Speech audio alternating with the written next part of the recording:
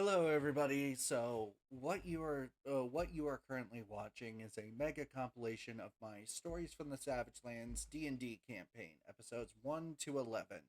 I will be uploading episodes 12 and 13 here soon.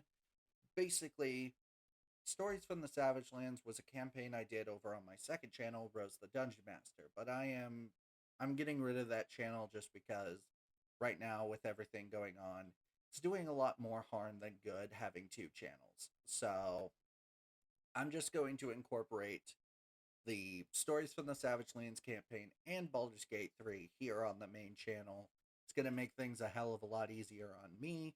It'll be easier for you guys because if you want to watch my D&D stuff, it's here. If you want to watch my gaming stuff, it's here. So other than that, you're going to hear me kind of go by some different names, Mathena, Miles, and then Rose, which is the name I currently go by, and that's because those last two names were names that I previously went by. So hope that clears up any confusion there. But yeah, what you guys are currently watching, episodes 1 through 11 of Stories from the Savagelands. I hope you guys enjoy it, and yeah. Hello, everybody! What is going on? It's your girl Mathena here with our first ever D&D campaign of 2023! Woo!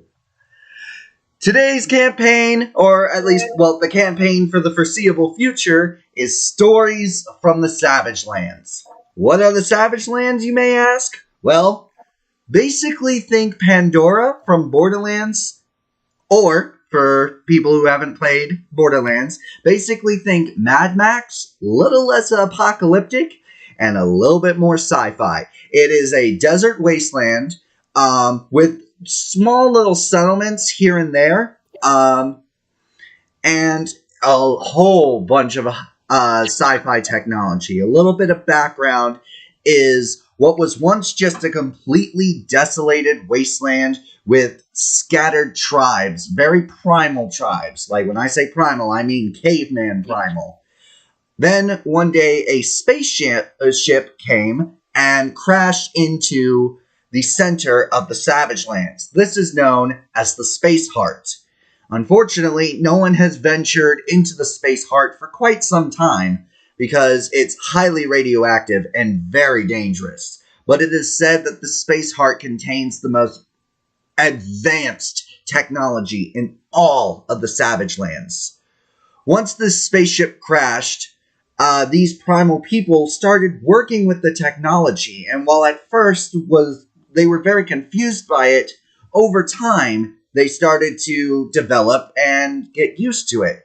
And now what was once primal tribes have turned into small civilizations with sci-fi technology. Everybody is always fighting for a new piece of technology.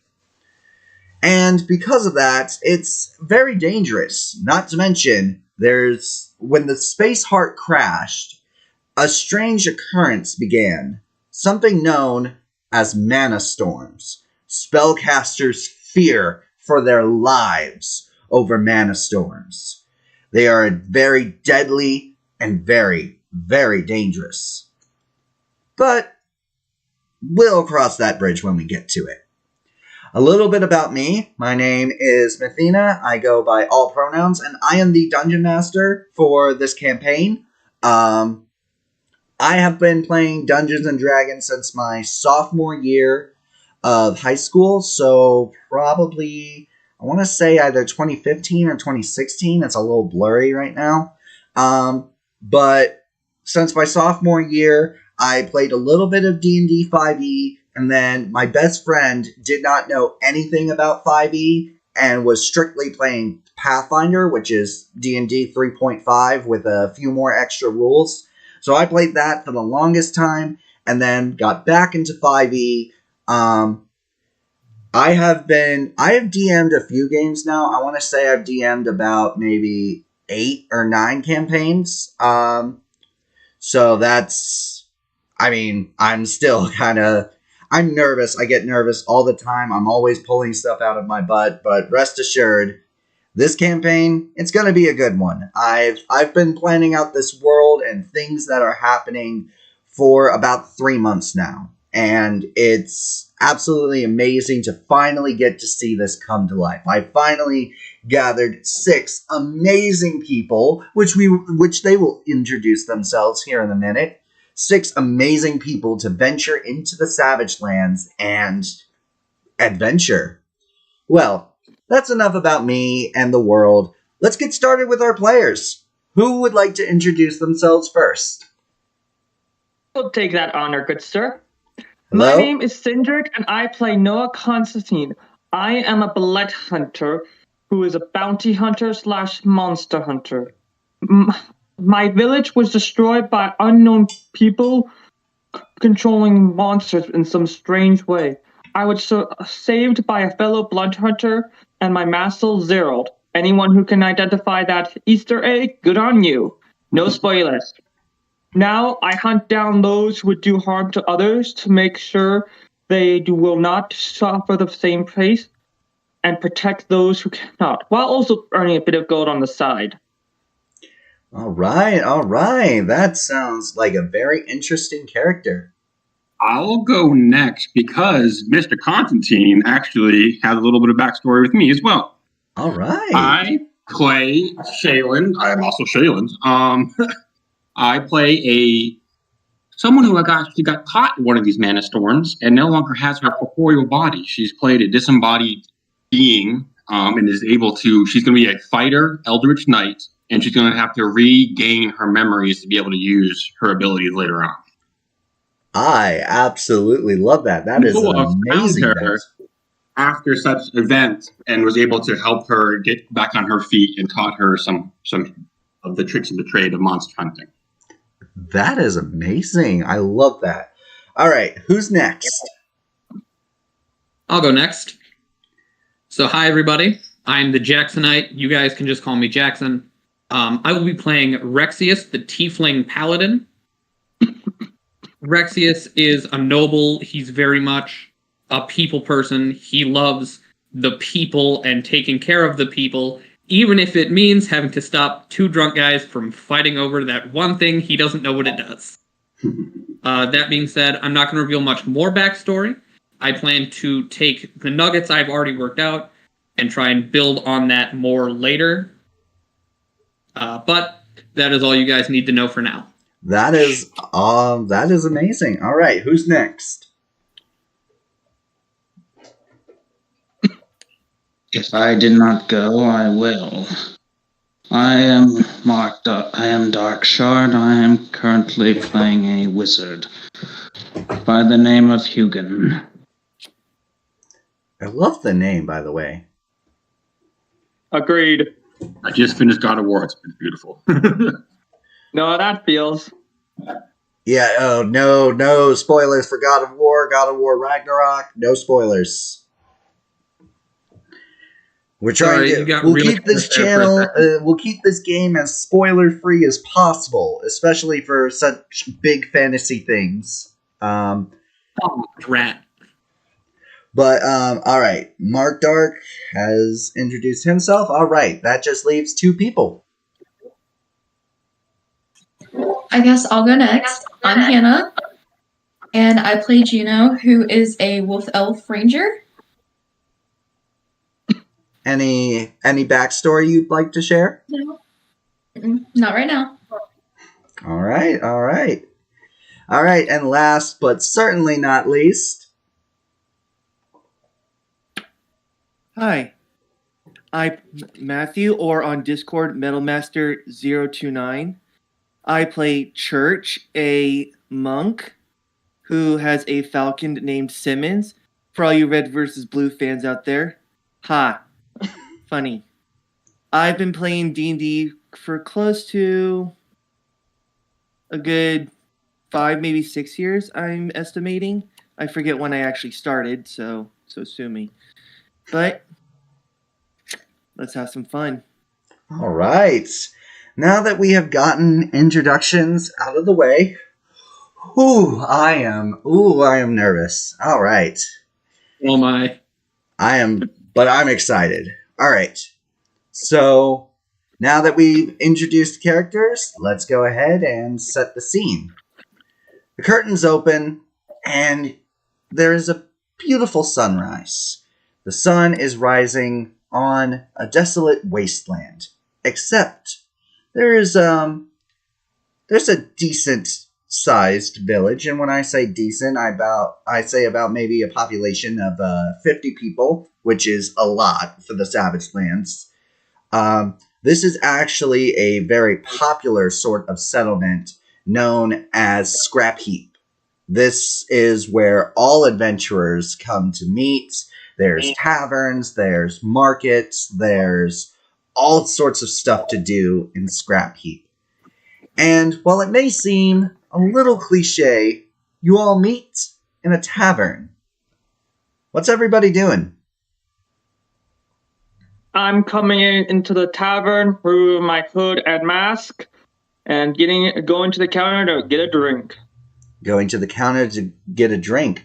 The bartender, a dwarven man with a very long orange beard, looks up at you and says, "Hello there, laddie. What can I get for you?" Give me one of your strongest drinks. It's been a long day. Strongest drinks, a long day. What you're gonna need is a ironstone. He takes a stepladder and climbs up to the top shelf, and you see a bottle that from one angle looks like it's a bottle made of like iron or steel, but from another angle it could look like stone. It's very confusing, but that's where the name of the drink comes from. He pours the bottle and plinks in a few ice cubes, and he slides it to you. There you go, one ironstone. Thank you kindly. Not a problem. I take a swig. All right, as you take a swig, since it is a very strong drink, I'm going to need you to go ahead and roll me a Constitution saving throw. Of course. I've got the game log open right over here, so that way I can see y'all's rolls. All right, we've got... Oops, I forgot to add Constitution. That is a 10. That is a 10. Unfortunately, you are starting to feel the effects of the alcohol. You get any perception checks that you make are at disadvantage, and same with initiative rolls. Just you said perception checks, right? Any perception checks that you make are at disadvantage, and you're kind of like, ooh. Double checking since I got a butt ton of advantages. Holy smokes. All right. And then also, if and when you roll for initiative, you take a disadvantage on that as well. However, after a long rest, these effects will go away. Or some sort of alchemical substance that could help you get rid of the effects of the alcohol. All right. My character, I will work on that later. Ugh, that is good shit. All right, let's go ahead and flip over to another character. Who's next? Shaylin will follow in after him, and say, "Don't worry, boss. I'll watch your back. You can get as placid as you wanted to. That was one hell of a monster we just killed." Thank you kindly.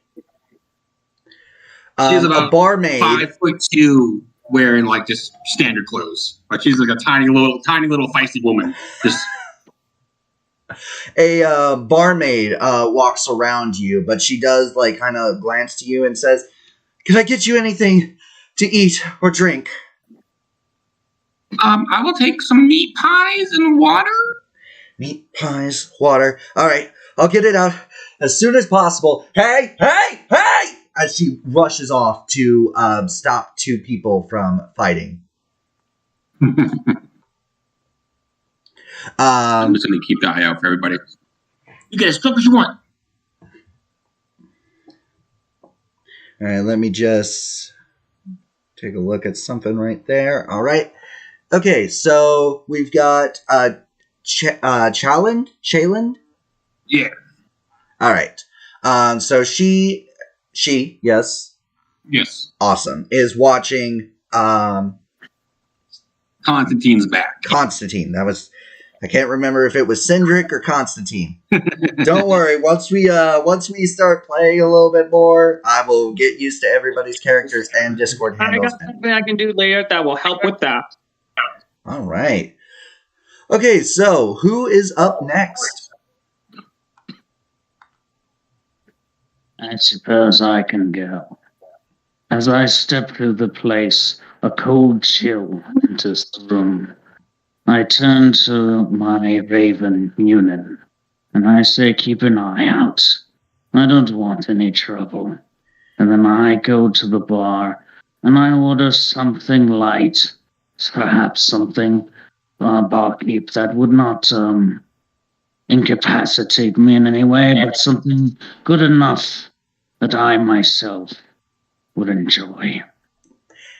As a joke, he goes over to a sink and fills the glass up with water and sets it in front of you. You want something light, laddie? There you go. I look at him and I'm like, oh, that's quite funny. No worries. All jokes. I will get you. How do you feel about the cobblestone? It's the lightest drink we have. Oh, I suppose it will do. All right, 1 glass of cobblestone. Very bottom of the shelf. He actually, like, even for a dwarf, he has to, like, kind of lean down because it's, like, very bottom shelf and pick it up. And he takes a fresh glass and pours the copperstone and he sets it next to the water. Keep the water. Oh, thank you very much. And as you take a drink, you do not have to roll any constitution. When I say light, this is like the lightest that alcohol can get. Like, you're going to have to drink like 2 bottles of Copperstone just to feel tipsy. Very well. Well, this'll do. This'll be just fine. As he touches it, you see as it kind of like chills over and frost forms over the glass. Okay, That's an Mr. impressive Freeze. trick you got there. Oh, yes, I would imagine it's quite impressive. I just kind of like downed it. All right. And I also detect the sarcasm in that statement. More or less half sarcasm, half seriousness. Yeah, very well. all Oh, right. cheers. Cheers. Cheers. Cheers! All right. Who is next? Who's going to introduce themselves next? Church is actually already in the place. He's just been hanging out in the rafters, just keeping away from all the trouble. While you're up there in the rafters, you know, you got some cobwebs, maybe an actual web with like a tiny little spider. You do notice, you can see everything. You can see the fight breaking out. You can see the barmaid trying to like separate them, like stop. And you actually notice something very important. One of the guys, swings and tries to hit the person, but is so drunk that he like misses and frickin' right across the right across the face of the barmaid. I'm gonna have Simmons go scratch the drunk guy's forehead. All right, so question: this is a animal companion, correct? Yes, my falcon. All right. Simmons. Well, we'll say a command. Does the funny thing about Simmons? The one thing he really hates are drunks. So, okay, I was going to say, okay, roll in animal handling to see if he'll listen, but if he actually does hate drunks, he will. He was waiting for your command. He swoops down and like literally the whole tavern goes quiet as your eagle just caws out loud and right across. Not the I don't know why I was going here. Right across the forehead, which super easy target because this guy was bald. So just. And the guy's like, huh? Like kind of stumbling back and sees the bird. And he like tries to reach up and grab it, but he face plants. That's my boy Simmons. Here you go. Your favorite little piece of jerky as usual. And I thought I was a beast. Hint, hint to what I will reveal soon. Ooh. All right. So, anything else that you do, Church? Or are you just continuing to chill out up there? Church is just chilling out, watching everything unfold. All right. That leaves two people. Sniper's nest? Say that again. Are you like in a sniper's nest, Church?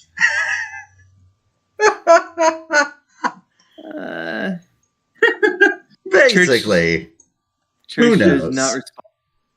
All right. We've got two people left. Who wants to introduce themselves next? I'll go for it. So, Rexius, he less like walks into the bar and more struts into the bar. He is an odd sight for people who are used to tieflings or devil-like individuals, as he is very tall. He is a white tiefling. He doesn't look like what anyone would think he should look like. He is wearing this very gold-plated-ish black armor. He immediately walks in, kind of just scans over the room, and goes over to the nearest table or booth he can find, sits down, and starts checking his pockets, trying to look for his whetstone to start sharpening his sickle or his sword, whichever needs it more. So when you do the quick survey of the room, obviously you see a few people over at the actual bar. You see that a fight is, it looks like a fight has just been broken up. The barmaid stands up and she brushes herself off, and you see she's kind of holding herself like this, and it kind of looks like she's in pain. But she kind of walks past you. She's like, "Excuse me, pardon me, ow," as she just continues to go towards the back room. Do I see this at all? Yes. And Church, you definitely see it as well, being up there on that little sniper's nest. Chayland, since you're watching Constantine's back, you also see this. I don't know if you were like paying attention to the fight, but if you weren't, you definitely see that this barmaid kind of moves out of the crowd, holding her jaw like this. I simply look at her and I say, "Those wounds look terrible." I'll be fine. I just need to go grab an ice pack, that's all. I cast Healing Word on her. All right, go ahead and roll the hit points for Healing Word.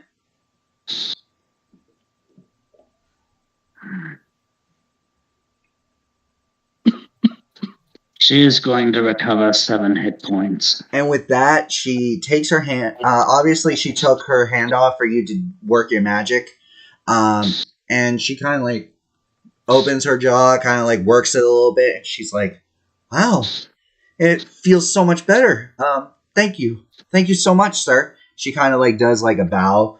And she looks like kind of up and over you to the barkeep. And she says, "Mr. Whetstone, his next few drinks are on me." "All right, it's coming out of your paycheck, laddie." I know, sir." And with that, she's like, "I must get myself cleaned up at the very least. Thank you so much." She does another bow and goes off to the back room. Let's see here.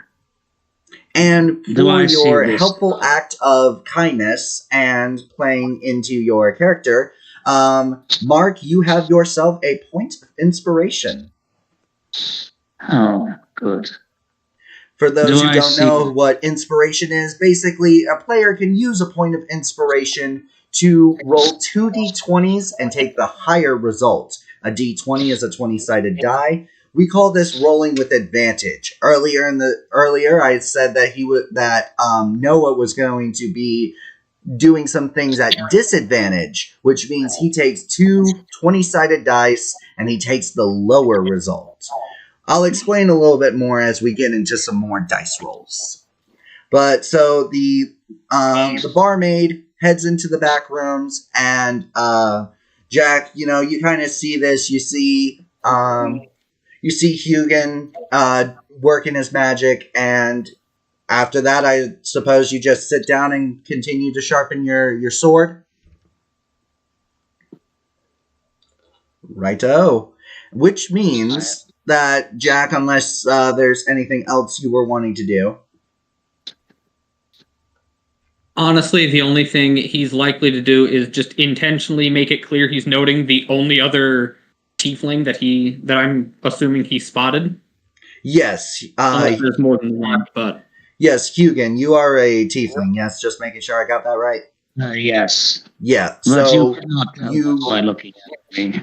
Yeah, so Hugin is a tiefling. You can tell he's a tiefling, so you make the You make the note, you make it obvious that you're making said note, and head to the nearest table and begin to sharpen your sword. Which leaves Hannah. What's Juno up to? Juno has actually been working at that tavern for a while.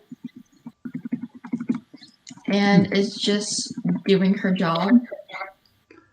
With everything.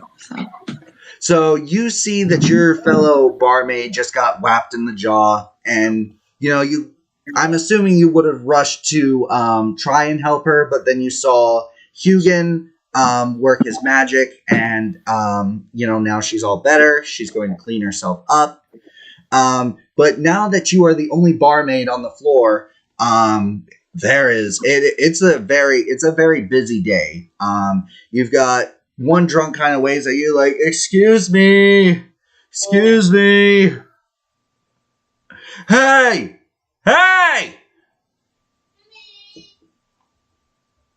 I go over and go say hi to him. I ordered a drink like forever ago, and I'm just like kind of wondering where it is.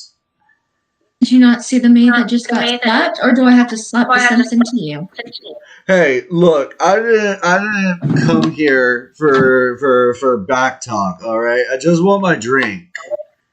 I didn't come here for a drunk asshole, none did I. Oh. With that, he kind of gives you like a flabbergasted look, and is now basically acting like a drunk Karen. I demand to speak to your manager. You want to speak to my manager? Well, why don't you look at my ass? Oh, shit! Juno gets herself a point of inspiration. That was absolutely beautiful. Round of applause, people.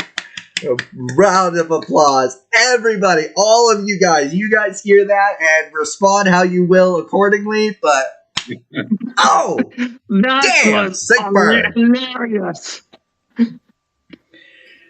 Oh, come on. I just want my damn drink. Show the ladies some respect and you might get it.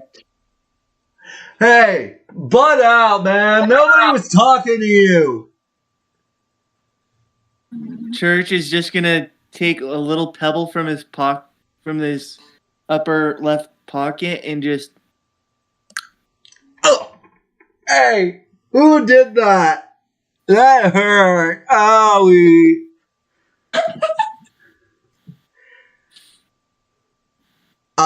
And then the guy who you, I believe, what did I say the name's bar? I totally had it, and now I can't find it. I believe I called the barkeeper Whetstone.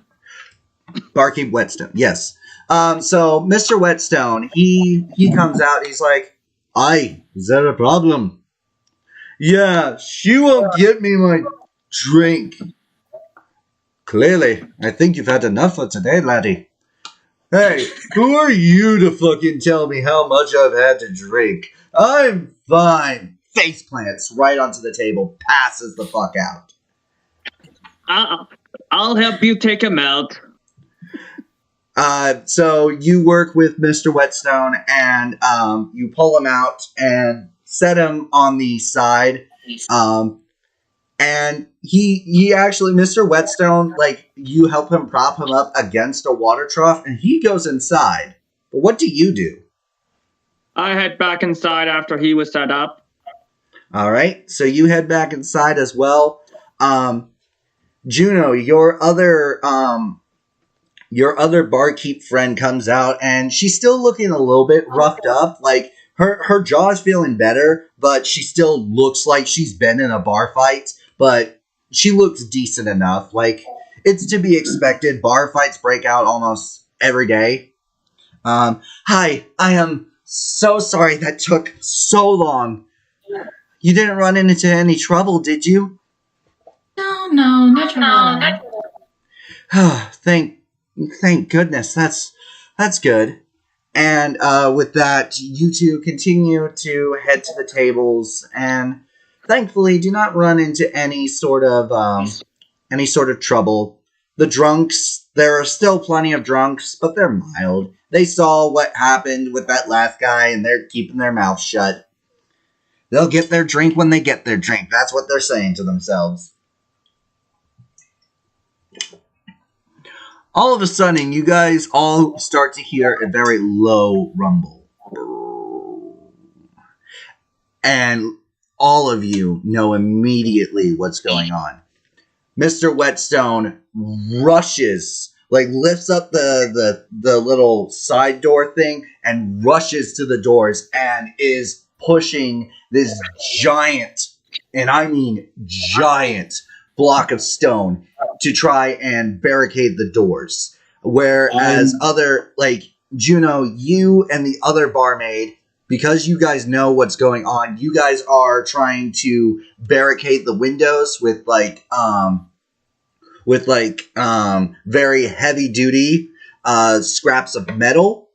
But everyone else, you see that Mr. Whetstone is having a hard time with the stone. And if he doesn't get that door barricaded soon, that storm is going to come rushing in here, and it's not going to be a pretty sight. I ran over there. Chanting something. I am hopping over the table and helping him push that against the door. I just yell, don't want to get stuck in another one, don't want to get stuck in another one, don't want to get stuck in another one, and just run to the door. Tenses floating disc. Which brings up a question I've been meaning to ask. All right. Would my character be affected by the storms the same way as other spellcasters, since my magic is different? So, based on some research that Hannah and I did, Hannah, thank you so much for helping me out with this research. We have come to the conclusion that that blood hunters, their sort of spellcasting is, they're not spellcasters, short version. So, you are not affected by this mana storm, and Shaylin is, and any other non-spellcaster. Hannah, you get access to spells at level 2, but because you do not have that magic yet, you are not affected by the storm. And same goes for Jaxo. Anyone who has access to spells should be very fucking worried right now. So unless I go for the whole Eldritch Knight stuff, I mean Warlock stuff, I'm good. Yeah, which is not what I'm going for. Warlocks. My name will hint at that I'll give in a bit. Will hint at what path I am going for. Ooh, okay. But all right. So one at a time, because everyone was kind of clamoring over each other. Mr. Whetstone's having problems with the stone. One at a time. We'll start. Who wants to start first? I think Jackson and I ran over together, kind of to get the door. All right.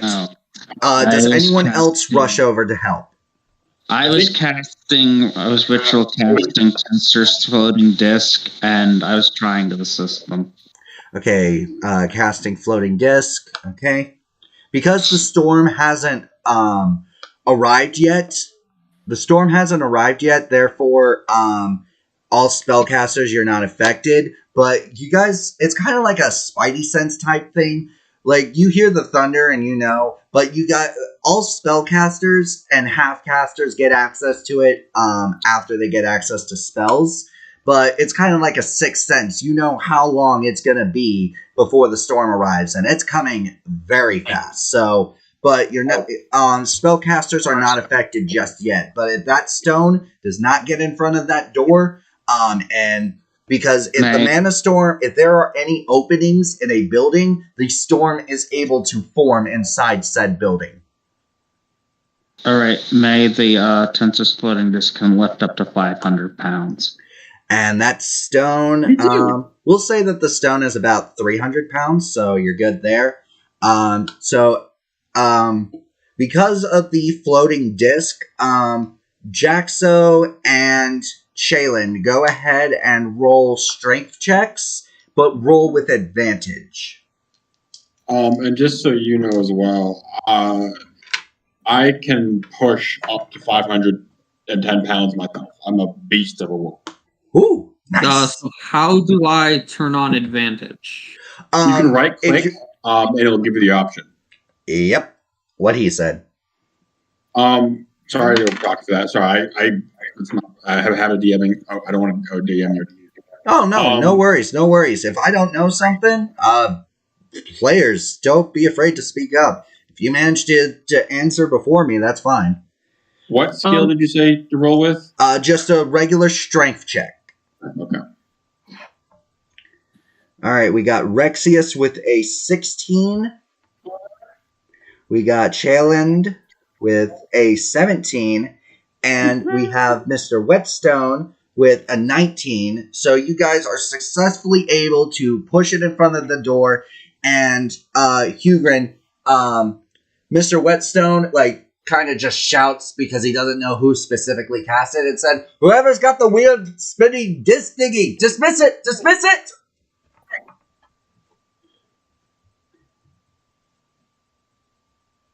I dismiss it. It's gone. All right. So the disc is dismissed. You guys hear a loud boom. Obviously, as the stone kind of hits the ground, it's 300 pounds. So even if it was just barely floating, it's still going to make an impact. But any spellcasters, you guys now know that the storm is here. But thankfully, the room is properly sealed up, and now everybody has to wait it out. One drunk kind of stumbles towards the stone, and he's trying to push it. He's like, "Come on, I'm done here. I want out." No, you don't. I say going after that person and drag him away from it. Come on. No, laddie. Mana storms are dangerous, not only for spellcasters, but even for non-spellcasters such as myself, not to mention the necromanas. Dead spellcasters who have fallen in a mana storm are reincarnated as necromanas. They are a very dangerous, nasty species. I look to my companion Talus and say, well, that may not what always be what happens. I say to myself. All right. And with that, the storm is still blowing through. And you guys, so Juno, everyone's kind of huddled up together. Everyone's kind of staying close, because who knows how long the storm is going to be. And everyone, Noah, you first are approached by a man, and he slides you a piece of paper, and when you unfold the piece of paper, it says, "Meet me at the Diamond Heart Inn after the storm." All of you receive a piece of paper like this. Juno, Hugrin, everybody. In fact, even you, Church, you look right next to you, and somehow, some way, there is a piece of paper that definitely was not there before, but when you open it, it says, "Meet me at the Diamond Heart Inn after the storm." It does not have a signature. It doesn't have any sort of signet. It just says that you're supposed to meet some person at the Diamond Heart Inn. So is anybody doing anything while this storm is going on? Wow. Anyone got any good stories to pass the time? I might have something. It's more of a disturbing circumstance than a story. A while back, is anyone familiar with something? Go ahead. somebody else trying to say something? No, I think everybody's mic is just reacting to what you're saying. Oh, okay. Yeah, picks up everybody talking. Is anyone familiar with the spell plague? May I roll for history to check that? Yes, roll for history. Samesies. I have advantage I on know. history. Ooh, probably not. Ooh.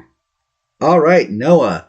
Spell plague. It's a, well, Yeah. I'll let Mark go ahead and explain it. He will tell you what you would know with a 17.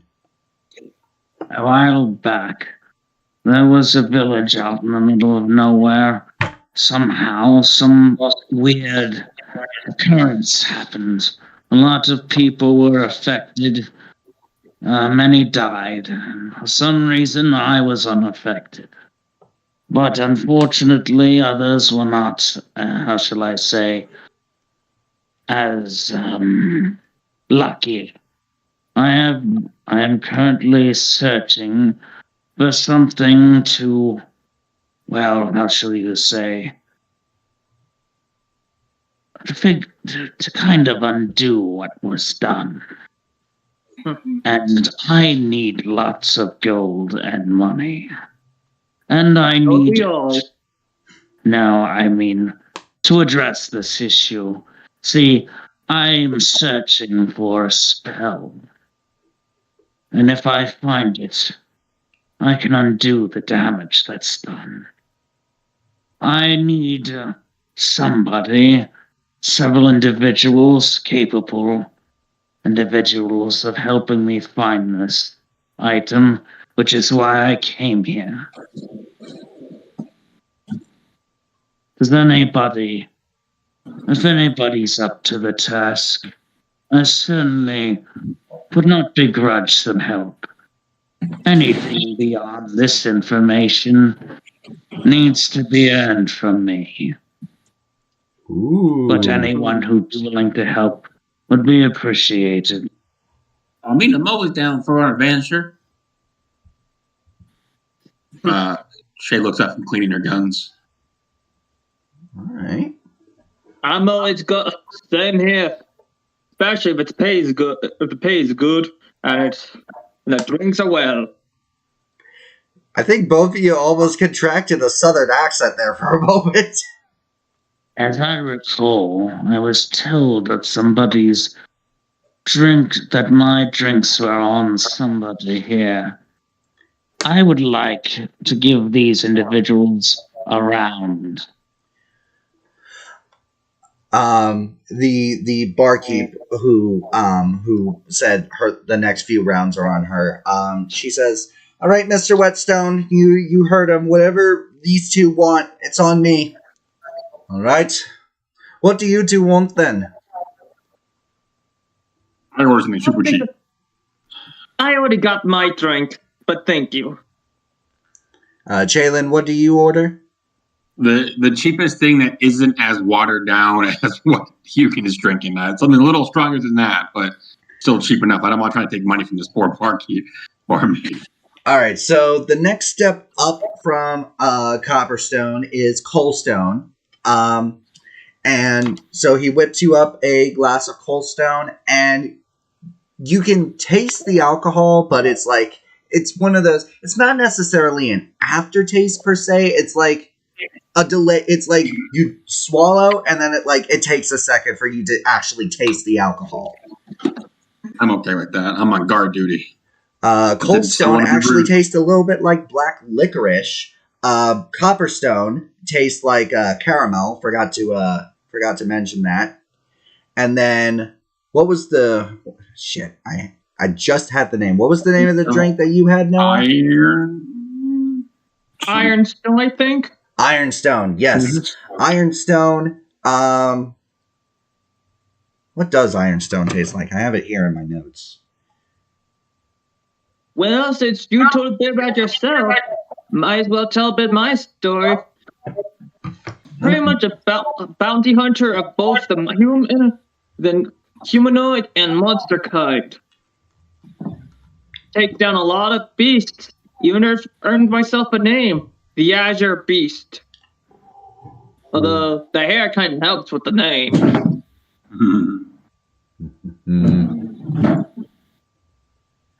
Very Don't interesting. know how famous the name is, but it's enough to get people's attention in the bounty hunter business. You hear Azure Beast, Azure Beast, Azure Beast in the background, kind of like people are cheering your name, but it's just me running around. Jalen, Church is point of inspiration. Point of inspiration. That is hilarious. Church is Great. gonna hang by the lower back of his legs,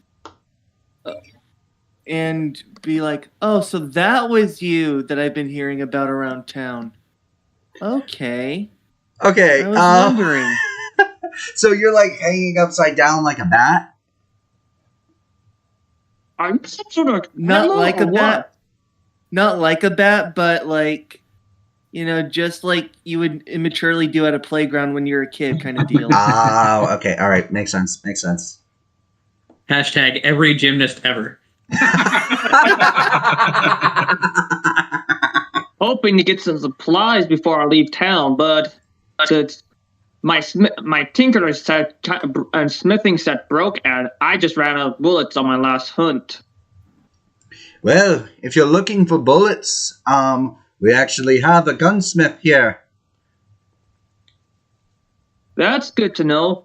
Hopefully they have a tinker's test, since you don't not want to own a gun and not have a tinker's test set in case something goes wrong. Well, yes. Firearms, while they are very, firearms that most people have access to, they are still very advanced. And something could go wrong like that. Plus, I like to make my own special bullets. Ah, I see. After about an hour or so, the storm finally begins to die down. Any spellcasters, once again, that kind of sixth sense is like, okay, the storm's gone now. I won't have you guys roll for it, but you guys move the stone out of the way. The two barmaids, Juno and the other one, they take down the sheets of metal, and now you all are left with a choice. Do you go to the Diamond Heart Inn, or what do you do? I'm gonna guess we all got the same invitation, or Yeah, do you all kind of hold the piece of paper and are like, oh, you know the same thing? Oh, okay. Is it something Think we like should that? check it I'll out? let you Take all your role play numbers? it out. I don't want to say, oh, this is how it happens, because that's not true to your characters. right. Someone mysteriously has asked for my presence at this place called the Diamond Heart Inn. And mine as well. Same. I say, holding up the paper. Yep, I me too. wonder what they could want with me. Juno, you as well. You all right? Yeah, just dazed. Oh, all right. So you all sort of come together, and all of your presence has been requested at the Diamond Heart Inn. So you all decide to go as a group then. Yep. If we got an invitation, might as well do it together. Juno? Yeah, I'm going with them. All right then.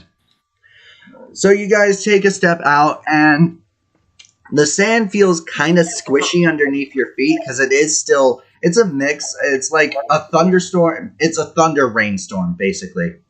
So the sand feels squishy, but not to the point where you're sinking in. There's a lot of sand, so it kind of creates like a walkway almost. And you guys head to. You guys are walking around, and you guys see an inn, obviously with a atomically correct heart, made of what looks like obviously diamonds, but it's like it's a neon sign. So you guys are like, oh, okay, here's the Diamond Heart Inn, and as you walk in, you guys look around, and there's no one down in the lobby. You know, they were all up in their rooms, and you can see that this building is a little bit more advanced than the tavern that you all were in. You know, you guys see that like it's like automatic blinds that were sealing off the windows. As you guys walk up to the door, the door open, the thing barricading the door opens up like this, and then the door opens up like this as you all walk through. You see that there's nobody at the front counter, but you do see a hooded figure in the back. You could almost like barely see him because the lights were off due to the mana storm. And when they cut back on, you see him sitting there looking at all of you. So what do you do? Rexius is the first one to walk over, just immediately starts in that direction. He always has his shield on his arm, like he never takes it off, except maybe to clean it. Okay, all right. He's just going to immediately see them and go, and it's that guy, and start walking. And I'm guessing you all follow suit behind? Shaolin, we might want to keep an eye on that one, I say in a whisper. Sure thing, boss. I will drop back to the back of the group and allow everyone to go ahead of me, so I keep a better eye on everybody. All right.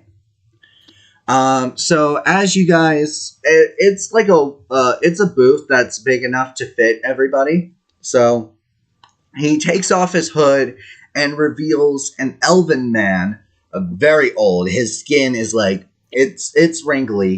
It definitely looks like he has he's definitely seen some things. And he takes off his cloak or his hood, and he says, "Greetings, everyone. I hope you all are well. You must be wondering why I have summoned you here." Oh, I assumed it was so handsome. Well, I'll cut straight to the chase, because I know adventurers don't really like the whole beating around the bush, if you will.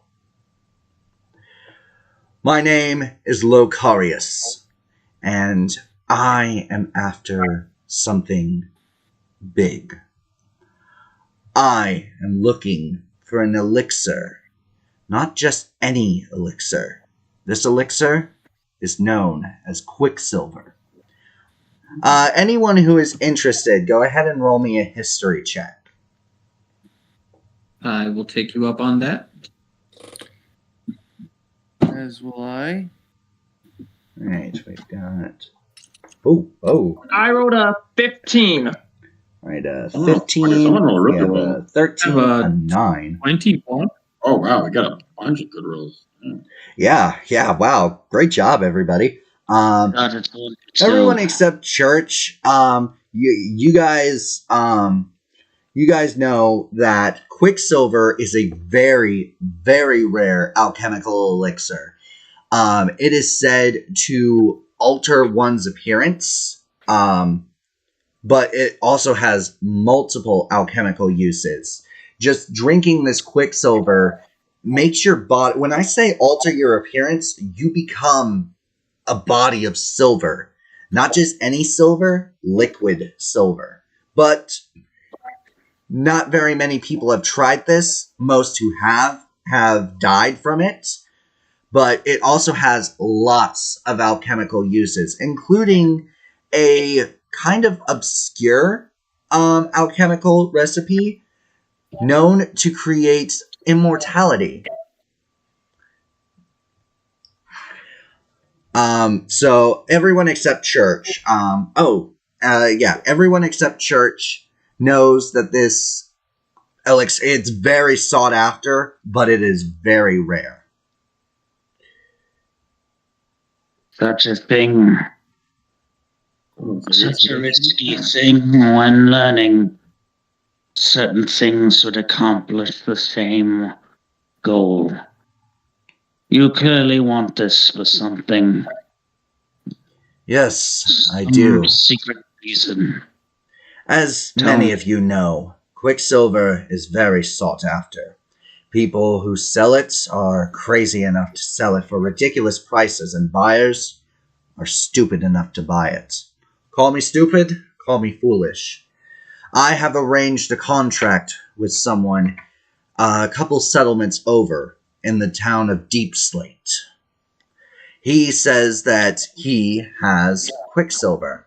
I have already transferred my payment to him, but as you can see, I am a frail old man, and I cannot go a few settlements over, especially with the randomness of the mana storms. So, I want you 6 adventurers, heroes, whatever you want to call yourselves, to head to the town of Deep Slate and acquire this Quicksilver. You all shall be rewarded handsomely. 100 gold pieces each. That's pretty good for a delivery job. What do you think? I say to Charlotte. Sounds good to me. That's a lot of money for just a simple job. Agreed. Aye. Given how precious this Quicksilver seems to be. Yes, that's quite. Methinks that there is more to this quest than. If someone wants to pay me 100 gold to drink mercury, they're more than welcome to do it. I'll take that money.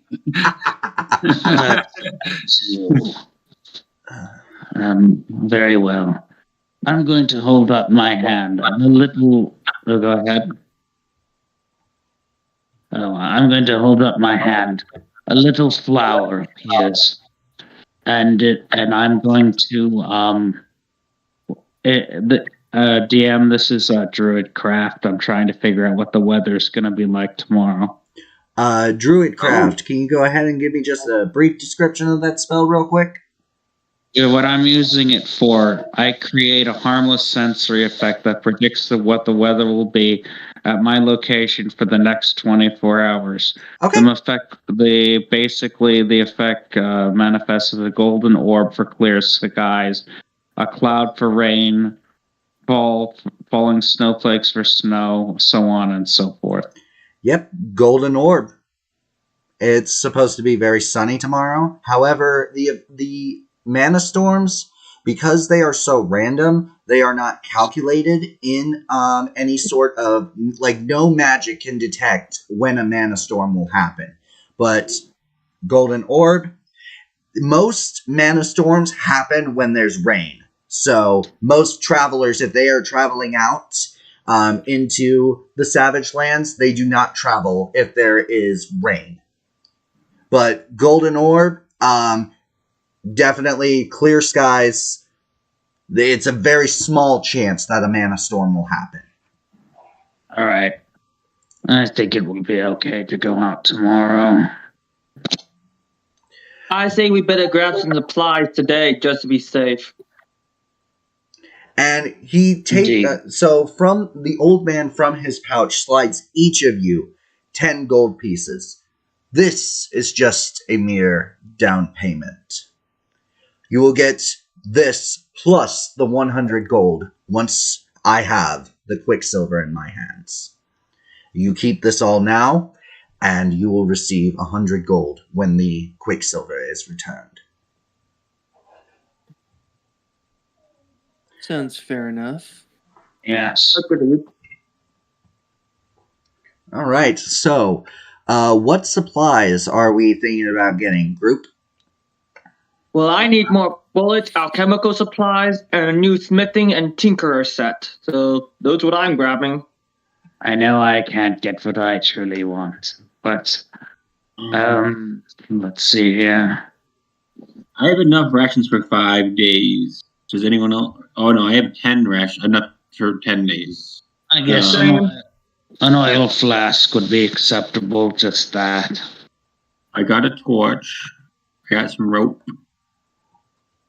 By the way, out of character, the trip to Deep Slate is going to be about 2 days. So everybody needs at least 2 days of rations. Okay, I've got 10 days of rations. I'm currently attempting to check what I've got. I do not use D&D Beyond very often. I only have 1 day worth of rations, so I will have to purchase more. All right. So, So do you guys want to go by foot or try to get some sort of vehicle? Is it possible that we could find some sort of carriage that would take us there? The old man pipes up. Yes, there is a carriage. And, well, I know a guy. Tell him you spoke to Darkstar, and he will let you use his wagon. But he will ask for a down payment should any damages occur. The down payment is 20 gold pieces. Do with that as you will. Now, if you'll excuse me, he puts his hood up and kind of like gestures for the people on his left to kind of like scoot over so he can leave. Does anyone else have any other questions before I go? How old are you? They look to this old as an elf. Sorry if that's rude.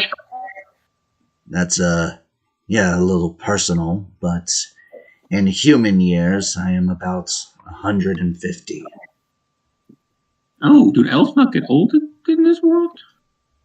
Well, for human years of 150, Oh, you're right. Yeah, human years 150. My math was not calculating there. My character is smart. I am not. Okay. Church being the nice guy he is, he's gonna go, well, for 150 human years, you do look amazing. He kind of nods his head. I'm flattered. I do have to ask, what do you intend to do with this thing? You can see he's hiding something. With that, he just kind of looks at you and turns and walks off. He's hiding something. Oh, I don't like that. I turn to my companion. Let's hope I don't have to use that if we need to, until I feel they're more trustworthy. Okay. All right, everyone. We'll go ahead and do the shopping after in between sessions. Everyone just go ahead and get the supplies that they need. Prices are in the player's handbook. As for bullets, Noah and Shaylin, if you are both looking to get bullets, you can either buy them. It's 1 silver piece per bullet is my pricing for it, or if you are to get specialty bullets, depending on what you want, will determine how much it costs. So we will do the shopping in between sessions. Use the gold that you have. As for rations can be if you do not have the money for rations, as long as you have if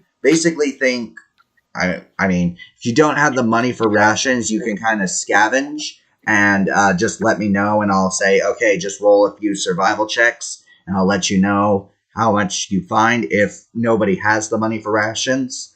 But with that, we are going to end this session.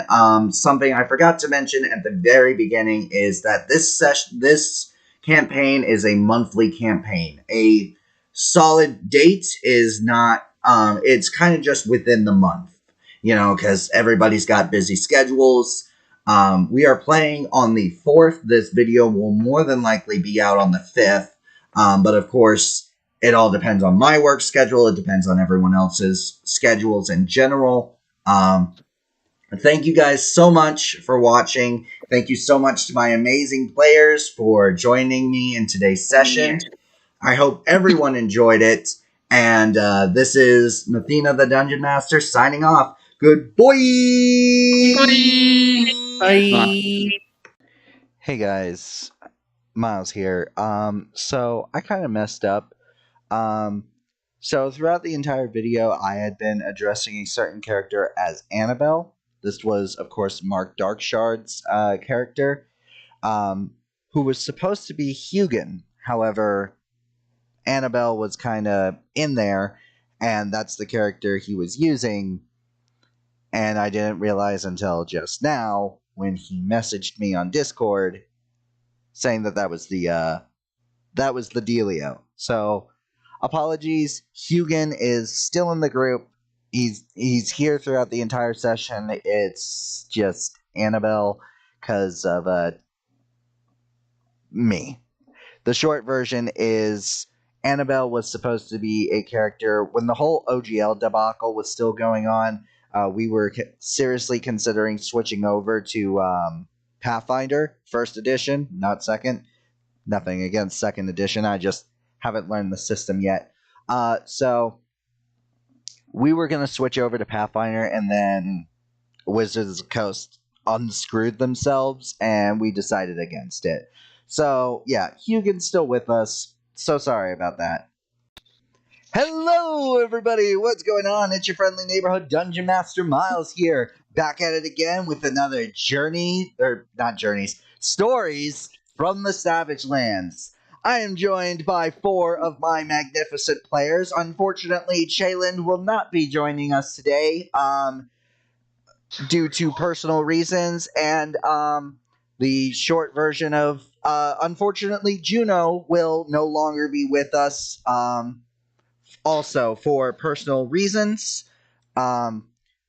Hopefully by next session I actually should have someone to take Juno's spot. I'm going to open it up to my TikTok. So if you would like to join this absolutely magnificent campaign, make sure you follow me on TikTok. The tag is going to be in the description below. So make sure you check out my TikTok and be the first. I'll be conducting interviews to see who's good, and we'll have another player joining us.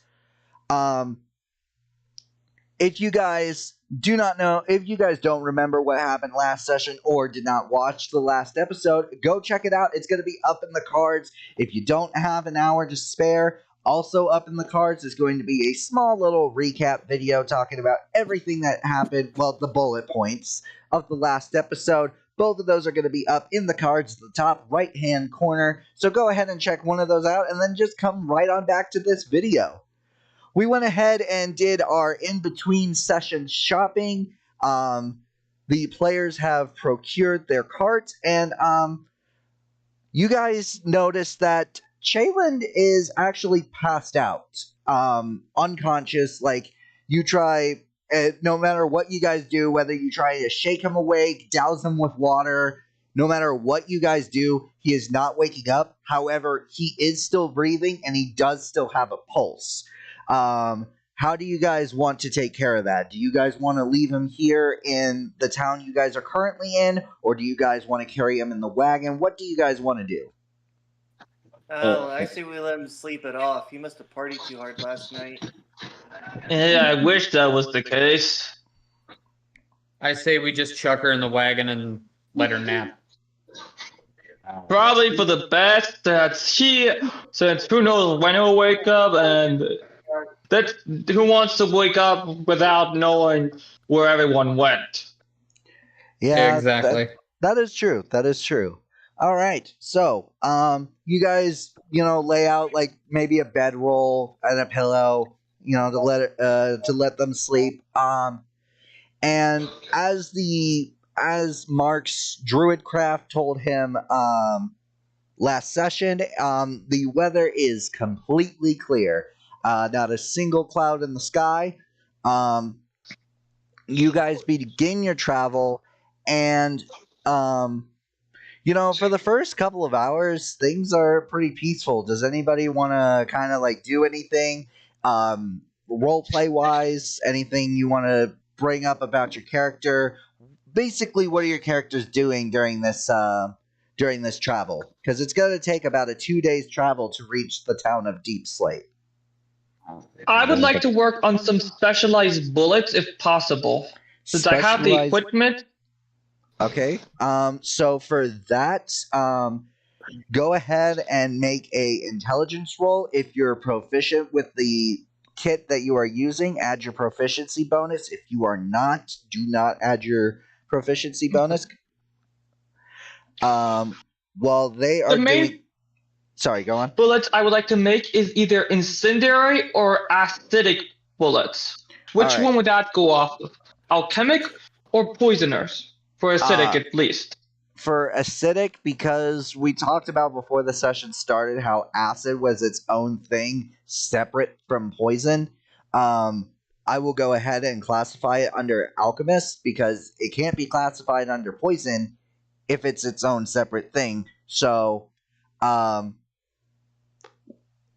unfortunately, during the time, you can only really make one or the other, so incendiary or acid. I think acidic might come in more handy. All right.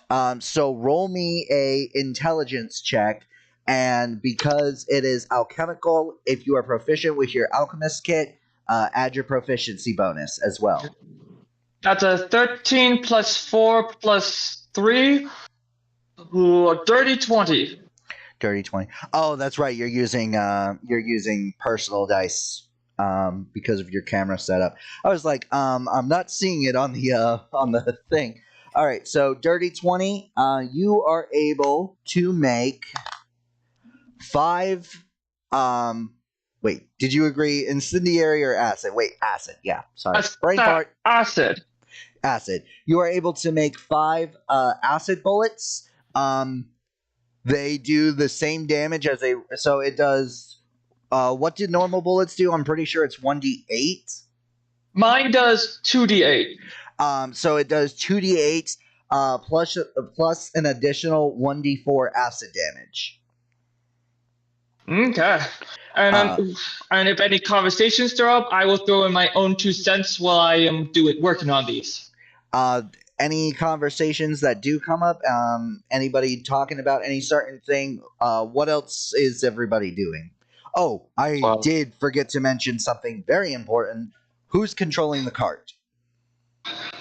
Well, not me. If no one else is going to do it, I'll do it.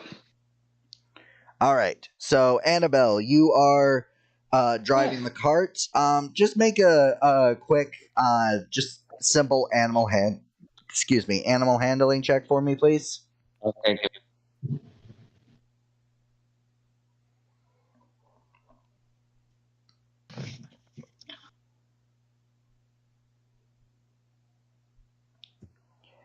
And while Annabelle is doing that, oh, there it is. I've got OBS and screen capture and all of that running on here. I got things running on here with an 18. Yeah, the DC wasn't really that high. These horses are specifically trained for this type of thing. As long as you got a 10 or higher, that's all I was really looking for.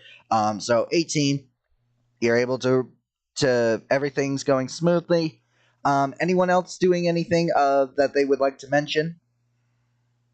So, I am probably sitting up front next to Mark's character with 2 different books and a pen. I'm reading one and then writing in the other.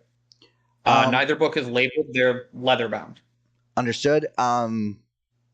If you don't mind me asking, you do not have to divulge, but any specifics of what you're writing or what the book you're reading is? So the book he's reading is the journal of a family member. He's not sure which family member. He was told it was either his biological father, who he's never met, or an older brother. He's not sure. They never wrote their name in the book, anything like that. The other one is his own journal that he's writing in. Okay.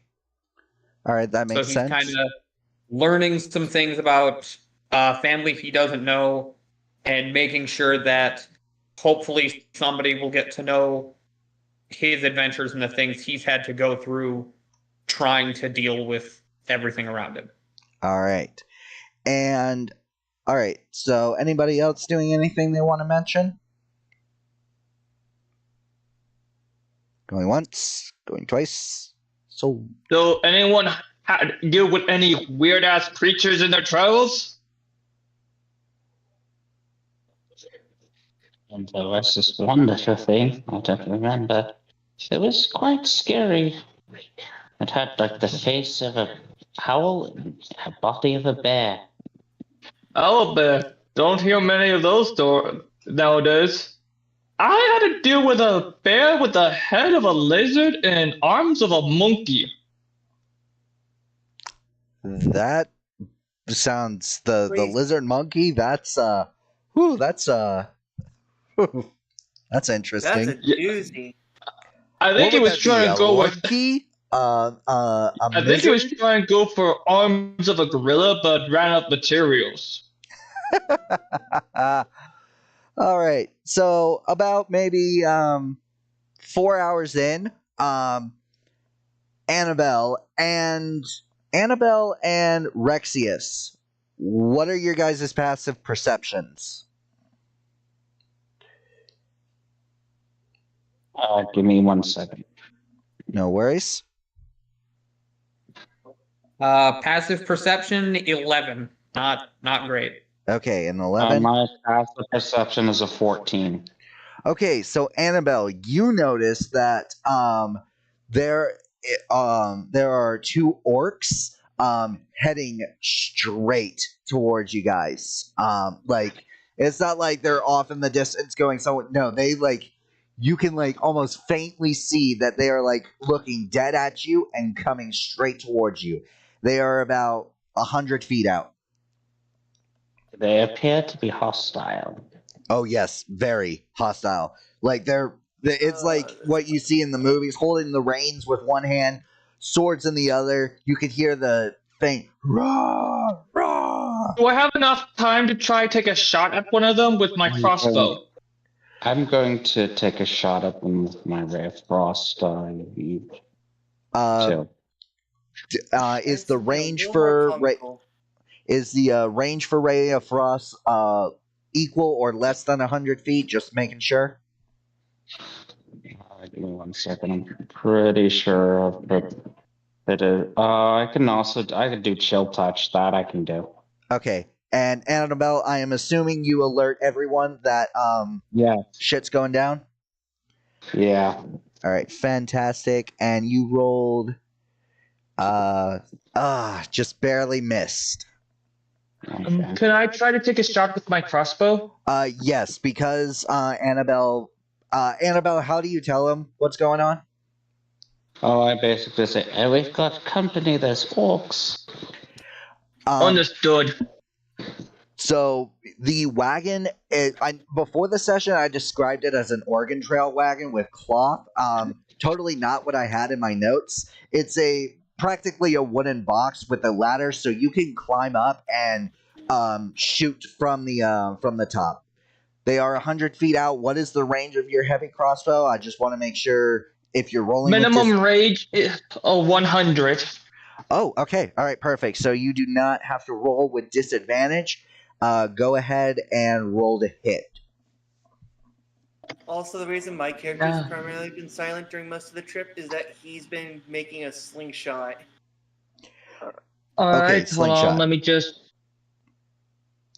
Woo! Dirty 20. I rolled a 14 and I have a +6 to hit. All right, 14 plus 6. All right, yep. And dirty 20 is going to hit. Go ahead and roll your damage. Most of the dice I can roll on here still. Which is a 12. Holy shit! 12 points of damage. I expected in dexterity. I have a +4 proficiency in dexterity. That is absolutely amazing. Even from 100, like the bolt whoosh, whizzes past and hits the orc, the leader orc. You can tell he's the leader because he does have a banner of his tribe. It hits like just above the heart, so not enough to kill him outright, but he is looking very critical. All right, anybody else want to fire an attack or a spell off before I ask you all to roll for initiative? 1 second. Assuming I don't have enough time for a reload. Ranged weapon.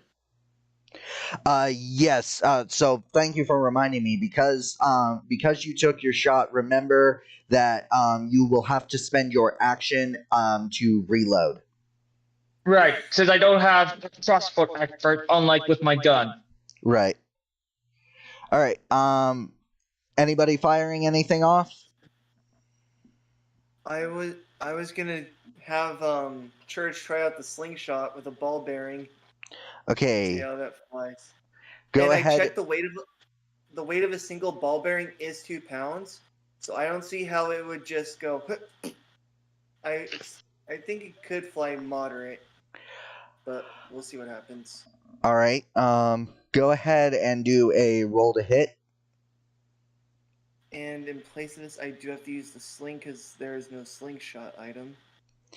I always consider like if a player comes to me and says they want a slingshot, I just tell them use the stat block of a sling. Except obviously, rather than it's. Yep. Agreed, that makes sense. So if you have your sling equipped on your character sheet, if you're using D&D Beyond to roll, just go ahead and roll through there. Everything's going to be the same. All right, Church, 2 hits. That is going to be 11. a miss with an 11. Yeah, that is a miss. All right, Rexius, what are you doing? This was a bad idea. Sadly, I do not possess a ranged weapon, so my plan, I want to ready my actions so that as soon as they're within what I would consider a reasonable reach, I want to try to like jump onto their wagon. Okay, all right. They do not have a wagon. It's 2 horses. Okay, then If I did not describe that properly, goal that's would be my to fault. jump onto the back of one of the horses, like right behind the orc who's on it. All right. So just as a heads up, you guys are like coming towards each other like this. They're not like behind you. They're like coming like this. All right. Just wanted to make sure because you were talking about jumping from behind, and I was like, let me make sure he knows what's going on here. So the goal would be to like stand up and then jump just far enough to go over the orc and try to like turn to face the other way while I'm landing. Oh, okay. All right. Wait, let me get this straight. They're coming towards us, like literally. Coming towards, yes. I'm not sure I should be like. I'm not sure how to do this because I'm currently piloting the horses. You can if you keep them on a straight path, you will not. You can cast spells, do range, whatever. But if you need them to like turn or whatnot, you need to use your action to pilot the horses. But if you keep them on a straight path, so keep them on the path that they're going, they will continue to go on that path without. You can let go of the reins and they'll do the work. All right. All right. So since everybody's fired at least one thing off, let's go ahead and hold on. Oh yes, run encounter. All right, everybody, go ahead and roll for initiative. Noah, let me know what you get first because I know you're using physical dice rather than beyond, so I will manually enter yours. Okay. 13 plus 4, so 17. All right, we got a 17. Annabelle. Oh, that's right. It auto fills in. Jalen is not here, so we'll just mark it as 0 and gloss over his turn on D&D Beyond. And then we are going to. Oops. All right. So we are round 1 and. Orc 1, the one who's got the bolt like just right above his heart, he is going to pull out the bolt and let out a roar as he uses the horse to move 60 feet forward and takes a he switches his great axe for a javelin and he is going to make a attack at Noah. So he's gonna. It's definitely gonna be disadvantaged because he's definitely more than 30 feet. So do a right click and a disadvantage. Let's go ahead and roll. At disadvantage, I'm assuming a 9 does not hit. Nope, it does not. All right, so that is orc number 1's turn. Hang on just 1 second. All right. Oh, wow. Next up is you, Noah. On deck, Annabelle. Annabelle is up next after Noah. How far away is she from me again? They were 100 feet. They moved 60 feet. So they are. So orc 1 is 40 feet away. Orc number 2 is still 100 feet. I am gonna shoot him with my revolver. All right. Go ahead and make a ranged roll to hit. Ranged roll to hit. Why did I say that? 20! Holy crap. All right. So now is the perfect time to mention my homebrew crit rule. Well, it's not my specific homebrew crit rule, but it's a homebrew rule that I use. So for crits, you automatically deal the highest amount of damage you can do. So you said yours do 2d8. So you automatically do 4. So you automatically do 16, and then you roll 2 more d8, and then add your, you said +4? Yeah. You do not add your +4 to the max damage, you add it to the separate dice that you are rolling. Yeah, that makes sense, and it seems pretty fair. I do, if I remember correctly, this was something that was done in 4th edition. I do not 100% know that for a fact, but I did Dungeon Dudes. If anyone has watched them, it was a homebrew rule that they recommended, and I enjoyed it very much. So I've been using it ever since. Because how pathetic is it when you roll a natural 20 and then roll the smallest amount of damage you can possibly roll? It is Agreed. It is embarrassing. So This makes them much more epic. Agreed. 16 damage for the... Okay. How do you want to do this? Straight in the head. You shoot straight in the head. The orc falls off of his horse. The horse goes off on its own separate path. And because of that nat 20 and his companion seeing everything, his attacks are going to be at disadvantage just for the sheer fear. And how far away is the second orc? The second orc is 100 feet out. And we're going towards each other, right? Correct, towards, yes. Then I'm going to end my turn since I can't do what I want unless he's within 30 feet. All right, so that means next up is Annabelle. On deck is Orc 2.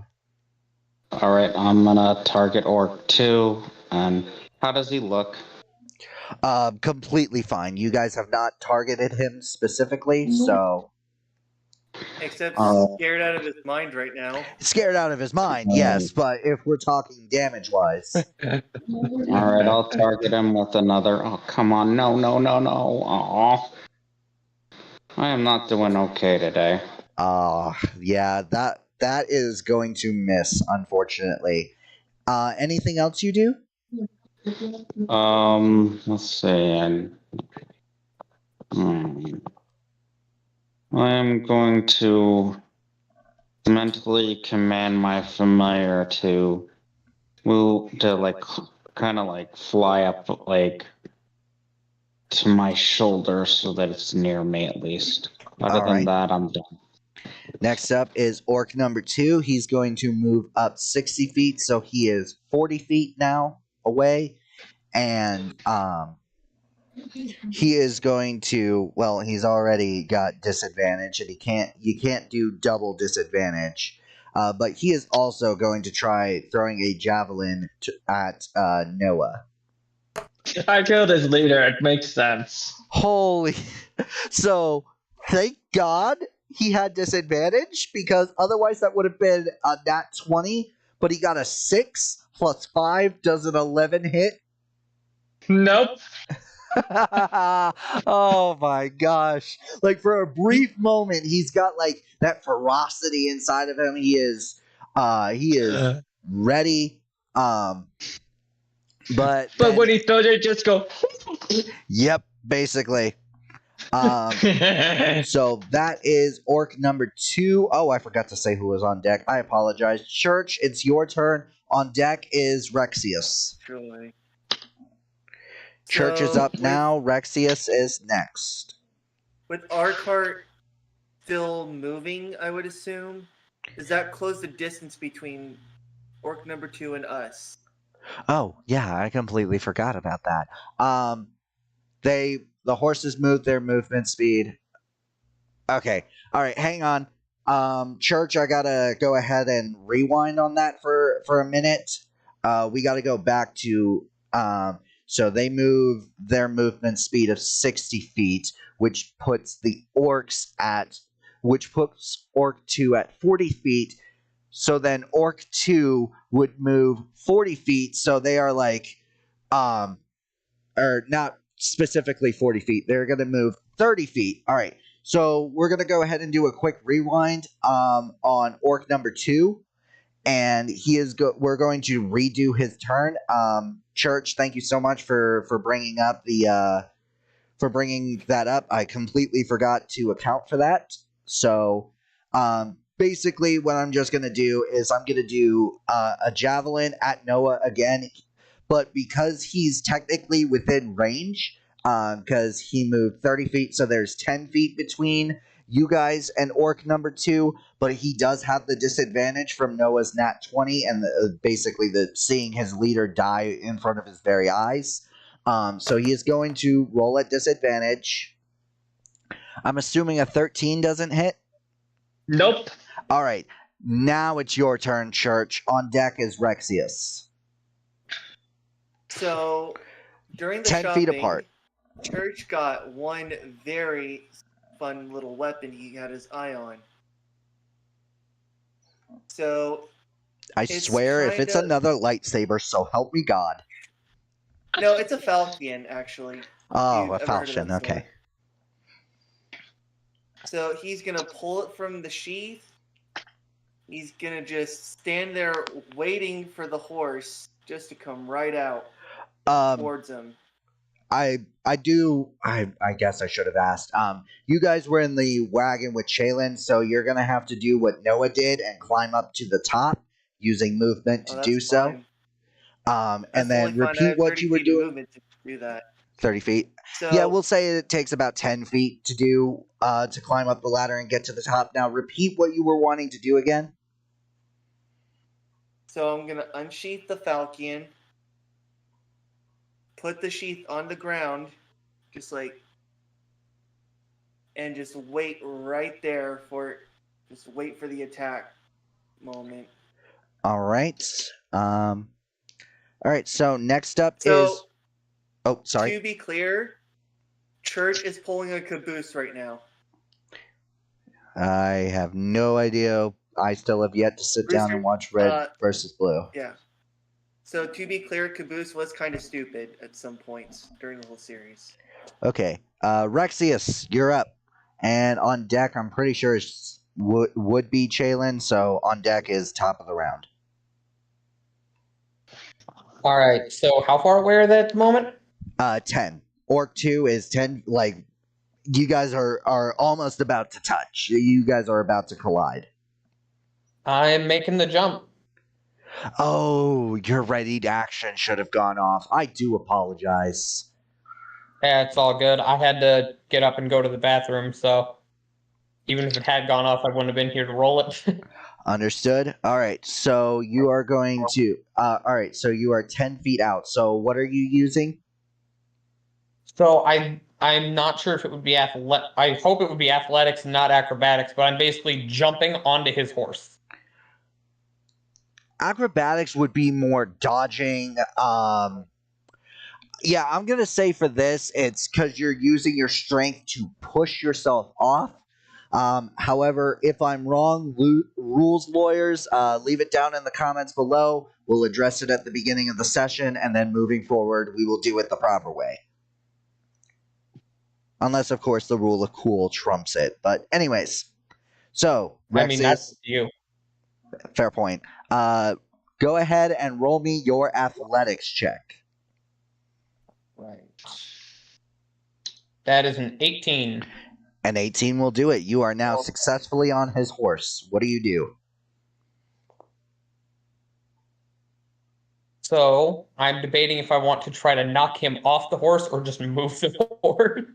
I can't do both. Yeah, I'm going to make an attack with my longsword and try to either kill him and knock him off the horse, or just either kill him and knock him off the horse, or just knock him off the horse. Either one works for me. Go ahead and roll to hit. All right. That is a 14. A 14 will hit. Roll for damage. That is 2. 2 points of damage. All right. Real quick, somebody who has their character sheet in front of them. Animal handling is charisma, correct? Wisdom. No. Wisdom. All right. So he's going to make a flat d20 roll to see. Oh no! Wait, no, it wouldn't be animal handling. That is my fault. Whoopsies. He's going to roll a dex save to stay on the horse, and he does stay on the horse. But so do I. All right, so we gloss over Chayland, and well, that guy's dead. Top of the round, Noah. Would I have disadvantage shooting him because of our companion being on the horse? Depends. Are you Rexius? I'll leave this up to you. Are you face to face or behind him? So what I did was I jumped off the front of our wagon and kind of spun and landed right behind the orc. So if I wanted, I could reach around him and grab the reins and try to move the horse. But understood. So I'm directly behind him. Okay, so to answer your question, Noah, if you miss, you have a chance to hit him, but if you hit, obviously, so there's no disadvantage. No disadvantage. Right. However, so I will say, doubt I could. Sorry, I will say that if you miss, there is a chance that you will hit Rexius. Right. Since I doubt would I be able to try to jump off the carriage while I am to try to tackle him or no?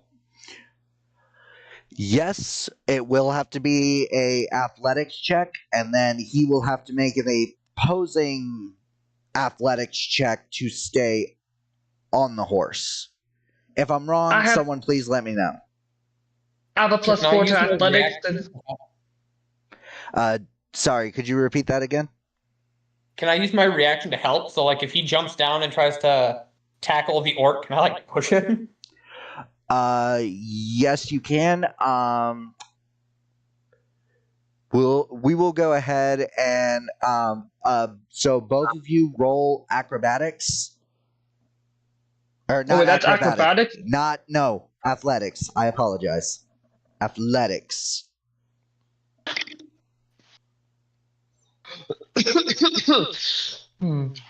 Not too bad.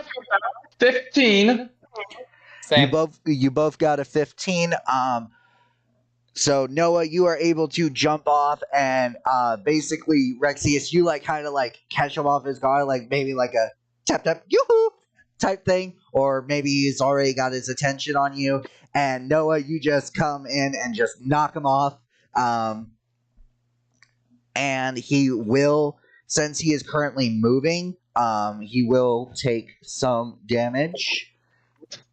Would that be my full action or more of my movement speed?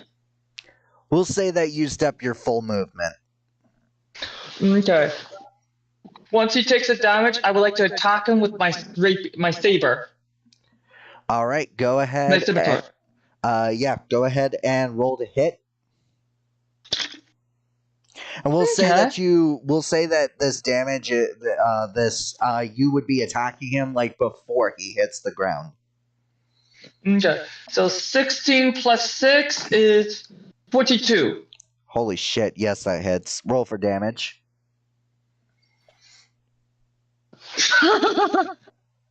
5. All right, 5 points of damage. He's looking absolutely freaking critical, like freaking brutal. Noah, anything else you do?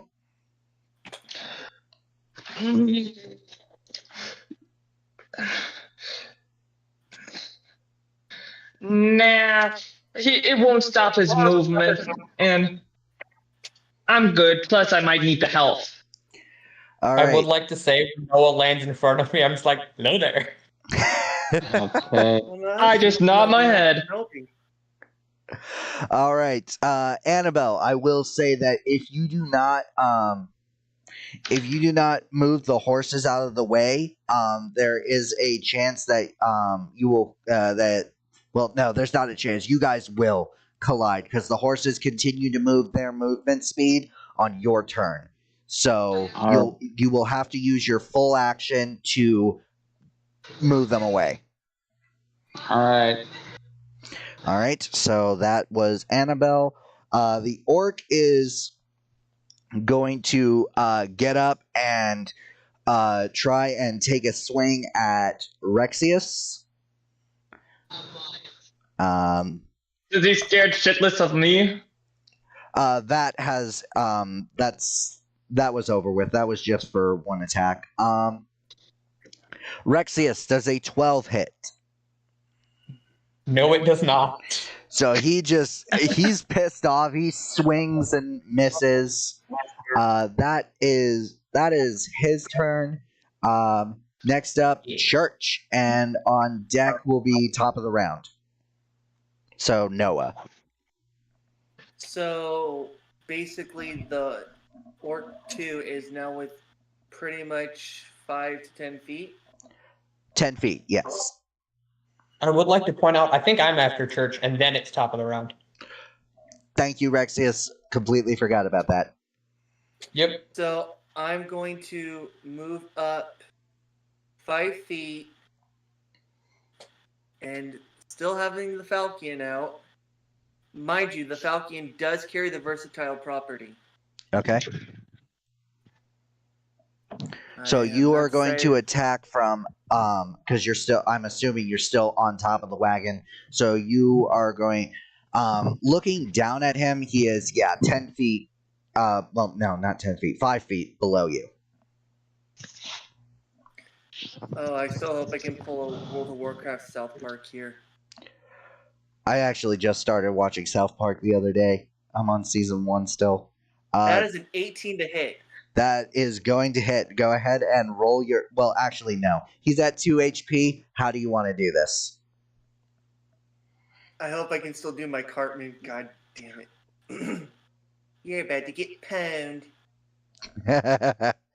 All right. So you just see me come down and just... Ooh, nice. And for an amazing pop culture reference, go ahead and give yourself a point of inspiration. And with that, everyone, we are officially out of combat. Let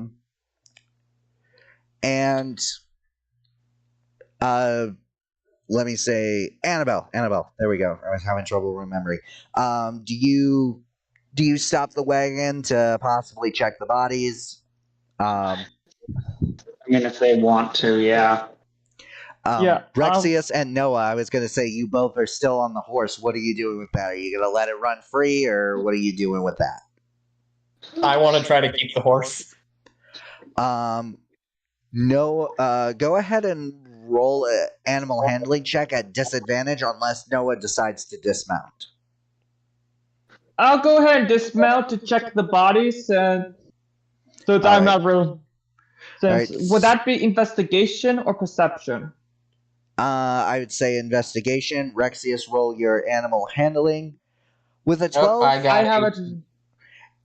while a little rowdy at not rowdy, what is it when it's like they're trying to kick, they're scared. While scared at first, you manage to calm the horse down, and it's good to go. All right, I have a horse. I have advantage on investigation. Oh. With a 23, you find on both the orcs, since they already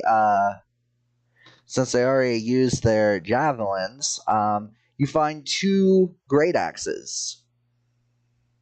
I can't really use those, but I'll probably be able to sell them. Oh, and hide armor on the both of them. Oh, okay. I might be able to Is use hide that. stronger than studded leather? Hide is medium armor, so yes.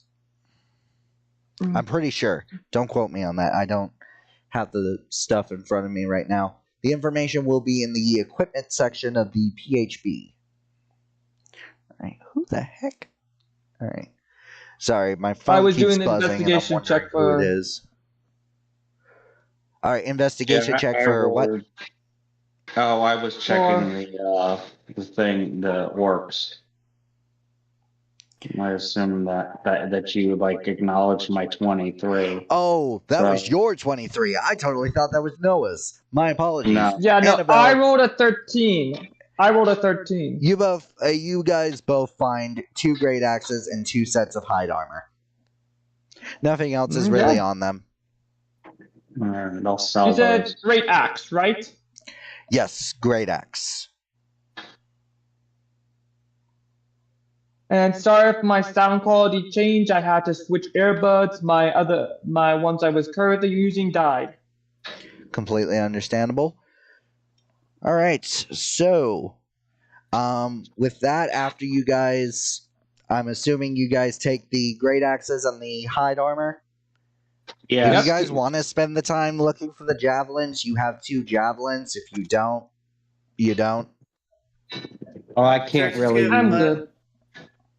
Church is gonna flat out say, "Well, this shit's ours now. Screw them." All right. I'm gonna take. Okay, it's medium armor anyway, so it doesn't really matter. I'm gonna try to sell it. I know that, unless somebody else wants it. All right. So, after gathering the loot, the rest of your guys' day is complete smooth sailing. And when you guys set up camp, who is going to be the person on first watch? Well, first I'd like to cast Druid Craft to see what the weather's going to be like the next day. The next day, there is going to be a sandstorm, not a mana storm. As I said before the session, sandstorms and mana storms are completely separate from each other. Okay, I'm gonna dig a fire pit, throw some wood in it, and I'm gonna snap my fingers and cast Prestidigitation to light it. All right. The I fire. am gonna get my. Sorry. No, sorry. Go ahead. I'm gonna get my crossbow reloaded and my gun as well. All right. So I'm back to 6. Can I ritual cast alarm around the perimeter of the campsite? All right. Ritual cast alarm. So I guess pull with. out my little bell and my thread, and I just kind of start doing it. All right. And so I'm going to leave it up to you guys. Annabelle is casting alarm around the perimeter of the campsite. So if you guys want to maintain watch, you can. If not, you don't have to. Somebody should keep watch. Anyone willing to volunteer? I'll take first watch at least. All right. All right, and then I can take the shift after that. So we got Noah, then Church, then Rexius, and then lastly Annabelle. Makes sense. She was the one doing all the driving. All right. So on each of your guys' watches, everything is complete smooth sailing. Nothing's going on. Almost dead quiet. If there's anything you guys want to mention that your characters might be doing, you can go ahead and do that. Pull out a set of playing cards and I just kind of do some solitaire. Ooh, solitaire. I love solitaire. I'm going to be working on some incendiary round bullets. All right. Well, then for that, go ahead and make me a intelligence check with your proficiency bonus. 16. With a 16, you are able to Oh, wait, make... with proficiency. Almost forgot. With proficiency, that's dirty 20. Okay, dirty 20, you are able to make 8 more incendiary bullets. Nice. Nice. Or no, wait, because you made... I didn't mean 8 more because you made acid earlier, and then now you're making incendiary. Make sure you keep those separate and keep track of those. I don't know if D&D Beyond will allow you to do the extra D4 into the weapon, so if you want to roll damage for that, you'll have to roll it separately when the time comes. The next morning, you guys you wake up and the sandstorm has not started just yet. However, it is about to start. What do you guys want to do? Think we should bunker down until the storm ends, or try to get to a close town. Because either way, we're going to have to deal with the storm, and I'd rather have some protection in case it turns for the worst. I am for the record, DM, I am a tiefling and suited to desert environments. Got it. Get up. You guys... I have more... Sorry, go I ahead. have more clothes that help me survive the desert, like a hood and a mask. Okay. You guys know that it's probably about an hour before the storm arrives. However, the nearest settlement is about an hour, maybe an hour 20 minutes. So you guys could book it. If you guys book it, like freaking push the horses, that is possible, and you will be able to make it in about 50 minutes. However, Mark, you will have to make animal handling checks, and the DCs will be pretty high. I don't like the sound of that. That's not the way I'm rolling today. I'm gonna confer with my compatriots. So, guys, what exactly do you want to be doing? Do you want to go and risk it, or do you want to bunker down? Seems like the good idea would probably be to bunker down. Can we tell how bad the sandstorm looks like it might be? Go ahead and roll me, I'm going to say, a survival check. I have advantage on that. Nice. How are you going to hear that? Save a lot. Me. So that's an 18 on survival. All right, with a 18 on survival, you know that this storm is going to be pretty bad. It's your guys' visibility is probably going to be at most 5 feet in front of you once the storm hits. However, if someone has a higher animal handling than Annabelle, that person could take the reins and once again, make the horses go faster. But like I said, there will be checks involved with that, and the DCs will be high. But if someone's got a higher bonus than Annabelle, then... How high is your animal handling? I have a +2. Oh, okay, well, there you go. Someone does have a higher one than me. My proficiency... Go ahead. Looks like you're in charge of horses from now on. Well, all but one. Alright, I'm so sorry, you guys. I had to talk to someone real quick. What's up? So what did you all decide? I apologize. I will be taking the reins of the horses during the sandstorm. All right. So, As I have a +7. ooh, a plus 7. All right. Falconry, bitch. That's pretty good. All right. So, go ahead and make an animal handling check. If you guys are if you succeed, you'll be able to make it before.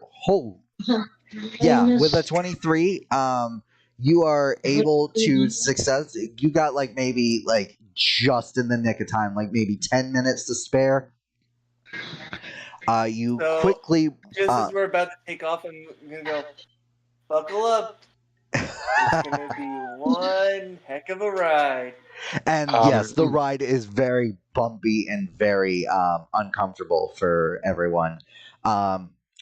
You guys managed to make it to the nearest settlement. You guys are able to park your cart in a secure place, seek shelter. The storm lasts for a good 8 hours, and it's you've got maybe 4 hours of daylight left. Do you guys want to go out, or do you want to or do you guys just want to hunker down and finish the rest of the trip tomorrow?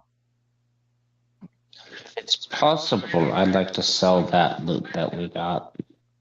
Same. I would say we should hunker down and not, since we're here, sell our loot and see if there's any other routes we need to worry about.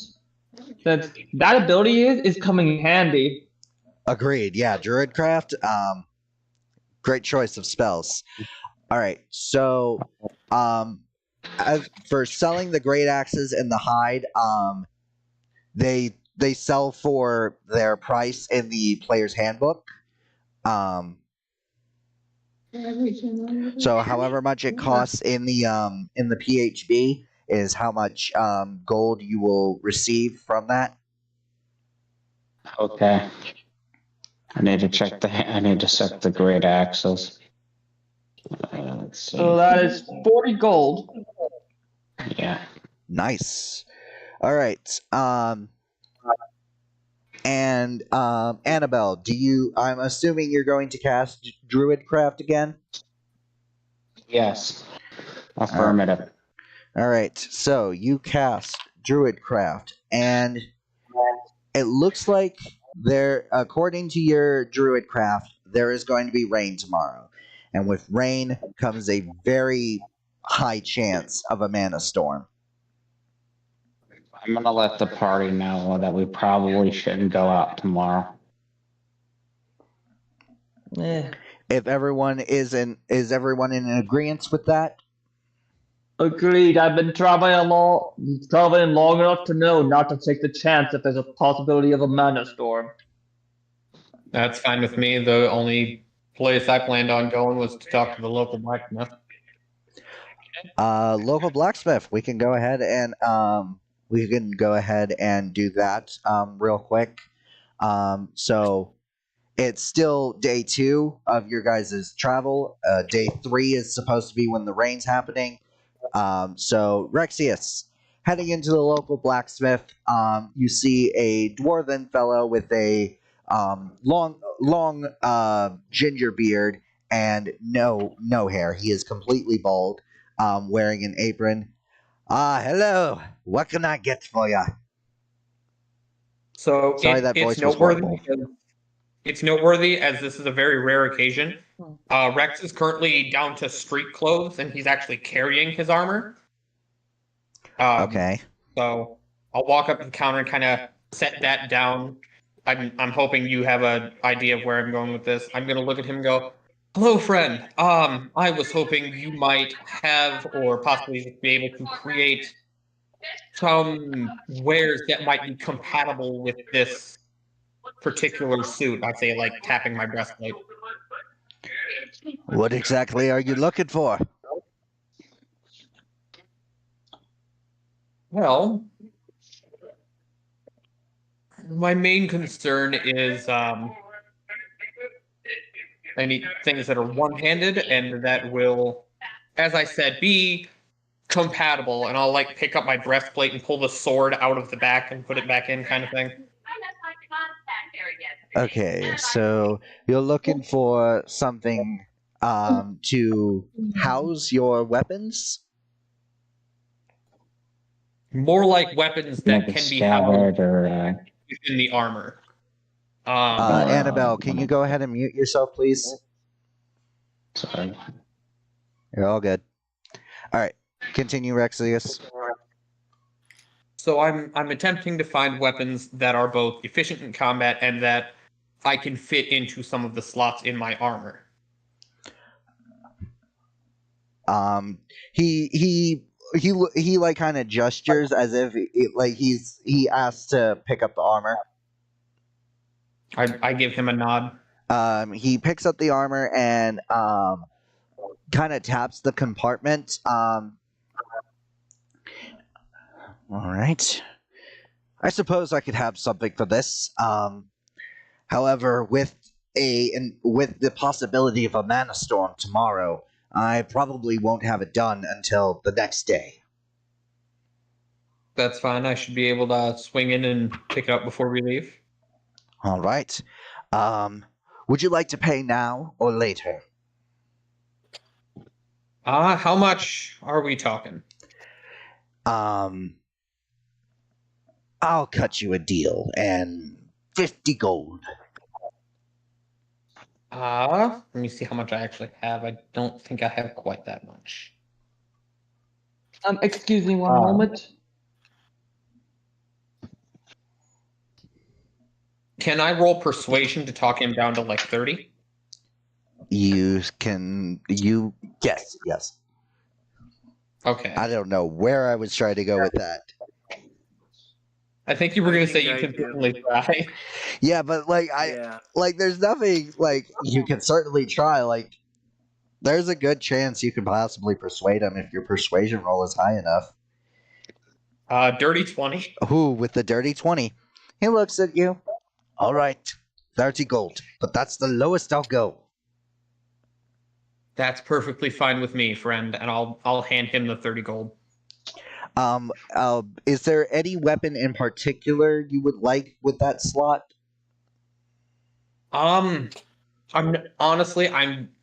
hoping to find something that can do more damage than his longsword does. More damage right now, than a longsword. Damage.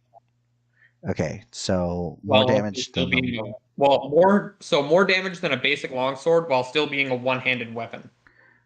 Okay, more damage than a longsword while still being a one-handed weapon. We are going to, while I look for something that fits that mold, let's go ahead and anybody else doing anything in town? I would like to see about having my rapier silvered. Rapier silvered. The local blacksmith can do that and have it done in 2 hours' time for 20 gold. Okay. So whether you two run into each other or not, up to you guys. But all right. So 2 hours' time. Annabelle, you go to pick up your weapon, and it is. Sorry, somebody was saying something. I would like to get some crossbow components to tinker and upgrade my crossbow, and some silver so I can make myself some silver bullets. Okay. So silver for the silver bullets. I'm going to say that that's not going to be alchemical unless you can convince me otherwise. Tinkering and blacksmith tools as well. Oh, okay. All right. Then yeah, go up. Never mind then.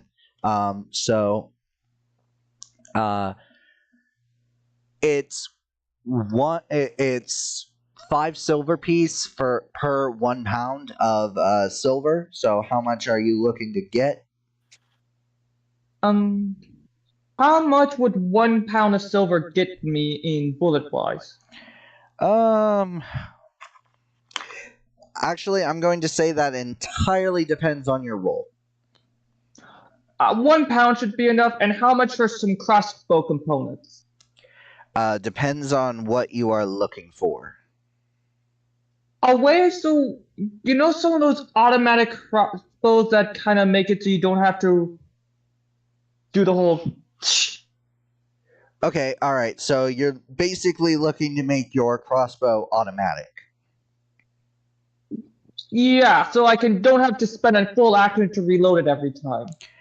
That does make sense, and I can respect that.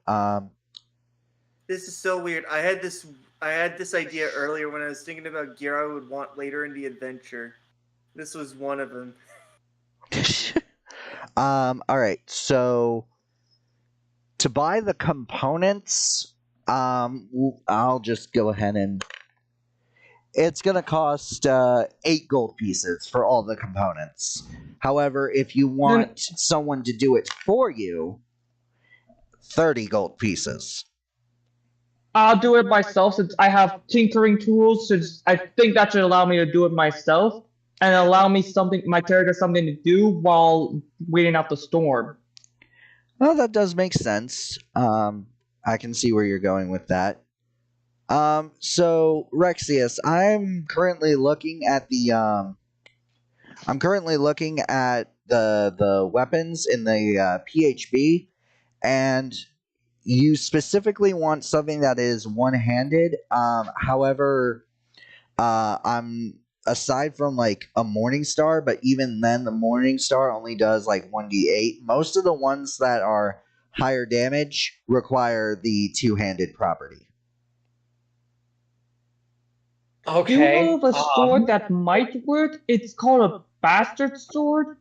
Don't know if it's an actual thing. It's kind of like a cross between a great sword and a sword.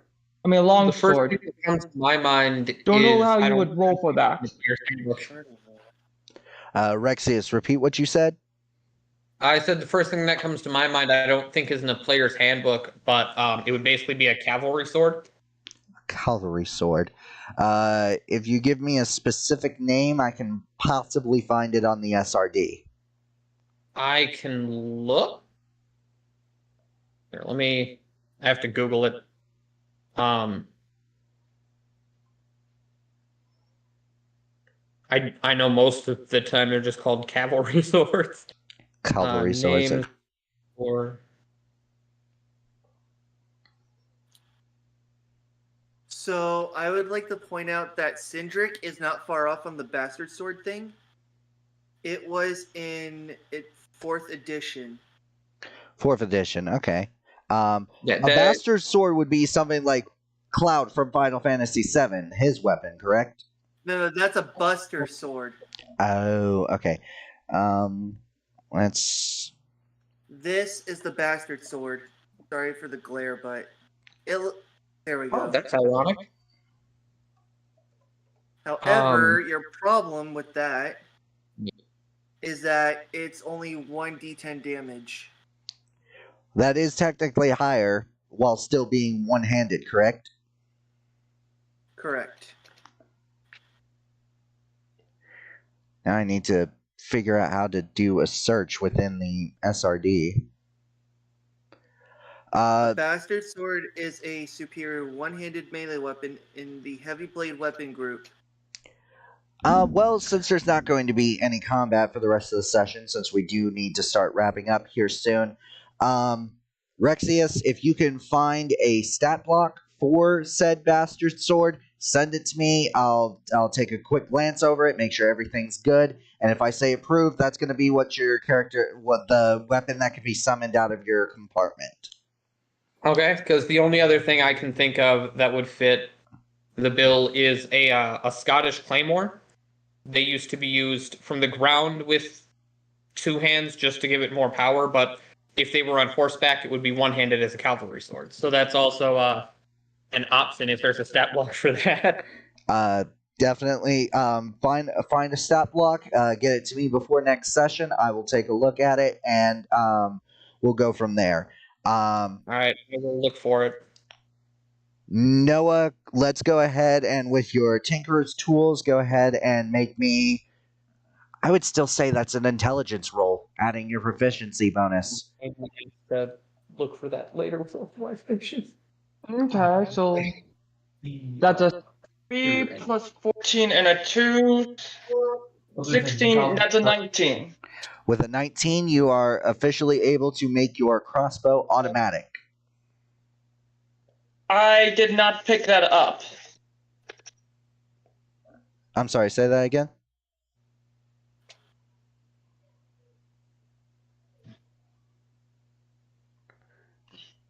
You were... Oh. Ooh, I think we got... his audio messed up. Oh, damn. You with us, Noah? Try again. Okay, I was saying you succeeded. Your crossbow is now automatic. I am having technical difficulties. I cannot hear you. I think it's the storm.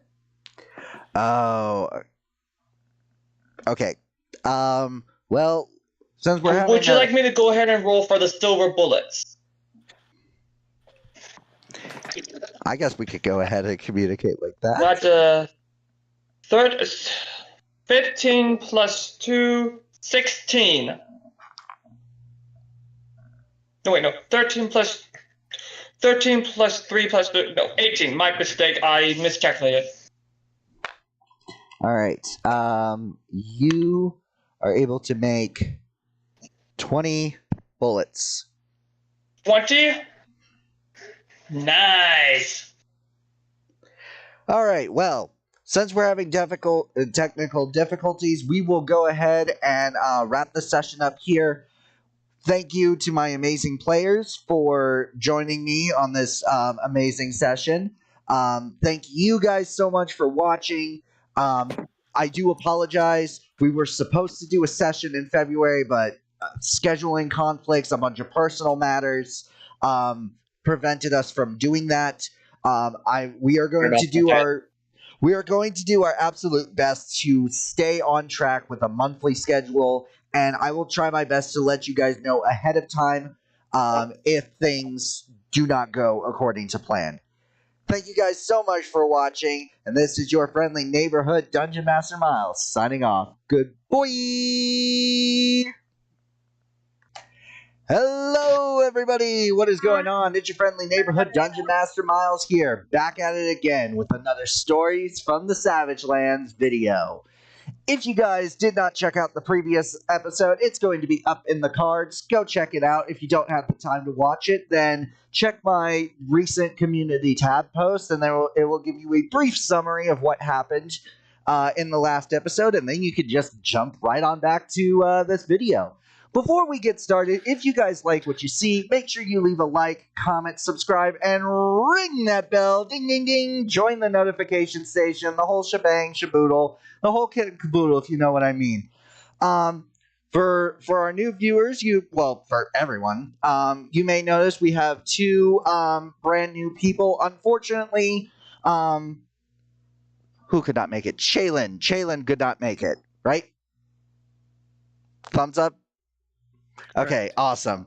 There's a lot of people, and I'm still learning everybody's names. All right, so unfortunately, Shaylin could not make it again, but it's kind of the same as last episode. We do have one new person joining us today. They will be joining later. That is one person, and then the other person is my partner. They're going to be sitting in on the session. They're not really going to be saying or doing anything. They're just going to see how the sessions run. I think that's all the intro stuff. Please make sure to catch up if you haven't already. We opened the curtains back up on the small little settlement. It is the next day. The weather is completely clear. Rexius and Mark, you guys head to the blacksmith and pick up your stuff from last session. If I remember correctly, last episode, Hugin cast Druidcraft, and the weather is clear, so you guys will be making it to the town of Deep Slate today. a few things I did forget to mention. Rewatching the first episode, so I totally forgot to mention like who you guys are supposed to be looking for. You guys are looking for a half elf by the name of Nedry Fortsong. He has brown hair, sky blue eyes, and he wears kind of what I'm wearing, except this is like brown leather, and then he's still got like a gray cloth shirt with black pants. And also, Deep Slate is a very infamous town. It is full. It is full of the four gangs throughout the Savagelands. Like this is like their home base. They have like bases everywhere, but this is like their headquarters. And it's also a very common place for bounty hunters. So Chayland and Sindrick, you guys would know what's going on. Wait, yeah, Chayland and Sindrick. Am I missing somebody? Are we missing another person? I don't know. Anyways. Oh man. Oh, today's been a long day. All right. So, you guys go pick up your stuff and head out. Who's driving? Who's riding in the wagon? And who's sitting next to the driver? I'll sit next to the driver since I got the long range capabilities. Noah, you are also the one. You're a bounty hunter, right? I'm pretty sure. Yeah. Okay, yeah. Right. I'm so sorry. Like I said, I got a lot on my mind. Today was a very busy day. No problem. It happens to the best of us. Fantastic. I'm glad you guys are so understanding. All right, so Noah, you said you're riding with the driver. Yep, and I got my crossbow ready in case we run into more trouble. All right, fantastic. And then, Hugin, are you driving? Well, if no one else wants to, I was hoping somebody who's better at handling animals would do this. So, yeah. Gee, I wonder who he's referring to. Shade Throne, damn. All right. Yes. Noah and Hugin, passive perceptions. My passive perception is a 14. 14? 15 on my end. Noah, what was yours again? 15. A 15. All right, so you guys are riding for about 2 hours, and you notice up ahead is a bandit encampment about 100 feet out. And they see you guys, and they are like gathering a bunch of stuff, and there are 8 of them. Now you guys the quickest way to Deep Slate is having to go deal with these bandits, but you can either deal with the bandits now or try and deviate, but there is a chance that they could end up on horseback, and that would be a huge problem. Speaking of horseback, I completely forgot. Rexius, I'm assuming you are on your horse. I am indeed. I'm on my own horse just next to the carriage. Fantastic. I should have asked you for your passive perception, but I'm just going to go ahead and say you see this as well. So what do you guys want to do? I was just going to... You want to take care of them and get some extra loot, or want to go around? Ideally, I would like to avoid dealing with them, but if we have no choice, then we have no choice. But clearly we have one. So I mean, you guys do have a choice. I know, I said that. You guys do have a choice, but it's either deal with them now or possibly deal with them later. In my opinion, we should take care of them now. I must say, friends, I am not exactly going to sneak past them. I don't think that's going to happen. I say we just knock them the fuck out and take care of them while we have the chance. Okay. All right. Otherwise, it could be worse for us later. All right, so everyone is in agreement. So you guys are riding towards this encampment. You see that they're about to get on their horses, but they give you like they're giving like confused looks, and they're like, "Oh, okay." Each of the each of the 8 bandits is going to try and take a shot at you, Hugin. So bear with me, please, because like I said, there's 8 of them. Okay, I'm going to do my thing. I'm going to use my reaction to cast shield on myself. All right, reaction to cast shield. All right, so modified 20 for the first hit. Let's see. That does not hit. Oh, wow, okay, good thing you cast shield. All right, bandit number 2. 19 does not hit. Bandit number 3, that definitely does not hit at a 10. Bandit number 4, 9 does not hit. Bandit 5, 19 does not hit. Bandit 6 does not hit. Bandit 7 does not hit. Holy crap. And finally, bandit number 8, does a 21 hit? Yes, it does. All right. So out of all of those, only 1 managed to hit, dealing 8 points of damage. Oh, dear God. All right, everyone. It is now time to roll for initiative. And I'm assuming Rexius, Noah, and Hugin are all going to alert people riding in the carriage. Yep. Yeah. Oh, absolutely. I got a 14 for initiative. Okay. Oh shit! I just realized. I knew I should have. Okay. I need to fix this. All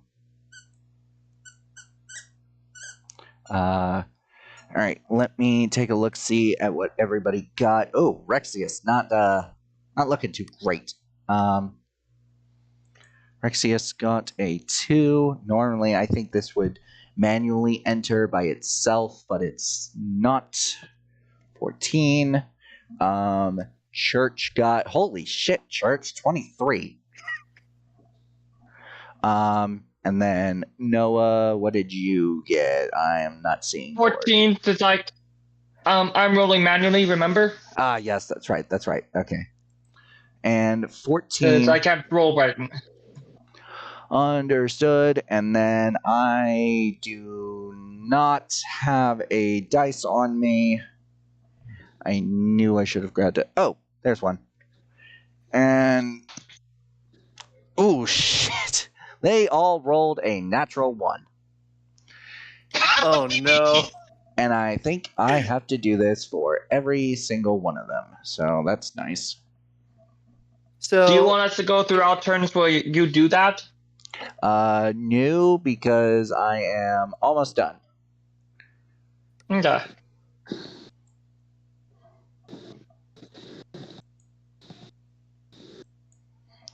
Give me just a little bit more. I just got one more. All right. Oh. Okay, I think I might know what my next crossbow upgrade is going to be. Looking forward to it. And why do I not have any of my utensils ready to go? Come on. All right. So this thing says it's round 2, turn 9, but we're just gonna write this down. Round 1 is Church. Give me a minute. and what's their distance from us right now? 100 feet. You are With the cart moving, possibly? Yes, with the cart moving. The cart moves on Hugin's turn, and Rexius, your horse moves on your turn. I am going to hold my action in this case because I cannot really do anything at the moment. Church is holding his action, so okay, I need to make this bigger. So that means it's Hugin. On deck is Noah. Alright. You remember where I was the last combat on top of the cart, kinda? Yes. I would like to go there. Would that take my full movement action? Yes, it would. On your turn, it's Hugin's turn right now. I thought you said Noah. I said on deck was Noah. Oh, okay, my mistake. I misheard that. No worries. Completely understandable. Okay, Hugin, I saw you rolled Healing Word and you heal yourself for 7 HP. Nice. Is there anything else you do? I'm going to try to target one of them. I'm going to cast, let's see here. I guess, Shield Touch. Now I know better than to do. Are any of them within range of Ray of Frost? What's the range? 60 feet. 60 feet, and a horse's movement speed is 60 feet. 100 minus 60 is 40. So yes, they are all within range. Okay, I'll target one of them. Does a 15 hit? A 15 hits. Go ahead and roll for damage. Alrighty. He is going to be taking 8 damage, and his movement is reduced by 10 feet. All right. So you notice that Bandit A is what we're going to say. Bandit A is looking critical.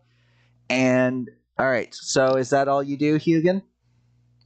Well, I know that I can't do this because I'm unfortunately being forced to drive the cart, but I would like to seek cover if possible. Okay, yeah, we can go ahead and... Well, wait. No, because you already casted a spell with your standard action, so I don't think you can take the dodge action.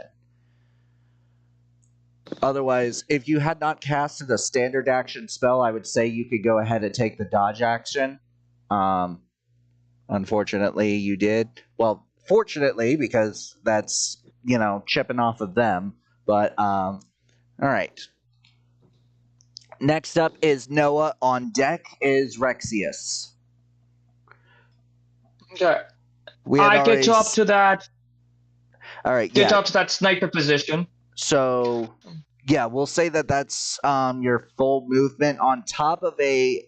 Well, actually, roll me a athletics check. So glad I spec'd into athletic, even though I am not a strength character. Yeah, that is an 18. An 18. All right, so it uses half your movement because you succeeded the athletics check. How close are they to me? Are they within 30 feet? Each of them are 40 feet away, not 30.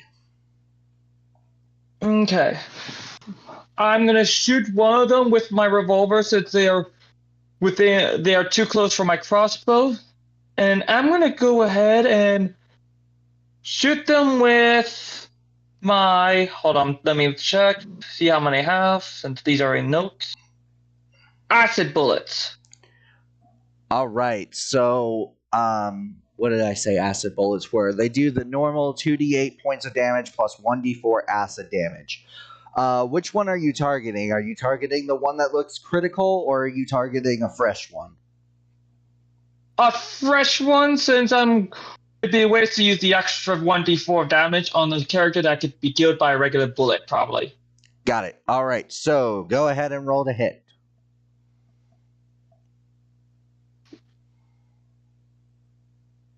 Okay, hold on.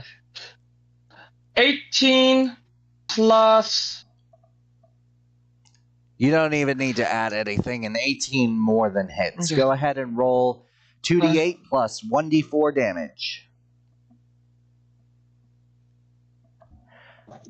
That is 11 plus 3, so that is 14 damage. Even without the acid damage, you just right to the head. Just. And his face starts to melt from the acid. All right. That was Noah's turn. Next up is Rexius. On deck is the Bandit A. All right, so I'm going to ride up to whichever bandit is closest to me that is not already injured. Okay, so horse moved on your turn. Horse has a movement of 60 feet, so you are now right next to the wagon. They are 40 feet away. The horse could take the dash action to move double its movement speed, which I'm guessing is what you do. I was next to the wagon originally. Yes, but the horse moves on your horse moves on your turn. Oh, the wagon right. moves on Hugin's turn. Yeah, I guess the horse's action will just be to dash. Okay, horse's action to dash. So instead of 60, it's 120. But so you are now like right up on Bandit C because Bandit B was the one that just got its head blown off and face is melting. So Bandit C, what are you doing with Bandit C? So at this point, I reach back to where it's kept, and I'm going to pull out the executioner sword that I just got. All right. It's heavy, so it's very effective as a cavalry sword, and I am going to attempt to decapitate this fellow. Ooh, dang. Rolls a hit.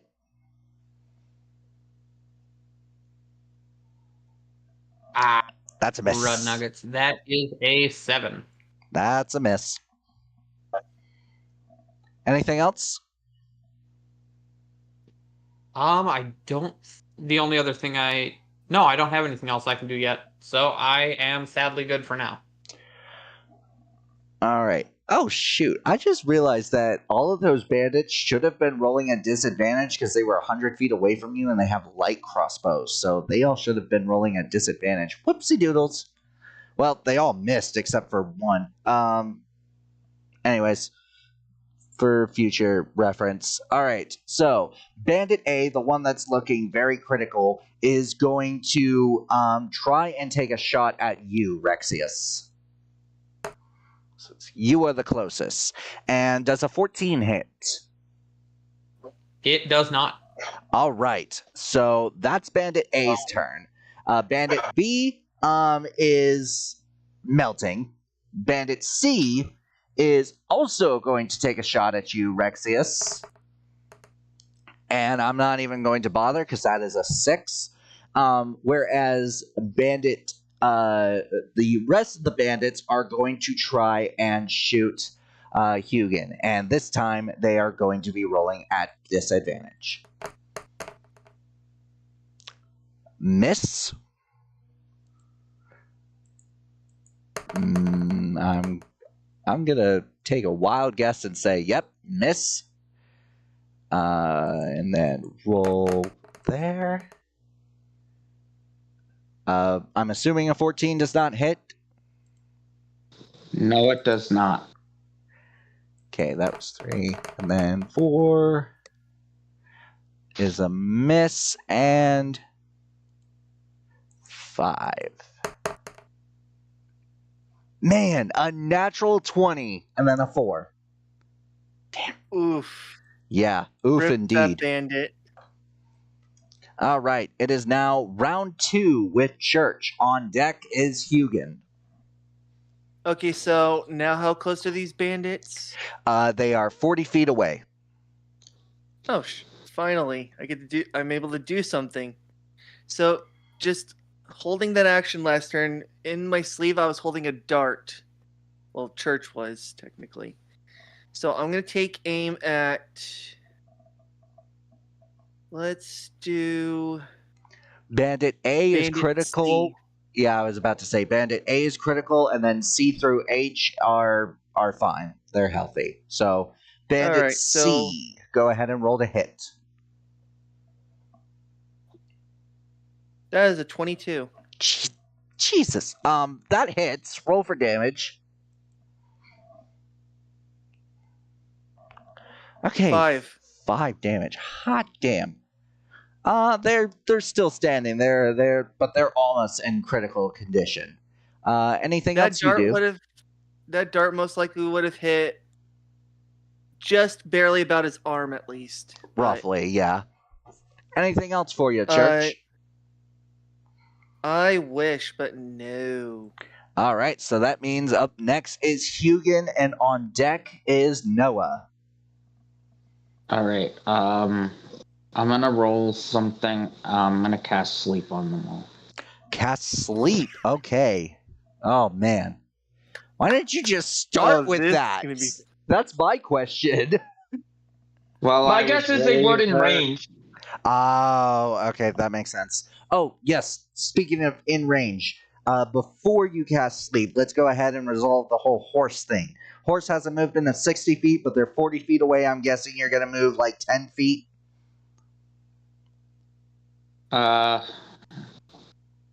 Sure.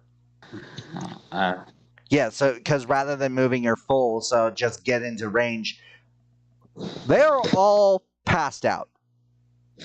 Hooray. With an 18, if I remember the sleep spell correctly, if they have 18 HP or lower, they are automatically asleep, and they all have 11 HP. They're all asleep. I can check that for you right now. Hold up. While he is... We're doing some looting. Yeah, while he is doing that, there are... for anyone who loots the bandits, there are 8 sets of leather armor, 8 scimitars, 8 crossbows, and a grand total of 80 crossbow bolts. No, wait, not 80. Yeah, I'll take 80 those crossbow crossbow bolts. Yeah. What type of crossbow bolts are they for? Or are they just generic crossbow bolts? Generic crossbow bolts. Last I checked, there was not light crossbow bolts and heavy crossbow bolts. I could be wrong, but I'm just going to say they're generic bolts. Okay. I'm going to be loading up on I won't be needing a regular crossbow bolts for a long time. Fantastic. Make sure you're keeping track of those. Hugin, Oh, great job. For clarification. Sorry, go ahead. No, go on. I was going to ask for clarification on what type of crossbows these are. Light. Okay. Hugin, for the clever approach to resolving the combat, you get yourself a point of inspiration. Oh, sweet. I was hoping to get in range of the injured one so I can use my blood maledict skills on his horse so he could go flying. I'm sorry, wait, what? My blood maledict skills pretty much makes it so they stop moving, and with them, all of us running, my idea was instant stop, him would go flying. Oh. All right then. I do want to say I'm going to grab one of the scimitars and one of the sets of leather armor. Okay. I'll take the rest so I can sell them. Do any of them have studded leather? They do not have studded. It is just regular leather armor. Okay. I'm better off with mage armor. So that is... I'm taking one of the scimitars as well. That is 7 sets of leather armor and scimitars that are going to be sold. All right. Do they have any gold on them at all? They do not. Good question. Okay, just checking. And literally this little, like, it was a very small camp. 8 tents, a fire, and there's nothing in the tents. All right. All right, so you guys get back on the trail, and about 3 hours go by, and you guys arrive finally in the town of Deep Slate. Now, while you guys while are we were looking... traveling, I would like to. Sorry, Noah, go while ahead. we were traveling, I would like to go a bit, tell them what I know about Deep Slate, so they don't go in blind. Yes. All right. So, we'll just fast forward and say that you have informed the party on what's going on, like what Deep Slate is, and yeah. All right. So we are now. You guys are now in Deep Slate. You guys are looking for Nedry Fort Song. He is the Locarius said that he would be in a back alley right next to the Pearl Light Inn. So as soon as you guys find the Pearl Light Inn, you'll see the back alley. It's one of those you'll know it when you see it type things. All right. I'm going to be careful. There is a place for you guys to secure the wagon with the horses, and Rexius for you to secure your horse. And it is heavily guarded because of the fact that this there's like next to no law in this town, but there are still a few guards. It just depends on what faction they're with. There are 4 factions. Anybody want to roll me a... Well, actually, no. You guys would know these guys. Every single one of them is well-known in some way. The most well-known is the Malachite Mafia, which actually is... Locarius would have told you that Nedry Fort Song is with the Malachite Mafia. They are the most infamous of all the gangs. There's also the Ruby Raiders, the Diamond Dappers, and the Topaz Tinks. Yes, I said Tinks and not Twinks. Get your head out of the gutter. I was not thinking that, in all my honesty. All right. It's just funny enough as it is. Funny word. I'm glad you guys got a laugh out of it. All right, so you guys secure your horses and head out to the Pearl Lights, and you see a man that matches your guys' description, half elf with sky blue eyes, brown hair, what did I say? It was gray. It was black with gray and then black pants, black like over shirt. He kind of looks at you all and he says, "Who the hell are you all supposed to be?"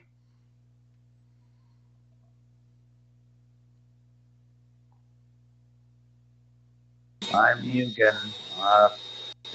Our friend sent us. Friend? What friend? What's his name? There's an elderly man said he was looking for silver. Locarius? Yes. So rather than come here himself, like we agreed, he sends a bunch of adventurers to come get it for him. Well, guess what? You can tell him the deal's off! He turns around and begins to go exit stage right as there is another back alley. Now that's rather annoying. Agreed. So, what do you suggest we do? We could always use other means to get it.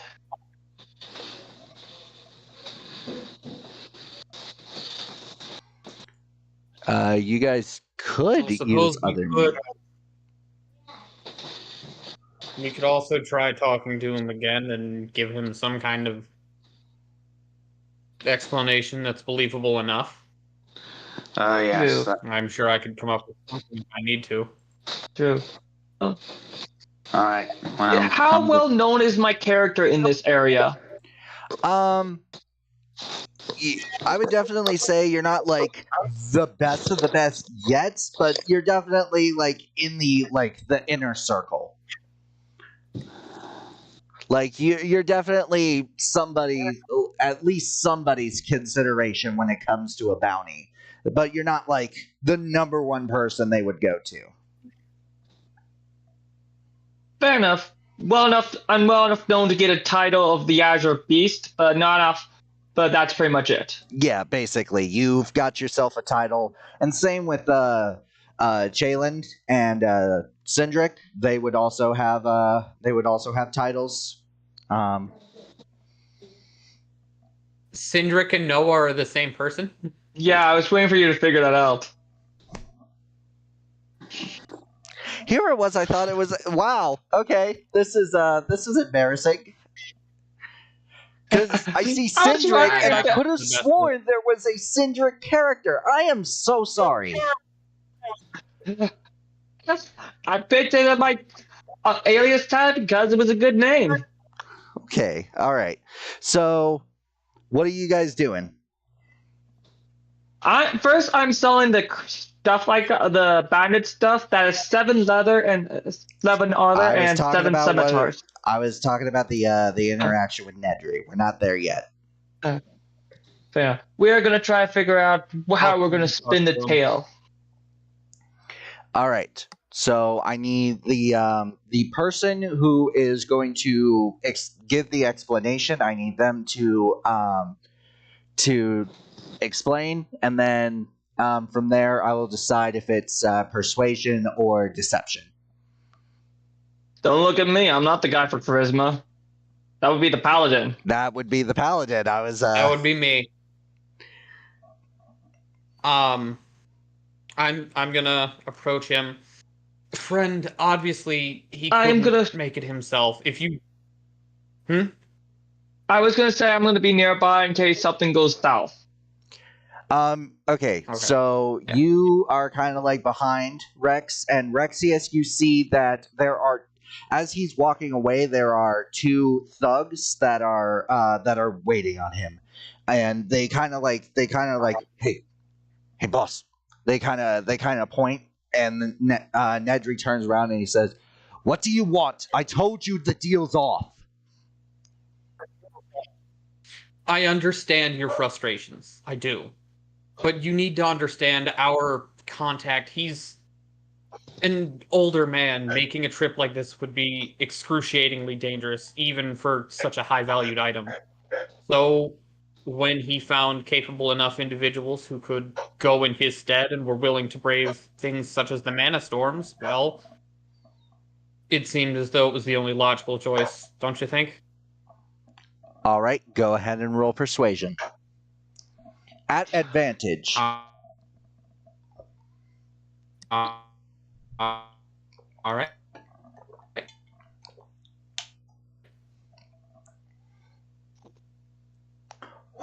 Whoo! Yay. A 20. A 24. You're also kind of going in and out there, Rex. But with a 24, that definitely succeeds. He kind of places his hands on his hip. All right, fine. He opens up his jacket and he pulls out one of those, like, it's a flask with the long necks and the big fat round bottom. That is, get your heads out of the gutter, people. He hands you a flask and he says, "All right, here you go. Pleasure doing business with you, I guess." I'll take it Do and not put it in head my in stuff and go. silence. All right, and Thank you again, friend. I'm sure he will make sure everything is taken care of for you as well. whatever. I'll leave. And with that, he walks off. You guys walk off, and what do you guys do? Well, I need to check the weather for tomorrow. That's the first thing. Oh, So I'm right. With a druid craft, I can tell you that it is going to be a sandstorm. All right, I'm going to inform the party. It's probably best to stay. Luckily, you guys are literally right next to the Pearl Light Inn. I guess I that's am what- gonna go ahead and sell the loot. All right. Calculate the stuff. They sell for the prices in the PHV. And just go ahead and just write that off to yourself. I'll check the math later. As you guys enter the Pearl Light Inn, there is the bottom floor, which is a tavern, and the innkeeper kind of waves, "Hello, welcome to the Pearl Light Inn." It is a human female with brown hair and blue eyes, and you can see she's very dirty. She is unlike the last inn/tavern you guys were in, she is the only one. She is food, drinks. She's the only one. She rushes. You see her rush over to a table where a small creature sits. She sets down the drink and says, "Here's your drink. I'm so sorry for the wait."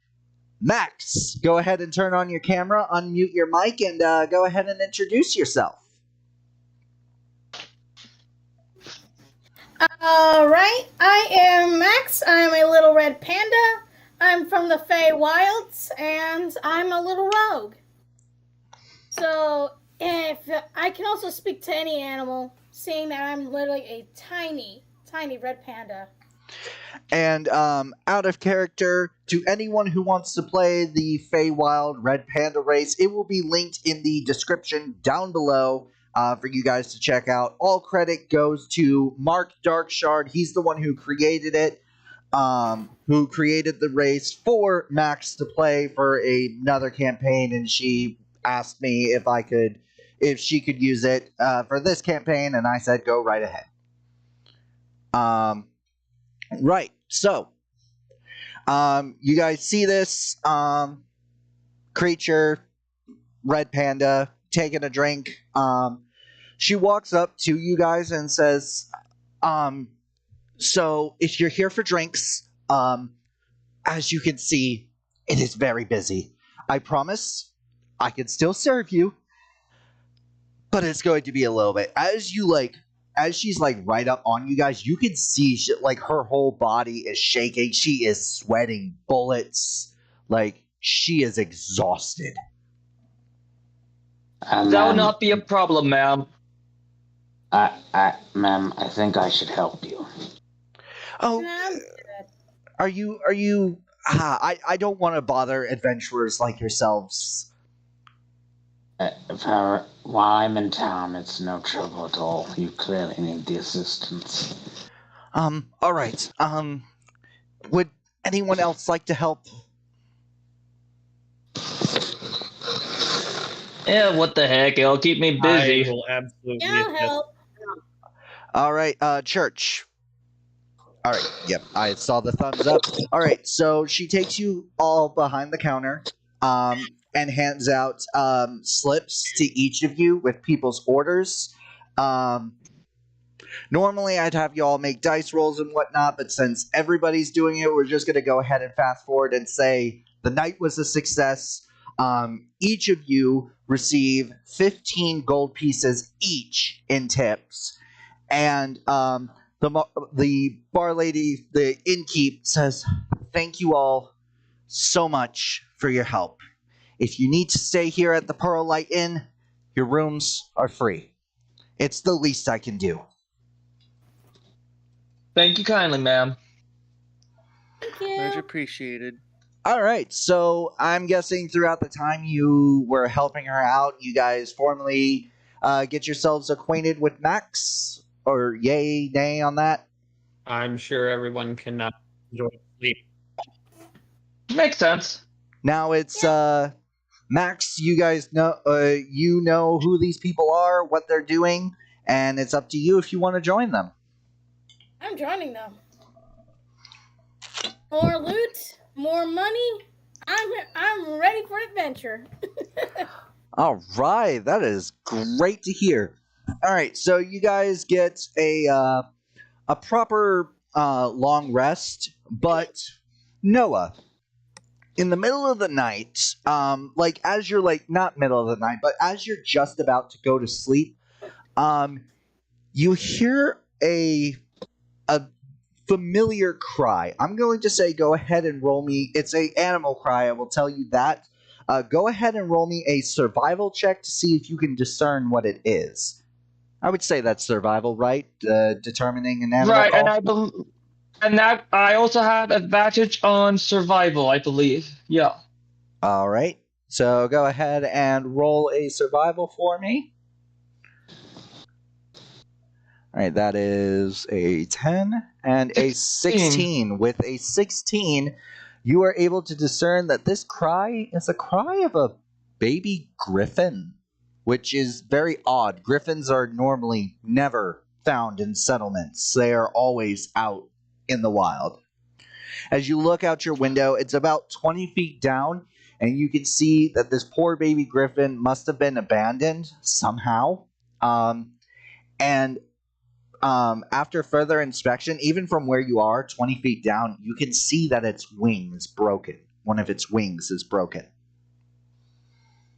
Has the sandstorm already started, or is it looks like it's getting started? Oh no, this is middle of the night. It's clear as night. I was about to say day. It's not day. I go down to go out to inspect the griffin to try to calm it down and to see what I can do for it. All right. Since we don't hunt creatures that aren't actually causing harm or sentient like a dragon, if it's not not one of the evil dragons, we won't full on hunt it. All right, yeah, that makes sense. To calm this baby griffin down, go ahead and roll me an animal handling. I got decent animal handling. All right, that's good to hear. Oh, 22! All right, with a 22, you are able to calm the baby griffin down. Now, you're going to have to give me a separate dice roll of a medicine check to see if you can try and not necessarily completely fix, but at least, try and fix the broken wing. My medicine is since I didn't. Using my character would get help. Oh, it doesn't matter. I got an 18. All right, with an 18, you are able to bandage this baby griffin's wing, and it has taken quite a liking to you. Now, it's up to you to decide if you want to take this baby griffin. Obviously, since it is a baby, it is frail and fragile, so you are going to have to protect it. But the payoff is that once you do, the payoff is that you will have yourself a griffin. Oh shoot! Mark has left. Uh-oh. Hopefully. Oh, hey, there he is. All right. Hi, Mark. All right. I have not thought of a name. I will think of a name later. Suggestions would be appreciated, and if you have a good suggestion, my friends. Yes, if you guys have any suggestions for a name for this baby griffin, leave it down in the comments section below. Noah, if you are, I will forward any names that are left in the comments, so that way you're not having to constantly check. So I will forward any names, and then hopefully by next episode, your baby griffin will have a name. Other than that, they do like that. Other than that, everybody's night goes smoothly, and when you guys wake up the next morning, the winds are definitely strong, and you guys can see that the sandstorm is about to happen. So, I'm assuming you all just hang out, probably get to know each other. And Mark, as you cast, I'm assuming you're going to cast Druidcraft for the next day. You see that it is going to rain. Now, all right. Well, as a reminder, mana storms are more likely to happen during rain and thunder. Okay, so we're not Are going magical anywhere creatures also tomorrow. affected by mana storms? If Like they Griffin. if they have spell-like abilities, yes. But a griffin being able to fly is obviously a mana storm is going to make it so since the winds are strong, it's going to make it harder for it to fly. But other than that, no. But if they have spell-like abilities, yes, they are affected by mana storms. Alright, figured I might as well get that out of the way. I'm going to inform the I'm party. going to go down to the kitchen and ask for lamb, since that's probably the closest thing I'm going to get to anything horse-related. Alright, so the kitchen staff kind of looks like lamb. Okay. They do try and get you to pay for it. However, the innkeep comes and says, staff, it's on me. She turns to you. However, I must ask, what is this lamb for? Let's just say I found someone outside and leave it at that. Understood. You do not have to divulge more. How much lamb do you need? How much would be a good amount for a baby griffin? I would say... This is out of character, by the way. Yeah, I would say like 1 pound would be enough to... 1 pound. And so you are able to get yourself 1 pound of lamb meat. And Mark, you inform the party that it's going to rain tomorrow, so it's best that it's best that you guys hunker down again. Falling asleep. When the rain gets down, I would like to get crossbow components to make a scope. Crossbow components for a scope. All right. So it is now day 6. It is raining. You guys take this. Is anybody doing anything that they would like to mention? Like, what's everybody doing while they're waiting out this horrible weather? Not honesty. I have something I want to do, but I will have to ask you to see if it'll work quite the way I want it to, story-wise. Was I able to get the crossbow components or no? Crossbow components. To get the components needed for a scope, it's going to be 10 gold pieces. Okay, I'm going to be making bullets and upgrading my crossbow again. That's probably going to be a bit of a side thing that I'm going to be doing to make this like the strongest crossbow ever. I'm gonna look for a herb shop. A herb shop. There is a herb shop. It's a dispensary. Which, speaking of dispensaries, I forgot to mention one of the very popular street drugs here in Deep Slate. It is it's a cigarette type thing known as a rust joint. It's basically a cigarette. It's like weed and cigarette together. Oh dear God. Yeah. Oh boy. So it's basically a blunt. It's basically a blunt, yeah. It's a blunt mixed. I would like to also do some mending with the griffin and make sure it's all right while doing this rest. As this seems like a 2-day thing. All right. For the bullets I am making, inspired by our companion, I'm making sleep bullets. Okay, sleep bullets. Go ahead and roll a alchemist kit. So intelligence roll, and then add your proficiency bonus. And Max, there is 16. a dispensary. What was your thing? 16. 16. All right. You're able to make 10 sleep bullets.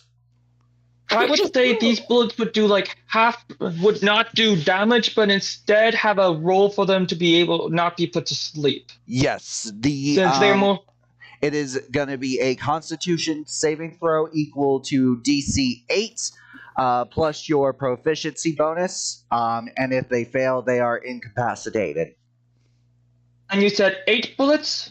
10 bullets, and then the DC is 8 plus your proficiency bonus. And Max, you are able to find a dispensary. Is there anything in particular you are trying to look for? No, I mean I could just gather some medical herbs. Medical herbs, yes, they definitely have those. How much are you looking to spend? I mean, I could spend about 1,000 gold worth of medical herbs, just in case. So then, never know when there's a party member who could need it. Understood. You are able to acquire medical herbs. However, since you have acquired so much, we'll do any sort of rolls to make any sort of potions or antidotes or anything like that. We'll go ahead and do those off camera, and I think that's what we're going to start doing from now on. Anytime, like obviously state that you want to make those rolls, and we'll go ahead and do those off camera so they're not slowing down the slowing down the flow of the game. Mhm. Mark, you Can I make the rolls for the griffin and the crossbow? Crossbow off camera. Griffin, go ahead and roll now. We'll say animal handling. And while he's doing that, Mark, you, as you're casting Druidcraft, you realize that it is going to be a heat wave. So nothing to like, per the like, if you guys are doing anything more than like a regular march, I believe there's like some rolls involved with it to make sure that you don't dehydrate. All right. I got a 16 on that animal handling. You are able to make progress towards the griffin. I will let them know, and I will, Also, I'm a little bit curious, about the little, the red panda thing. The red panda. Yes. I feel you're not the only one. I feel like I recognized her.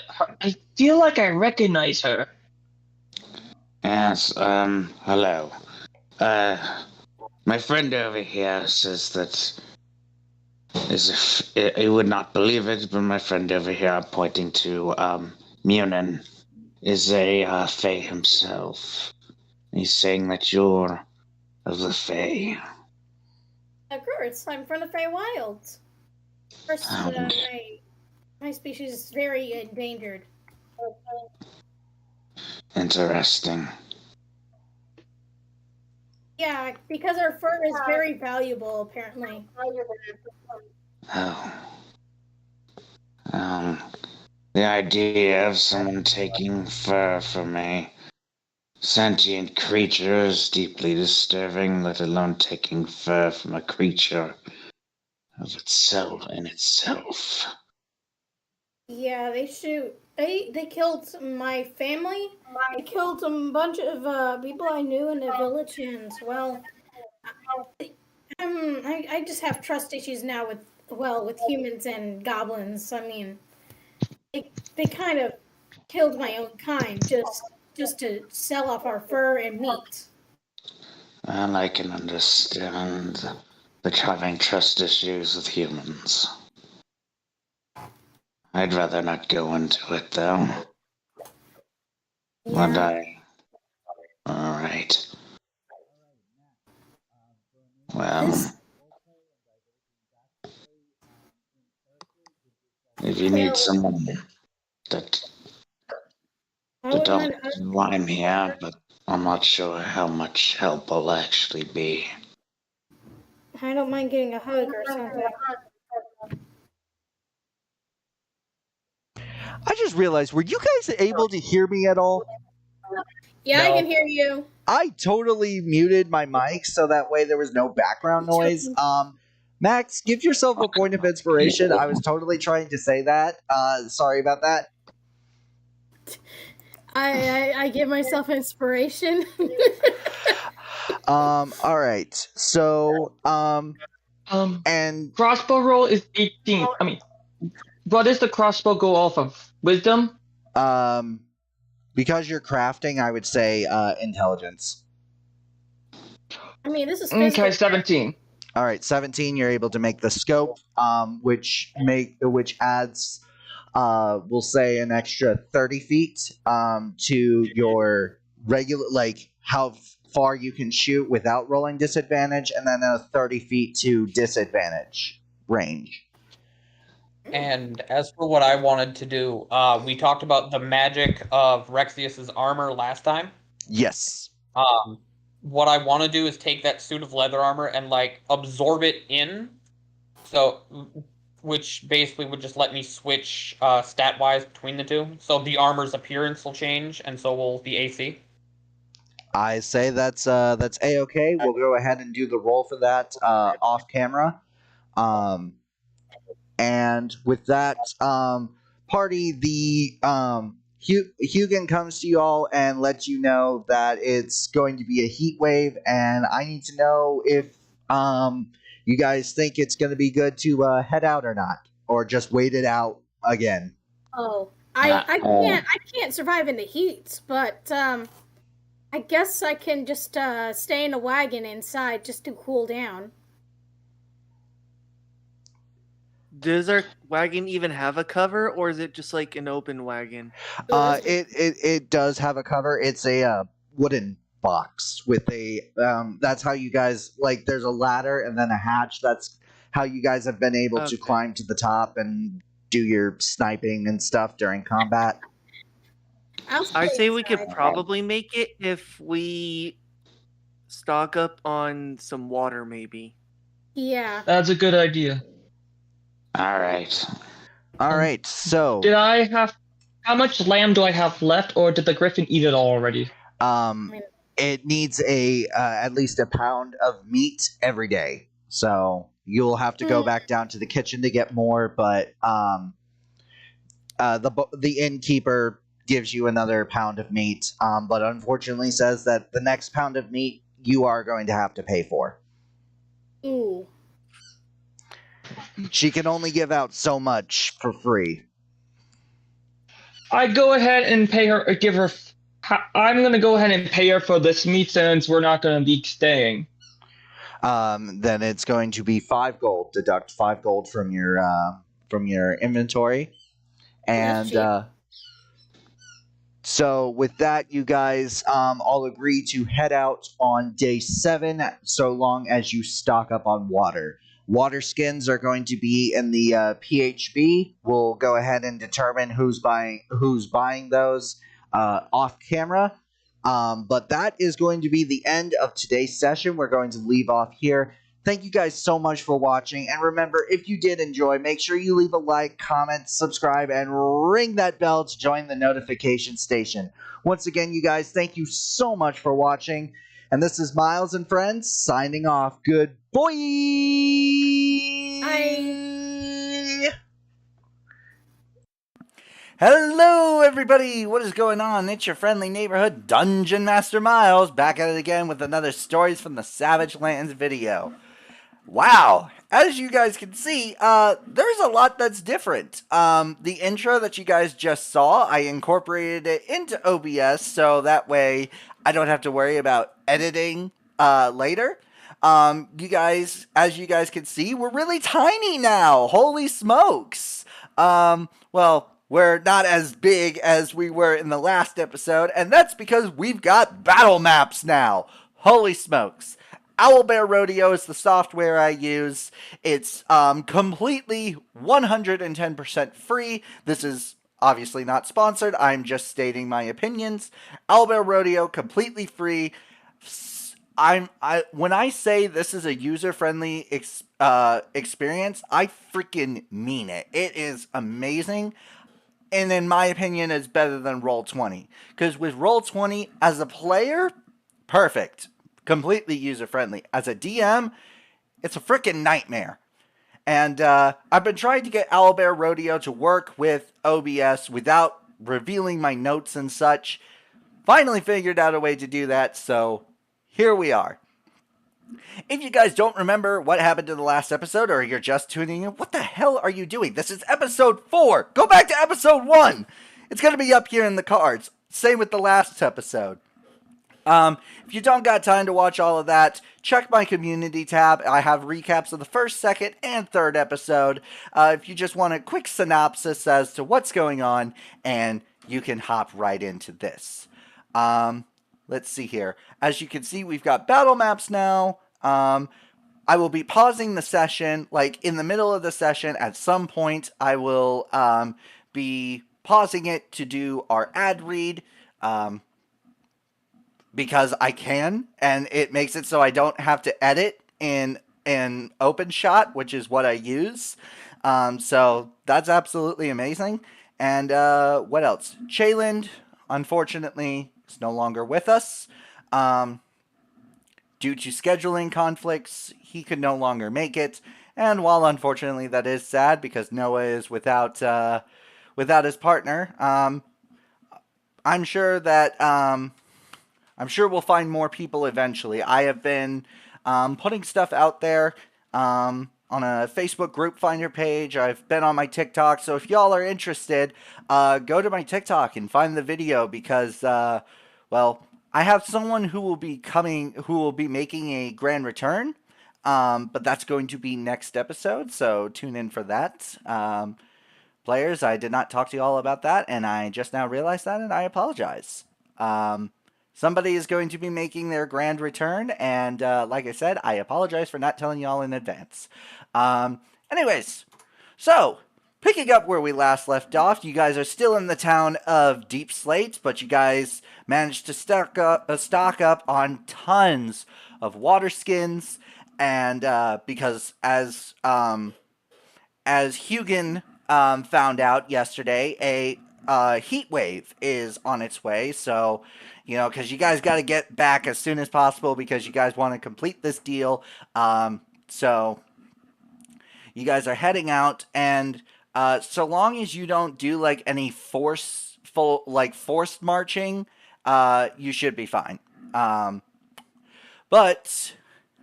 And give me just 1 second while I give you all the link. Holy smokes, who the hell did that? Okay. Technical difficulties, because I know for a darn fact that was not me.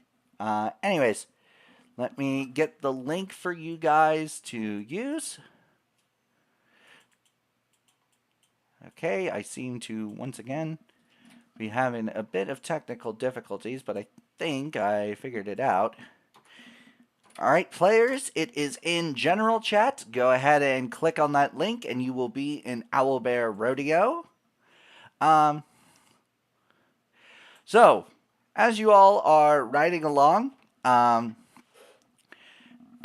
got Mark and Noah riding on the actual part, controlling the horses. Max and Church are actually in the wagon. Rexius, you are on your horse that you acquired either last episode or the episode before that. I can't 100% remember. With Noah, Hugin, and Rexius, with your guys' passive perception, you guys see what is currently on the map. And I just realized I need to kind of zoom out a little bit. Alright, so that's what you guys see. A nice little bandit encampment with a few bandits. Just a few things to go over with Owlbear Rodeo. Mark, I will go ahead and move the carriage, or the wagon. I will go ahead and move that, so you issue me the commands on how, if the horse moves its max movement speed, or if it only moves half, or however much. You issue the commands, I'll do the movement. Rexius, you're in charge of moving your own horse. And everyone, please only touch their minis, and please don't touch any of the scenery. Matter of fact, let me go ahead and, can I not lock it? I thought I could. Oh well. Oh, that's right. I'm on the wrong tab. Here I can lock it, so that way you guys can't move it. I know that was probably an accident. Anyways, so here we are. We've got. So as you guys can see, you guys are, if I take the handy dandy measurement tool, you guys are about 60 feet away from the bandits, and as of right now, they do not know of your presence. That you can hear they are too busy laughing, poking, and joking, and you can tell they are definitely a little tipsy. So, what do you guys want to do?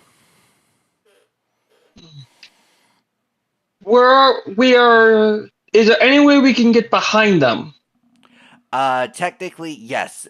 You are, from where you guys are right now, their backs are facing towards you. They are too busy sitting around the campfire.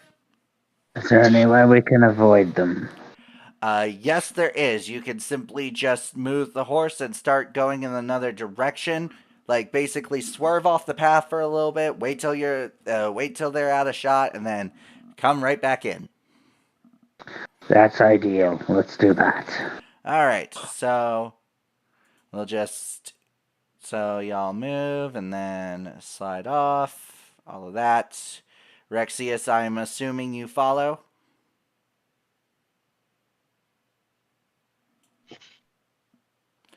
Alright, and then, alright, so with that, combat encounter is done. So let me go ahead and turn that off. So viewers, you all are going to see a black screen for a little bit, and players just don't pay attention to what I am doing on Owlbear. Alright, so y'all managed to avoid the bandits and all of that, and you guys decide to rest for the night. Whoever decides to take watch and all of that, just know that whoever's taking watch, there is nothing that is everyone takes turns doing watch, and nothing is out of the ordinary goes on. It's very still and very quiet. And, yeah. And, Mark, I'm assuming you cast Druidcraft, and when you do, your Druidcraft says that, actually, I feel like for the first time in a hot minute, it's actually going to be clear weather. Correct me if I'm wrong, but I think the first time y'all had clear weather was like the first day. Other than that, yeah, you're right. Other than that, it's been freaking some sort of bad weather. Whether you guys have decided to ride it out or not, yeah. Right. We are going to take a quick pause while I get things set up on the battle map, and I'll see y'all in a little bit. All right, everybody, we are back, and I've set up stuff with the battle map. We are good to go, and let me just make sure everything updated on this end. Okay, it seems we might be having a little bit of trouble, and of course, everything's going smooth as butter. Okay, all right, here we go. And Owlbear Rodeo straight up told me just freaking refresh your browser, and that's what I did. All right, so clear weather. Y'all go to sleep. Nothing bothers you throughout the night. You wake up. Weather's clear. It's the last day. You'll be back in the town of Scrap Heap before sunset. But first, let's go ahead and flip this on. Let me just grab the measurement tool out real quick. 65 feet away, you see a group of, yes, they have this, they look like, on the token, the wolves that are used in like the monster manual, but I can assure you they are not actual wolves. Basically, they look like wolves, but they are made out of pieces of metal and scrap and all sorts of, they're basically, think the robotic dinosaurs from Horizon Zero Dawn, if anybody's played that game. Think those. Think any sort of robotic animals from any sort of pop culture, science fiction type thing. And that is basically what these are. All right, so they are heading straight towards you guys. There is no escaping this. Although I did just realize that I need to pause real quick because I need to do something. All right, everybody, we are back. Thank you guys so much for your patience. I realized that I thought I would have time because I seriously thought we were going to do a bandit encounter. I should have had both things prepped and ready to go. But so anyways, these wolves are heading straight towards you guys. There is no way around this. You could swerve away if you really wanted to, but they will follow you. So Scrapamals, as a little bit of backstory, Scrapimals are very common in the heart of the Savagelands. The heart of the Savagelands, well, actually throughout the entire Savagelands, the heart is the desert that you guys have been seeing. Which Cindric is especially weird for you because griffins are not normally found in the desert. So that means that somebody has acquired this from some other part of the Savagelands. You guys, so Scrapimals are very common throughout all of the Savagelands, but they are most popular in the heart of the Savagelands, the desert. Because so basically, they have the souls of animals, like real life animals, like in this case, the wolf, but their bodies are mechanical.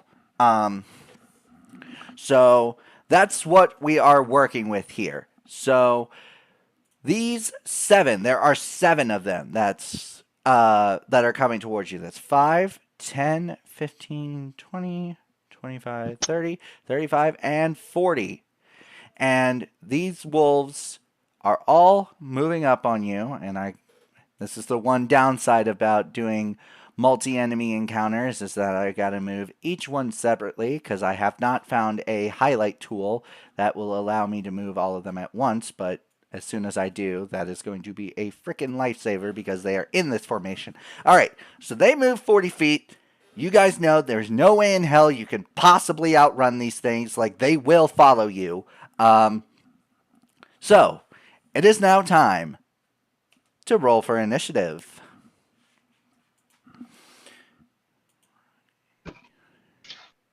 $21 on initiative.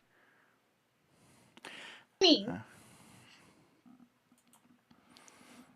All right. Oh, yeah, no, that's right. I'm like, why is it not popping up in D&D Beyond? I completely forgot I got to manually enter your stuff. It's all good. Yeah, sorry. I can roll some of it, but some of it just works better if I roll manually.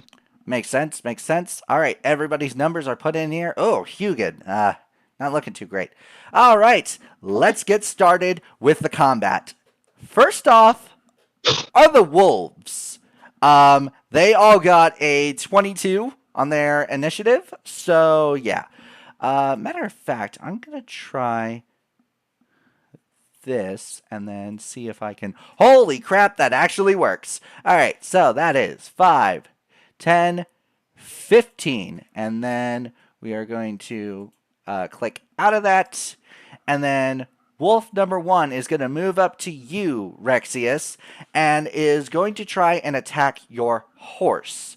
I need you to pull up the AC of your horse. If your horse is wearing armor, please account for that.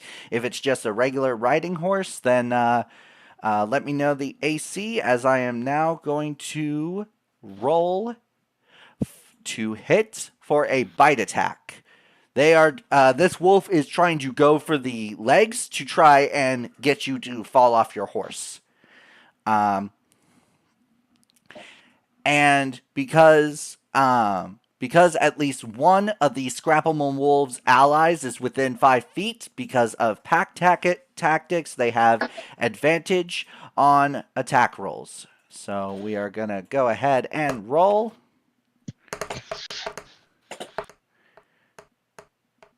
Oh, good gravy. I'm assuming a 9 does not hit.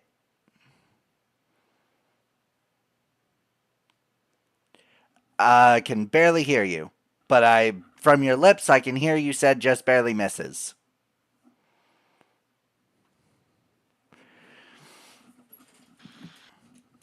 All right, and then next up, one of the other wolves is going to, that was 20, so 25, 30, or wait, yeah, so 25, 30, and then so wolf 1 went for the, as you're facing this way, it went for the left leg. So like the way they're facing, it's the left leg for you. Like from your position, it's the right. For their position, it's the left. So another wolf is going to go and attack the right leg on their angle, left on yours. Once again, because pack tactics, they have advantage. Here we go. Okay, all right. So, we got a little bit of a problem because wolf number 2 got a natural 20. So, rather than because I know we've talked about the crit rule before, but I'm going to go ahead and reiterate it because it's been a hot minute, I'm pretty sure. So my crit rule that I actually got off of a Dungeon Dudes video, which I'm pretty sure is from 4th edition, but I'm not 100% sure. You automatically do the max amount of damage, and then you get to roll an extra damage dice. So in this case, because the damage for this is 2d4, I get to roll 2d4 and then add that to the total and then add any other modifiers. So right now we are at 8 plus 6, so that's 8, 9, 10, 11, 12, 13, 14, 15, 16 points of damage. And it is also going to make a strength check to try and grapple. Not grapple, trip. So, actually, I'm going to go ahead and say with a natural 20, it does succeed. So, the wolf bites the leg, horse whines. Max, because you can understand animals, he's like screaming in pain. And Rexius, go ahead and roll me a dex saving throw just so that you can mitigate 1d6 of damage. If you fail, it's only 1d6.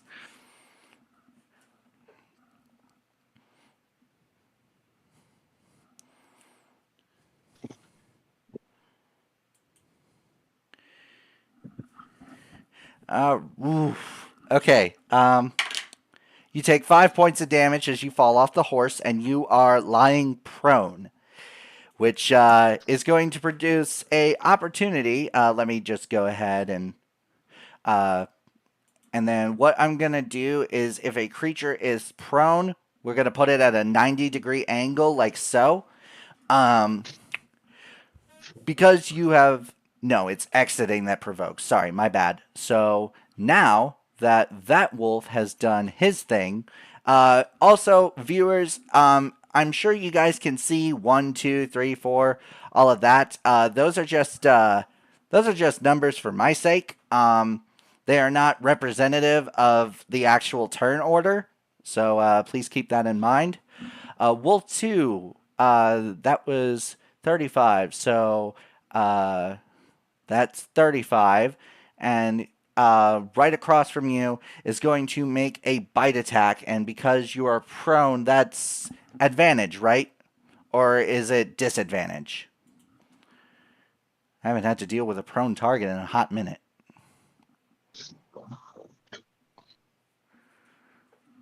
Like I said, I'm pretty sure prone targets are advantage. But you can't have double advantage, so if it's disadvantage, I need to know, so that way I know if I just roll regularly or if it's with advantage. Whew,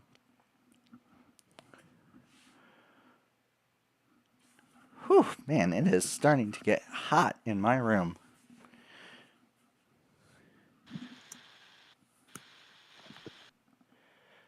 Rexius, we cannot hear you. Your lips are moving, we cannot hear anything.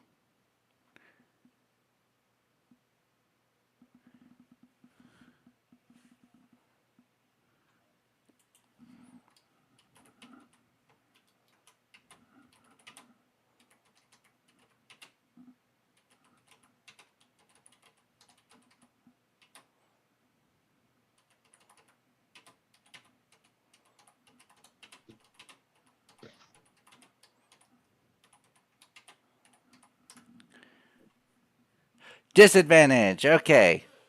I just looked it up. It is disadvantage. So normally they would have advantage because pack tactics, but they are just going to roll normally. Can you hear me better now? Oh my goodness, yes, we could actually hear you. Okay. When you told me you couldn't hear me, I started messaging one of my roommates to have him come in and help me find my earbuds. Got it. So. All right. So, I'm assuming an 11 doesn't hit. If you're prone, do you take penalties to your AC, or am I thinking Pathfinder? No, I don't think you take penalty to AC. Yeah, When you're prone, melee attacks have advantage, but ranged attacks have disadvantage. I think that's the only penalty to it. rolls like, oh, okay. So I didn't read that full thing, so that's my fault. I just saw disadvantage. I was like, okay, there's my answer. No, that's not the case. All right, so rolling with advantage, there was an 11, and there is a 19, and I'm assuming the 19 hits. I think the 19 barely hits. Yeah, the 19 just barely hit. Holy smokes. All right. You are going to take 5 points of damage. And on to wolf number 4.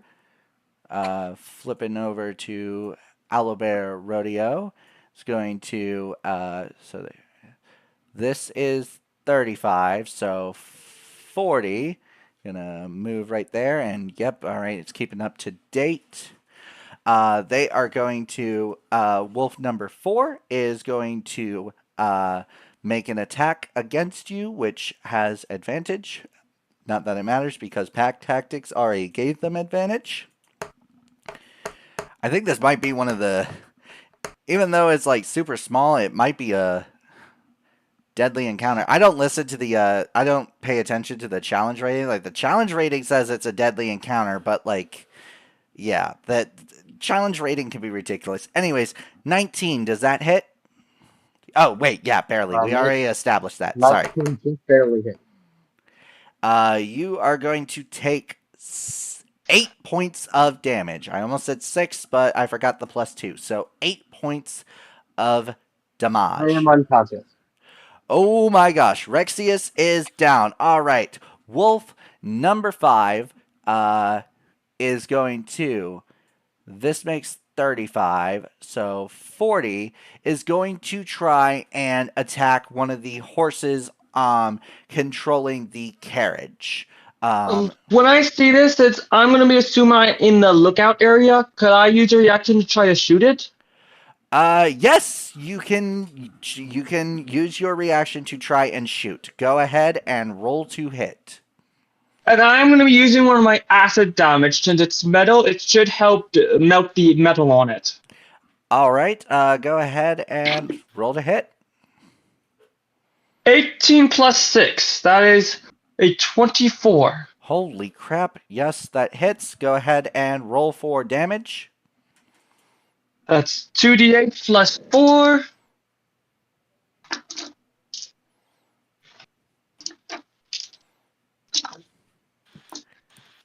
Ooh. I just got a 16. Yeah, you shoot the wolf, and so it falls to 0 HP. And well, Scrapamolds have a they have a self-destruct. All right. So let me. Oh. Yeah. I did not know that. All creatures in a 5-foot cube must make a DC 13 Dex save. Give me just 1 second, and we'll mark this one with a red ring to show that it is dead. So that is. We might need new horses or new carriage. Period. So that is 5-foot cube. One of the horses has to make a dex save, and Rexius' horse needs to make a dex save. So I will go ahead. My bad. The other wolf. Oh, and the wolf. Whoever pointed that out, thank you. I actually did not notice that. So thank you for pointing that out. That is wolf number 3. So did the acid do any extra damage because metal and acid don't mix? Metal and acid don't mix, and it would have lowered the armor class and made it easier to hit, but since you did freaking 16 damage, yeah, it just straight up explodes instead. So wolf number 3 needs to make a dex save. And that's one less wolf to deal with, hopefully. Well, the wolf succeeds on the dex save, and then the horse, I need to know, what is, Rexius, I'm sure you have the horse's stat block pulled up, like, right there. What is their dex modifier? Let me pull it up quick. For a riding horse, it is +0. A +0, so it's just a flat d20. I will go ahead and roll for. They are not good at most things. I'll go ahead and roll for both the horses, the carriage horse and Rexius's horse, since I already have Come two. on, let at least the carriage horse survive. My horse is just dead. I'm sorry? My horse has big dead since that crit. It only had 13 HP. Oh. The horse is dead. And knocked me off the horse just him. Oh. My apologies. Yeah, I sent that in general chat when you couldn't hear me, but I guess you didn't see it. Yeah, heads up, I don't pay attention. Like, I sent the link to general chat, but afterwards, like, everything that's on my screen is, and then I don't see anything else. Okay. I was only sending stuff there because no one could hear me. My apologies. So good news. One of the carriage horse succeeded. Let me just DC 13, so it's going to take. So the wolf succeeds and the horse succeeds, so they're going to take half damage. So that's 9. Half of that is what is it? 4.5. Round it up is 5 points of damage. So the wolf 3, and the horse take 5 points of damage. So let me just 5, and that is all of these things, by the way. So, yeah. We need to get him out of there before you blow any more up. All right. So, 13 minus 5. Lights, and I might be able to do something to help him, but... All right. So, that was an interesting turn, to say the least. All right. Now it is wolf number 6. He is going to, let me just go ahead and pull out the measurement tool, and so that's 35. Then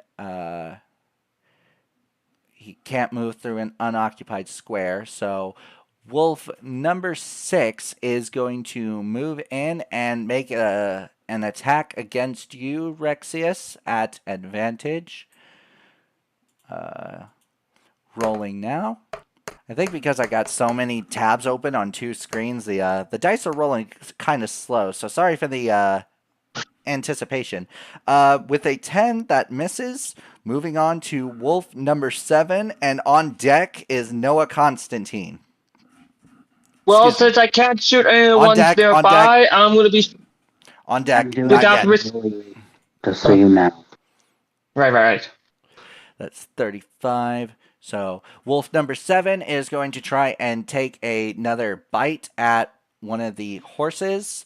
It is now blocking your path, so it needs to either make the horse has to move out of the way and provoke an attack. But wolf number 7 is going to roll to hit on a bite attack, and I just realized it's supposed to be at advantage, so I need to roll yet another dice. Okay, we're looking at a modified 20 and alright, so taking the highest result, a 20 hits, rolling for damage.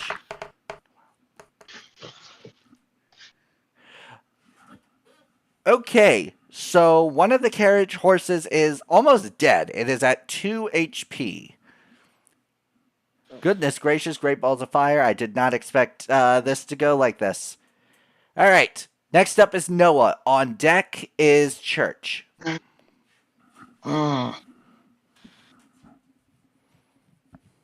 What can I do? I can't bind any of them.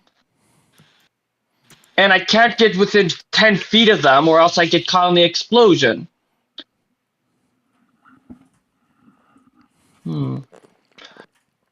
Does any of them look like the Alpha? Let me get the pointer tool. This one, This one right here. The one that says W1, that looks like the alpha one. Since usually if their alpha falls, most creatures will retreat. Way to use your knowledge there. Get yourself a point of inspiration. And for the viewers, no, that is not metagaming. They are literally using their background in combat. That is not metagaming. I don't want any arguments in the comments.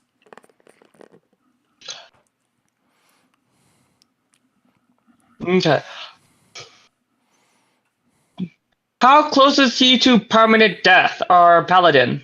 If I were to set one of them, I would say, I would say roll a medicine check, but you're kind of roll a perception check. Fair enough. Roll a perception check, and we'll see. I would say, yeah, because medicine is more like up close, checking for infections or wounds or things of that nature. The thing that sucks is the only fan I have is this one right here, and I just unplugged it so that way I could have better lighting. It is not going to roll. I got a 5 plus 13. Plus 13? Yes. Holy hell. Okay, yeah. Wow. How do you have a plus 13 at level 1? No, 5 plus 13. Oh, I mean, 13 plus... I got it mixed up. Okay, I was about to say, that is not till, like, way freaking later. Okay. Yeah, I got them reversed. My back. Okay, so, Rexius, HP-wise, how are you doing? I'm already unconscious. Had the wolf that attacked me hit me, that would have been a failed death save. Oh, all right. So Rexius, not looking too good. You got to get that. I relay that who the alpha is to them and try to take him out. I'm gonna see if I can't get. Since I don't know what I can do. Since if I since all of them are within 5 feet of each other, and if I kill one, I risk setting off a chain reaction that could kill him. Yeah. That is Bait? Use bait. Lure them away from him, and then shoot one of them until the bait will far enough. I look at you while you say that. I can help. I was trying to say something. Yeah, you do that. I might die, but you might want to. Yeah, but you're probably faster than everyone here. I can do something. Let me see, how fast am I? Guys, I can only walk from distance. Guys, Mark is Hugin's trying to say something. Sorry. I'm essentially going to cast grease on them, and then I'm going to cast healing on as a bonus action on our friend. Hopefully, it will give him some time to get half of the way. Ah, okay. See, the only downside to that, Mark, great plan. For you guys, Hugin's at the bottom of the initiative, so plan accordingly. Yeah, I might be. If someone could throw me, or probably get to make the wolves get.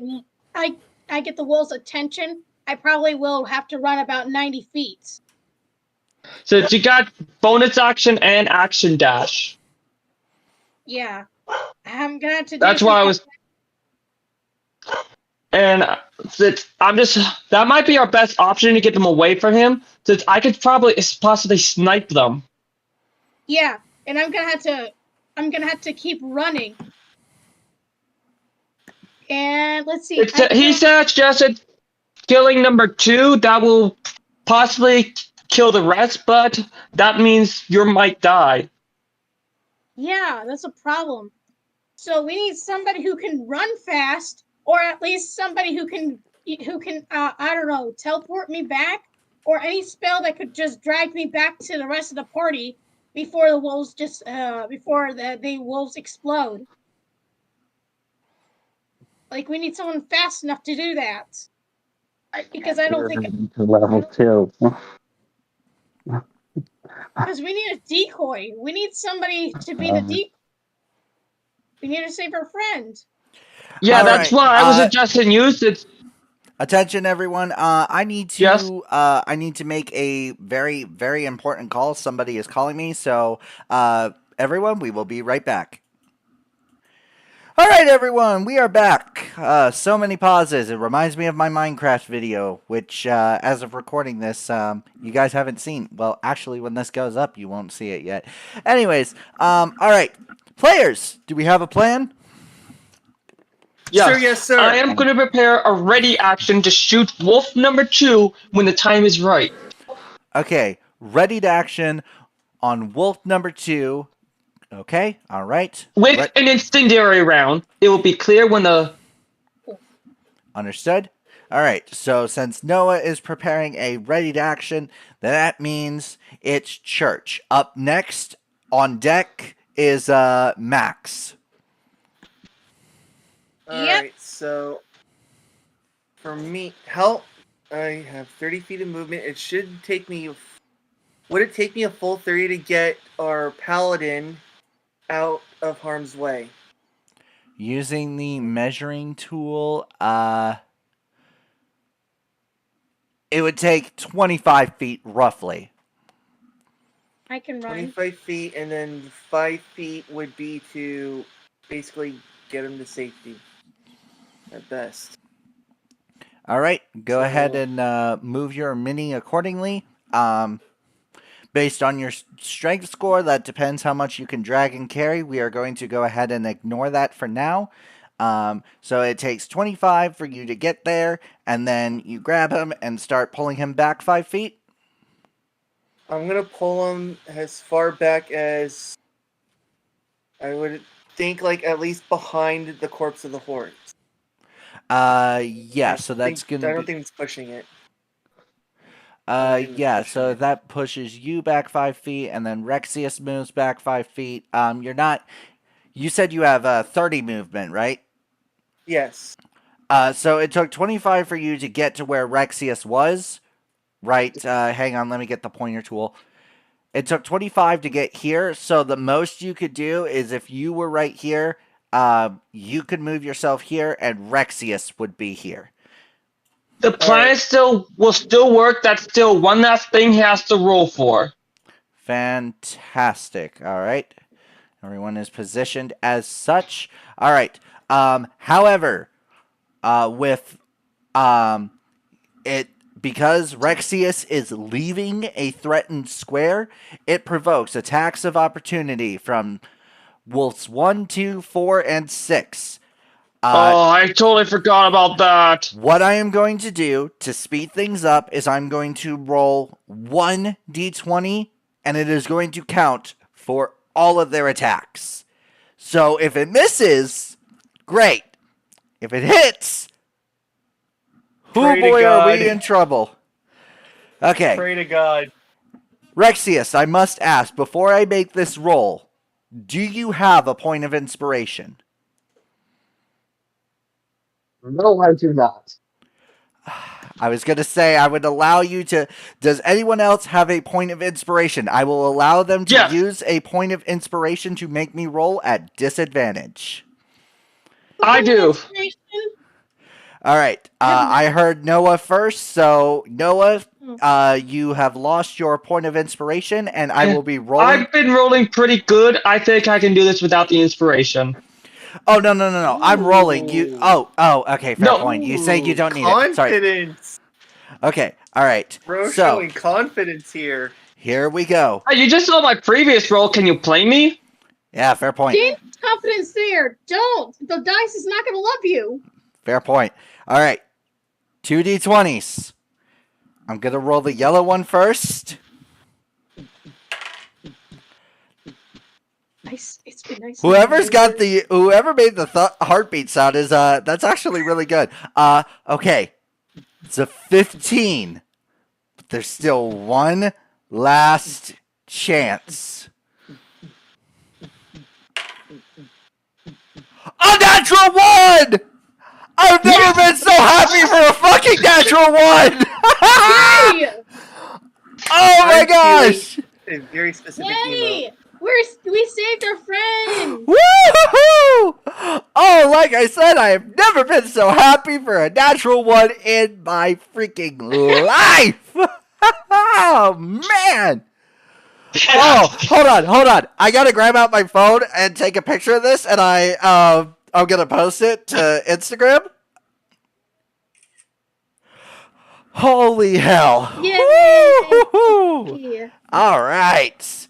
Okay, so that was that, and that was Church's turn because he used all of his movement. And now is Max. On deck is Rexius, which means death saves when it is your turn, buddy. All right. I'm gonna start by preparing burning hands.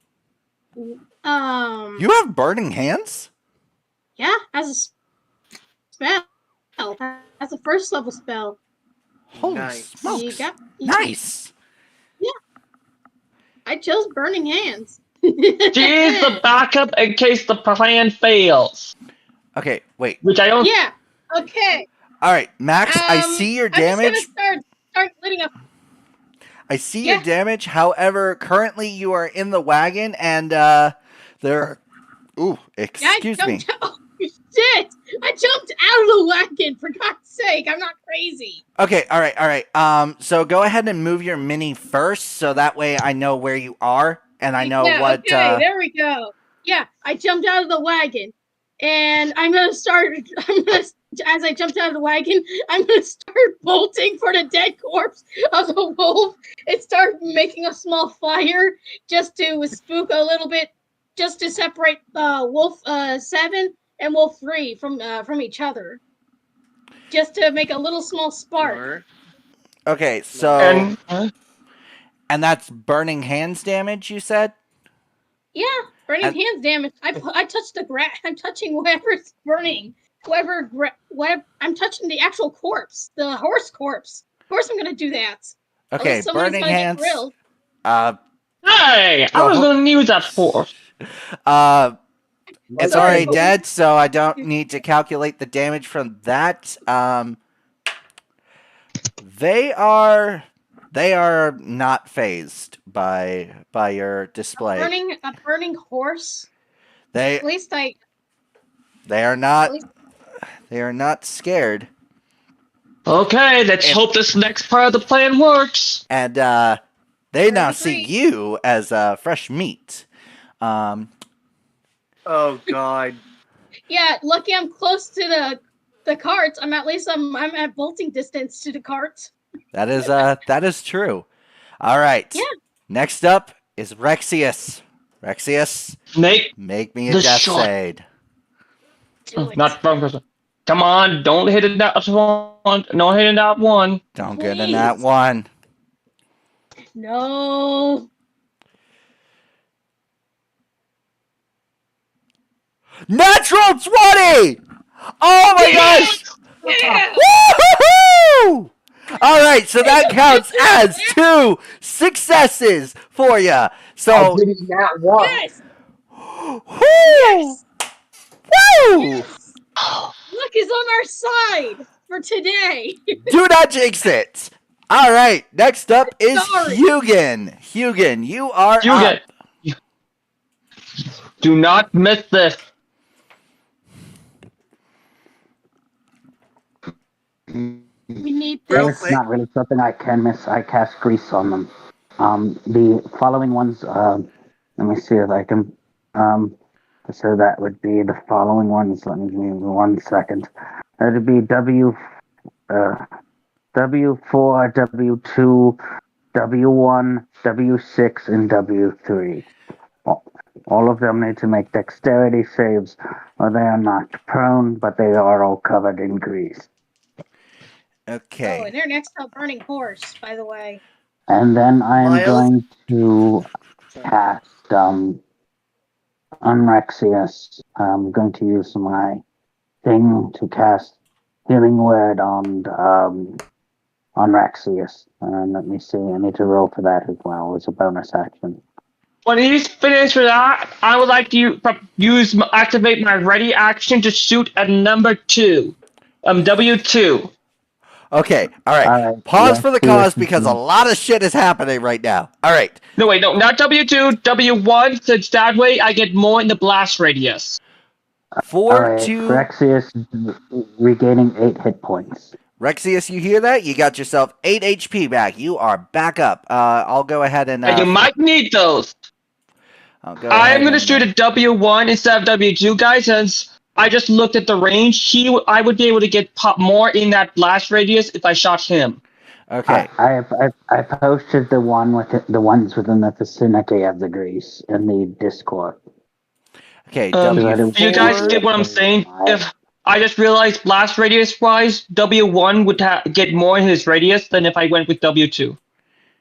Heard you. Carry it out, my guy. I am shooting W1. At advantage because they all failed their dex save.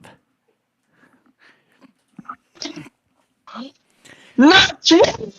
Yes. And it ends with the incendiary round, just to be clear.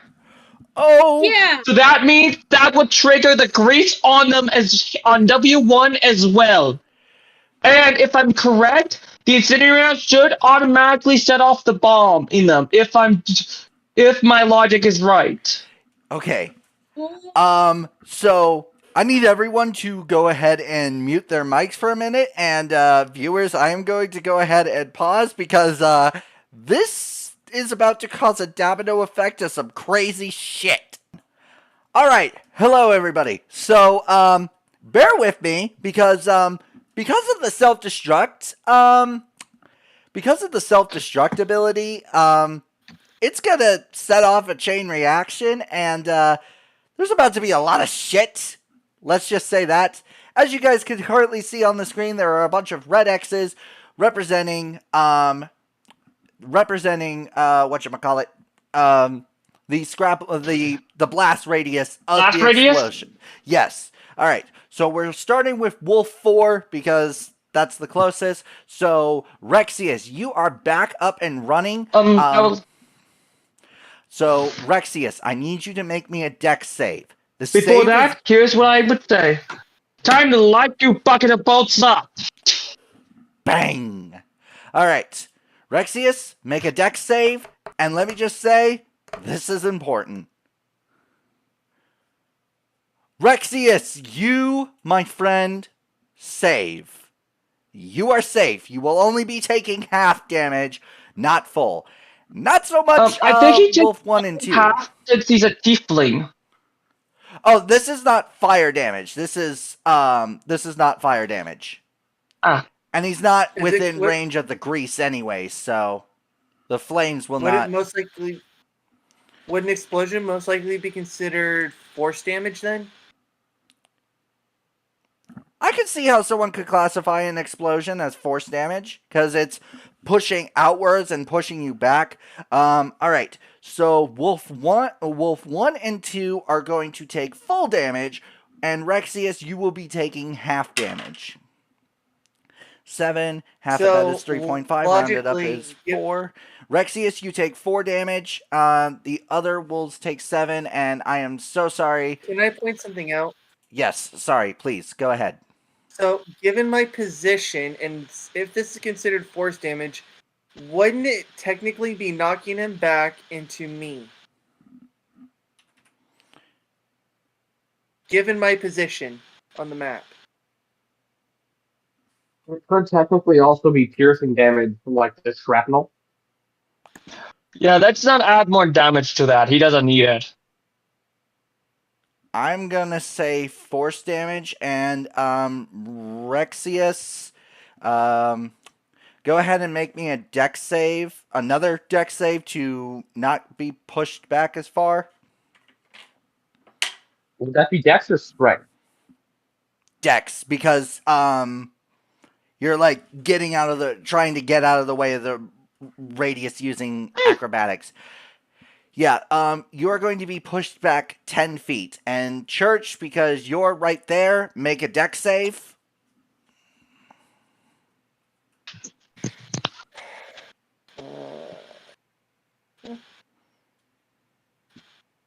We're looking at...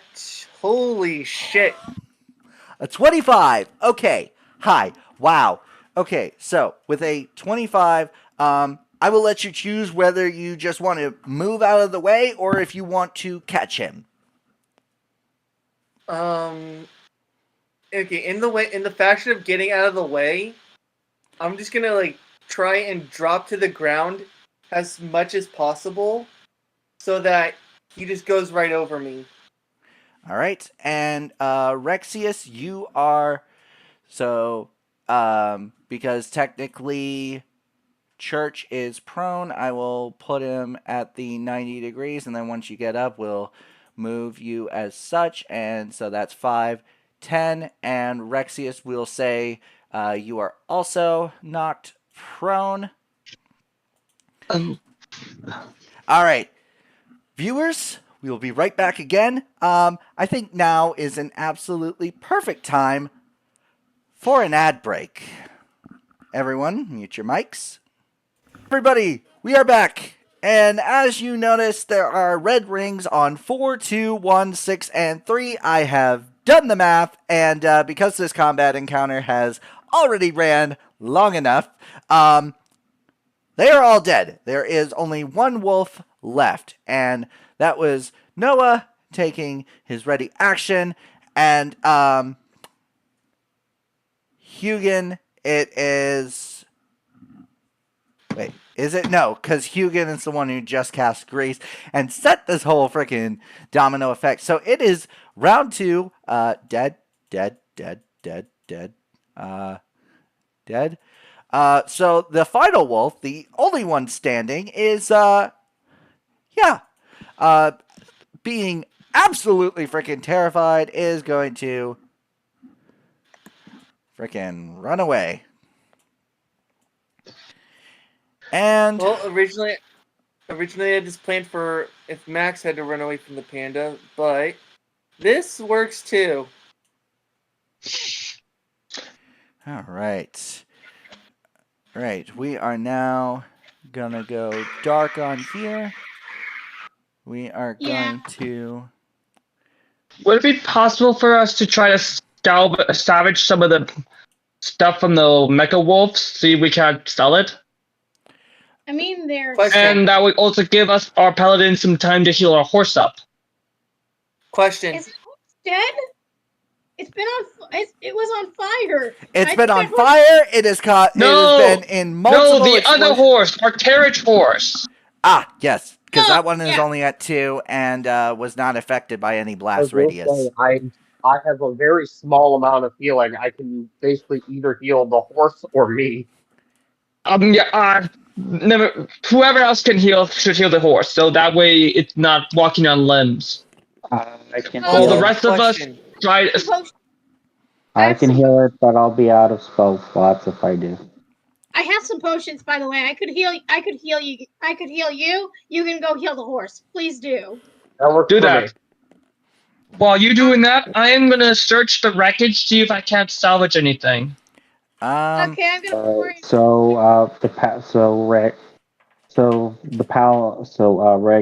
Rexus is healing the horse, right? I don't have to do it. I'm gonna lay on hands the horse. Okay, got it. Lay on handsing the horse. I roll some greater healing potions, so I'm gonna roll that. Now greater healing. Whew. Greater healing, yeah. I stole those. Plus 4. So 9 plus 4. That is 13. All right, Rexius, you are up 13, and then lay on hands. All right, and as for you, Noah, you find a grand total of 85 gold pieces worth of scrap in what's actually freaking salvageable. Nothing of extreme major value, like power cores or anything like that. Just scrap, essentially. Is there any bit of the horse left that I could use? I mean, take out the fire and you got grilled horse. Yeah, the fire's still going, and even then, the horse is burned to a crisp. Never mind, I could probably get what I need at town since we're almost there. I'm going to cast Ray of Frost on the horse until the fire is out. I do not want a sort of forest fire, if you know what I mean. Not like that can happen. Yeah, I know. I assume it's a prone target that's immovable, so it automatically hits, right? Yep, and puts out the fire successfully. Like I said, Then I'm gonna get 85 gold pieces worth of 85 gold pieces worth of scrap, and you guys are after a little bit of sorry, go on, Church. I did put a question in the general, but I'll mention it now as well. So did the wolf just run away, or did it make sure to disengage first? Gosh darn it. That is the second time that freaking technicality has freaking... The first technicality got my first ever character killed. That's a story for another day and another video. Well, I did do a rare frost in case you noticed. So I rolled there's a 17, 20, I think it's actually 21. Does a 21 hit the thing? Yep, it hits. Alright, I did 1 point of damage on it. Would I also get a chance to hit it today? I'm also within range of it. Oh, for the love of Pete, you kill the other wolf, you guys. Freaking no mercy. I'm asking since he's getting the attack of opportunity. I was wondering if I got it as well. Yeah, you guys you all get attacks of opportunity, and you find 17 gold pieces worth of scrap on the scrapable. Don't bother rolling damage. They only have 11 HP. You freaking monsters. Okay. Hey, they tried to kill us. Okay, We fair have to point, but like, damn, no mercy. Okay, Better that, so it doesn't try to bring the rest of its pack if it's any left. Now here's my question: Would my attack? Because I know I'm lower on the initiative. Would my attack have to be an attack, and would it already be dead by then? The wolf is already dead. What more do you guys want? I want to intimidate him into friendship. Oh my god, after this I need a drink. Oh god. We just made a master plan go down like clockwork. Okay. Hey, alright. So in my defense, I almost died today. that is true. We almost lost a character, but you guys successfully make it to the town of Scrap Heap. You guys head to the Diamond Heart Inn, and there you meet Locarius. He hands you hand him the Quicksilver, and he says, "Much obliged. I hope the trip wasn't too taxing on you adventurers." We pretty much just gave him a deadpan look, like seriously. So 100 gold pieces is issued to Rexius, Church, Noah, and Hugin. Rexius kind of looks at you, Max, and is like, "And who exactly are you?" You're muted, Max. I just gave him an angry look, and I said, "Yeah, I'm the new. I'm basically new to this crew. I'm the new guy. Well, the new animal." Very well. He slides you. He gives you 100 gold pieces. And quick question: Does anyone speak Infernal? I do. I do. I It's don't. my native tongue. I do as well. All I right. can speak So Elvish. he kind of does a bow and he says, "Well, adventurers, pleasure doing business with you. And anyone who speaks Infernal can hear Locarius mutter under his breath, 'The Lord of Rust shall rise again.'" And with that, that is the end of the session. Thank you, guys. I would like to point out, in character, I attempted to say it, but I don't think you could hear me. When he said that he hoped we didn't go through too much trouble, I did respond to him with, "You're lucky I'm adorable." All right. with that, you guys, that is going to be the end of today's video. Thank you guys so much for watching. And if you liked what you saw, make sure you leave a like, you comment, you subscribe, and you ring that bell, ding, ding, ding, and join the notification station, the whole shebang, shaboodle, the whole kit and caboodle. And before I say goodbye, adventurers, you all level up. Thank you guys once I have again my own so favorite much word. for watching. The Griffin's This name is has been Miles. chosen. It is Frost. This is Miles signing off. Goodbye. Hello, everybody. What is going on? It's your friendly neighborhood Dungeon Master Rose, back at it again with another Stories from the Savagelands video. We got a few things to go over before we get into the meat and potatoes of the session. So let's rapid fire. First off, viewers at home, you will realize that there is a backdrop now.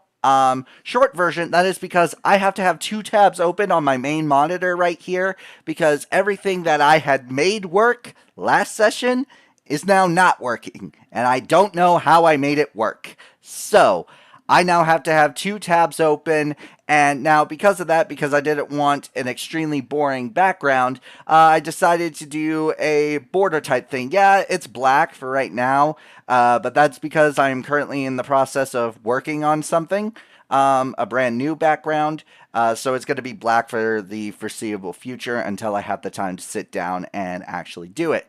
You'll notice that it's just a simple Stories from the Savagelands, and it's got everybody's characters, which you may notice some of them look different, especially in the intro. And you guys may notice that there is a character, a new character, which will be introduced in the session. We'll get to that soon. Everybody's character, some people's character arts may look a little different. We will go over that in just a minute. I do have just one last thing channel-wise that I need to go over. At some point during the ad read, you guys will see that the discount code is MilesTheMage rather than RozetheMage, and that is because all of my birthday extravaganza videos have already been uploaded and recorded, ready to go, and I don't know how many people read the descriptions. Not throwing shade. I know I don't do it a whole lot either. The promo code for Dubby, my 10% code, will continue to be MilesTheMage until July 1st. And that is to prevent any confusion and people not being able to get their 10% off because, you know, the code doesn't exist. All right. Now that we got that stuff out of... Oh, real quick. I did also want to mention that new dice... I would like to announce that each time the players level up, I will be treating myself to a new set of dice to possibly obliterate them with. So, we'll see how it goes. All right. Now that I've gotten all of my stuff out of the way, we got some stuff to discuss with level 2. If you guys have not watched the last session, I highly recommend you do so. It was a crazy freaking ride. And towards the end, our players leveled up. So we're going to start with the amazing person here on my right, and we'll go around from there. And yeah, we'll Jack, what's level 2 looking like for Rexius? Hello, all of you lovely human beings. So, as Rexius is growing a little bit older, a little bit stronger, he's starting to realize that his specialty of close quarters combat isn't quite working the way he would like it to here in the Savagelands. It's not as effective as he wants it to be. So, rather than trying to focus on that, he is drawing on this reserve of dark power deep within himself that he wasn't even aware was there until recently. Multi-classed into Shadow Magic Sorcerer. Ooh, nice. I can't say I've had a Shadow Magic Sorcerer at my table, so we'll see how fun or absolutely destructive it's going to be. All right, going down, we've got Max. Max, what is level 2 looking like for, well, Max? Max here, she's prospering. She finally decided being just a rogue wasn't efficient enough. So not only am I a rogue, but I'm also a ranger. Ooh. Now that I'm a ranger, I get to help my party out with various terrains, and now I can speak other languages as well. So I'm gonna have to focus on a mix of both of picking locks and mapping out our travels. That does remind me, Ranger. I gotta ask, what did you choose as your favorite enemy? As for my favorite enemy, it's constructs. All right, all right. I will say that scrapplemals are considered constructs, so that was a good choice because scrapplemals are very common in the Savagelands. So good choice there. Next up, we've got the amazing Metal Master. What's level 2 looking like for Church? Church is still working the ways of his fists and his weapon ways. He is sticking to monk for the time being. All right, all right. Any new features you got for level 2 monk? Wait and see. Ooh, okay, all right, all right. All right, next up, looking like we've got Mark. Mark, you are up. All right. Well, I took it. I took a level in the same class, and I was able to choose a new my subclass.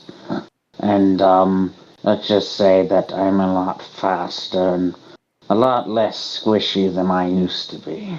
Ooh, okay, all right. All right. I understand the mystery. All right. Next we are looking at Cindric. What's level 2 looking like for Noah Constantine? Sticking with the way of the Blood Hunter. I may branch out later, but for now I'm sticking with it. All right, I do gotta ask with Blood Hunters, since you are my first ever Blood Hunter, any new features you got at level 2? Yes, I now have a ability. Hey, Cindric, pause for a moment. Pause for a moment. Your audio's choppy. Let's wait for it to catch up, I guess. Is it choppy for anyone else, or is it just me?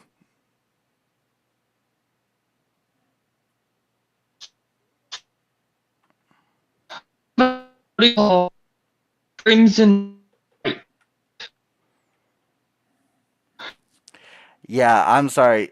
Could you try disconnecting and apply an reconnect? element to my window and extra sure. All right, yeah. Sorry about that, you guys. A little bit of technical difficulties happens all the time. You know, we try to make sure everything's up and running before we hit record, but we can't possibly predict for everything. So thank you guys for being so patient with us. Looks like Cindric is back in the voice chat. Let's just wait for them to. Hopefully everything's working now.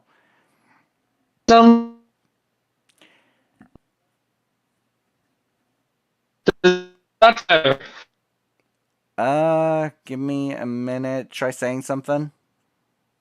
Testing. 1, 2, 3. We are good. We are good. All right. So start from the beginning. Okay. I have stuck with my Blood Hunter class for now. I gain an ability known as Crimson Right. Starting right now, I get to do an extra 1d4 extra damage of element. I have chose lightning for my element. All right. Since I can do fire damage with my incendiary rounds. All right. That is pretty good. When my Hemocraft die increases, so does the damage. Ooh, nice. Looks like everyone made some super amazing choices for their level 2. I mean, any choice they would have made is a good choice because I believe in player agency and players should be able to choose whatever the heck they want. Anyways, all right. Time to get into the meat and potatoes of the session. So, where we last left off, You guys had just came back from the town of Deep Slate, and you managed to give the Quicksilver to Locarius, and those of you who speak Infernal heard him mutter under his breath, "The Lord of Rust shall rise again." How do you guys react to this? May I use a history check to try to figure out if I've heard that before? Yes, history check, and while you're rolling the history check, Mark, you were starting to say something. Yes, I was going to ask if I could roll to see if I could figure out if I've ever heard of it as well. Go ahead and roll history. Anyone else who understood what he said, so I believe that's just Jack, Cindric, and Mark. So if you guys want, go ahead and roll a history check. Got the game log pulled up right over here on my handy dandy tablet. All right, we are looking at a 14 for Hugin, a 21 for, ooh, nice, 21 for Rexius, and for Noah. I got a 14 since I have advantage on my history checks. Max, I saw you did a roll. Do you speak Infernal? Or do you at least I understand? officially speak Infernal. I officially understand Infernal. Okay, all right. Unfortunately, though, with a 5, you don't really recall anything. But for everyone else, for everyone that's Rexius, Noah, and Mark, you guys know the Lord of Rust from a very long time ago. It was a sorcerer who wanted to stop the technological advancements of the Savagelands. They're not necessarily like the barbaric tribes that you've encountered. One of them being the tribe of orcs. Orcs are well known to kind of stay away from the technology.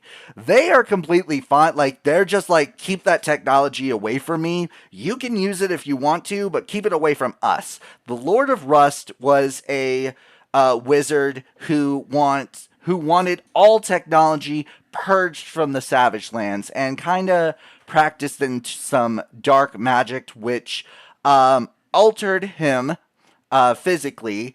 So he is now a skeleton made of rust, and he died a very long time ago. But on his deathbed, he did promise that the Lord of Rust shall rise again. Since then, there have been rumors of a cult trying to resurrect him, and Rexius, based on your history check of a 21, you know that Locarius saying that phrase, you alone, Rexius, know that he is a member of this cult. This cult it's a real deal. It's not just rumors anymore, and he's a part of it. So, knowing this information now, what do you guys do?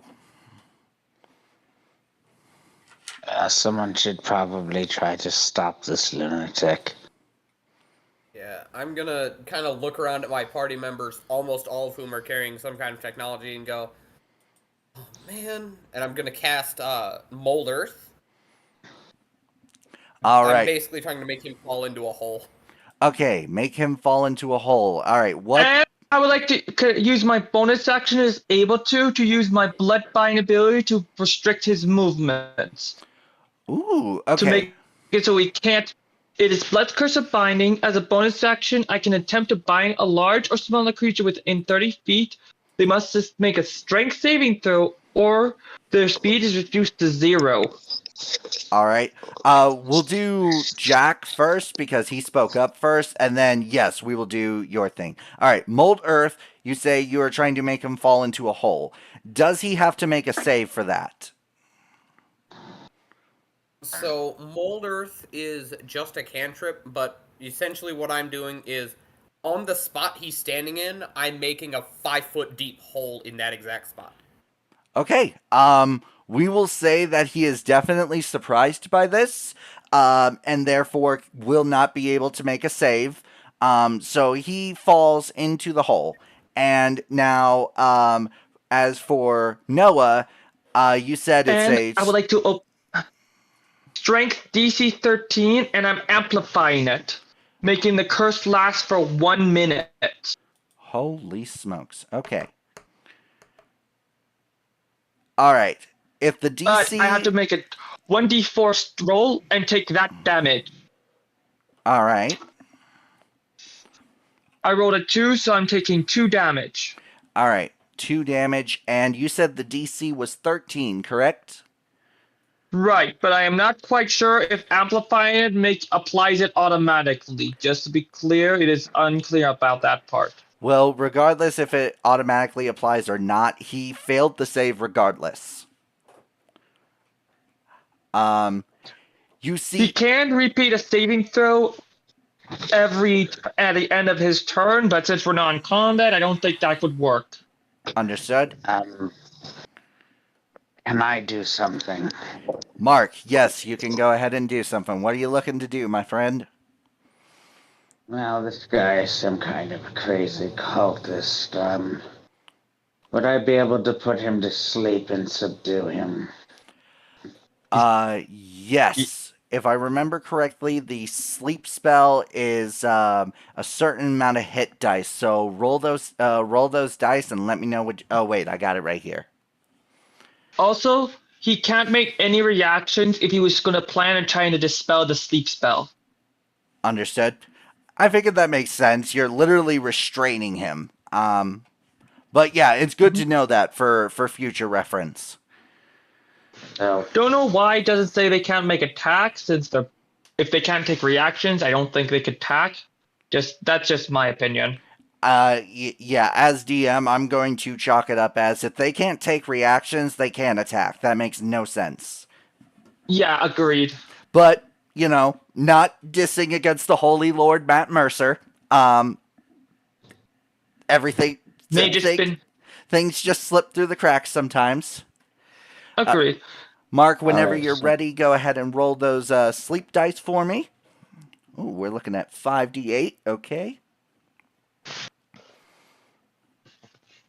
20. Okay, so he actually does have more than 20 HP, so the sleep spell is not effective, correct?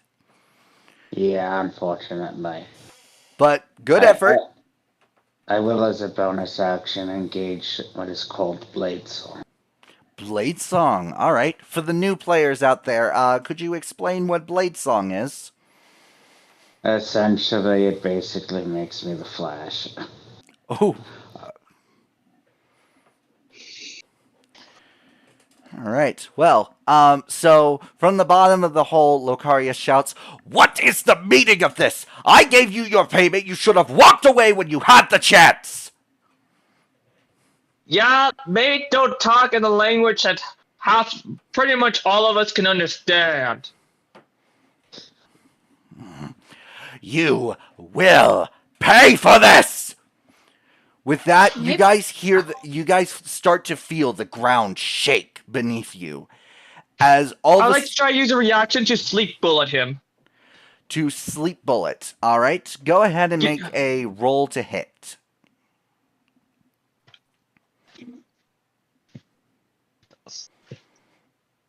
That is a 16 plus 6. A 16 plus 6. That hits. Go ahead and roll for damage. And does he make a save against sleeping?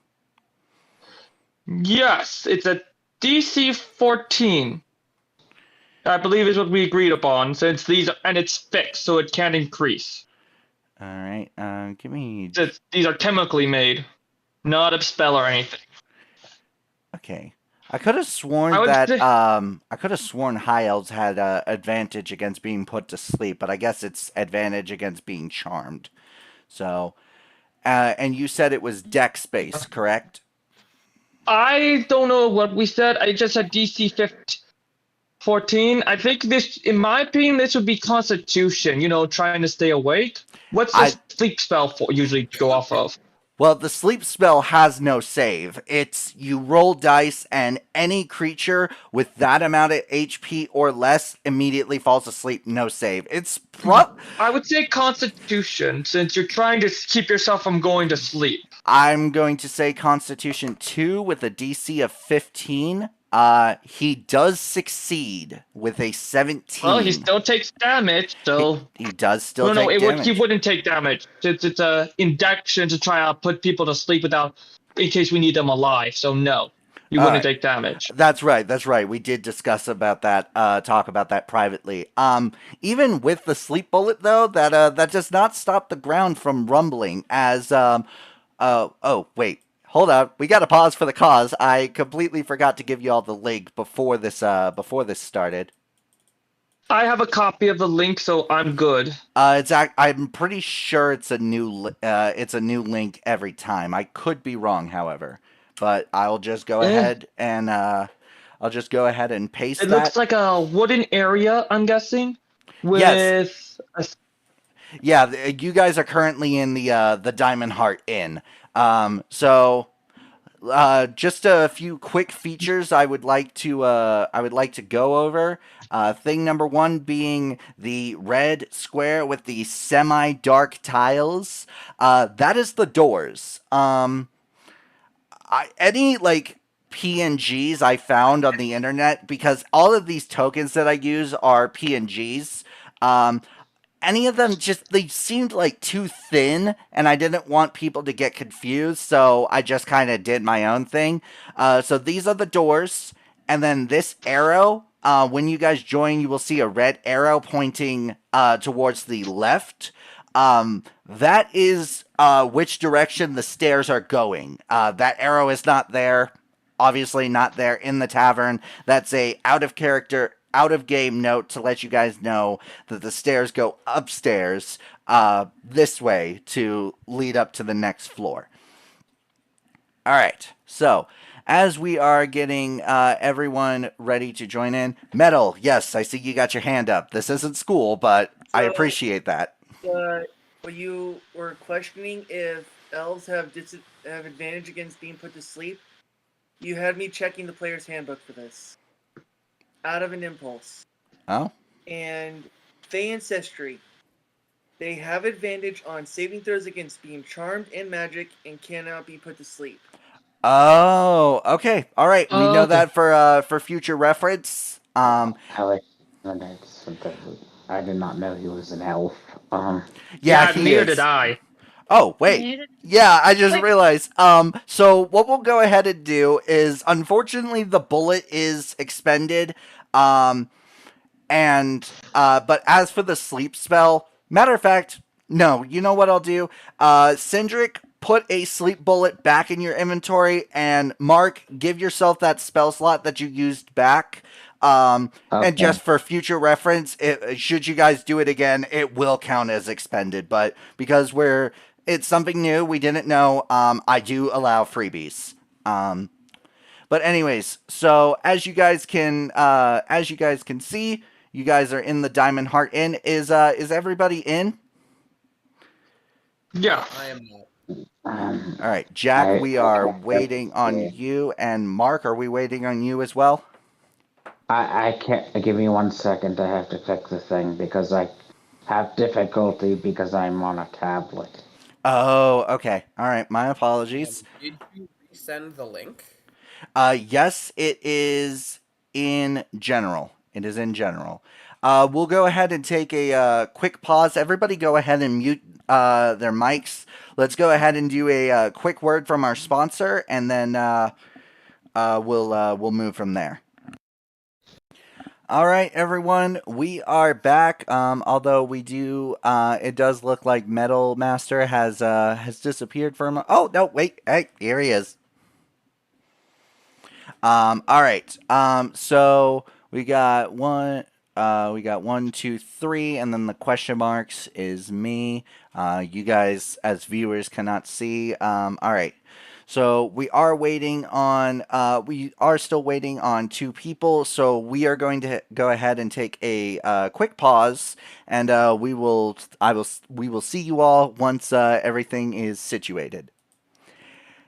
Hello, everybody. We are back, and unfortunately, we've got some sad news to go with it. Owlbear Rodeo is currently not working. They are going to be upgrading to their version 2.0 in July, and I don't know if that's like kind of causing some problems for some people in 1.0 because I haven't transferred over yet. And every now and again, if I like refresh the tab or somebody joins, all they'll see is like the outlines of the objects and tokens, but nothing will be there, and then we'll say unable to find owner of assets.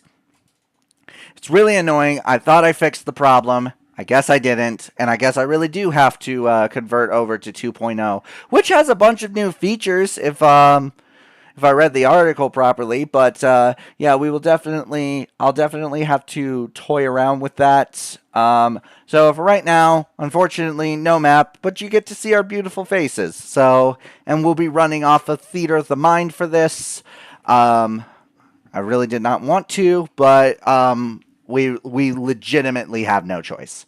All right, so where were we? Ah, yes. So you feel the ground beneath you start to shake, and to your on your guys' right. So if you're looking straight ahead, the hole's like right here. On your right, you see one rust monster rise from the ground. Let me just quickly send y'all a picture in general of what that looks like.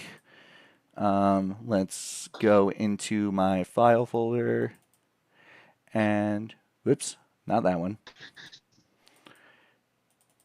All right. That, as soon as it finishes processing, man, technical difficulties, you gotta love them. All right, yep, that's one of those emerges, and then on your left side, another one emerges.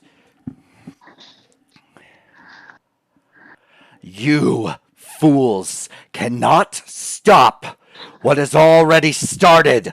The Lord of Rust shall rise again! It is time to roll for initiative. These rust monsters have blood, correct? You know, give me a minute. Well,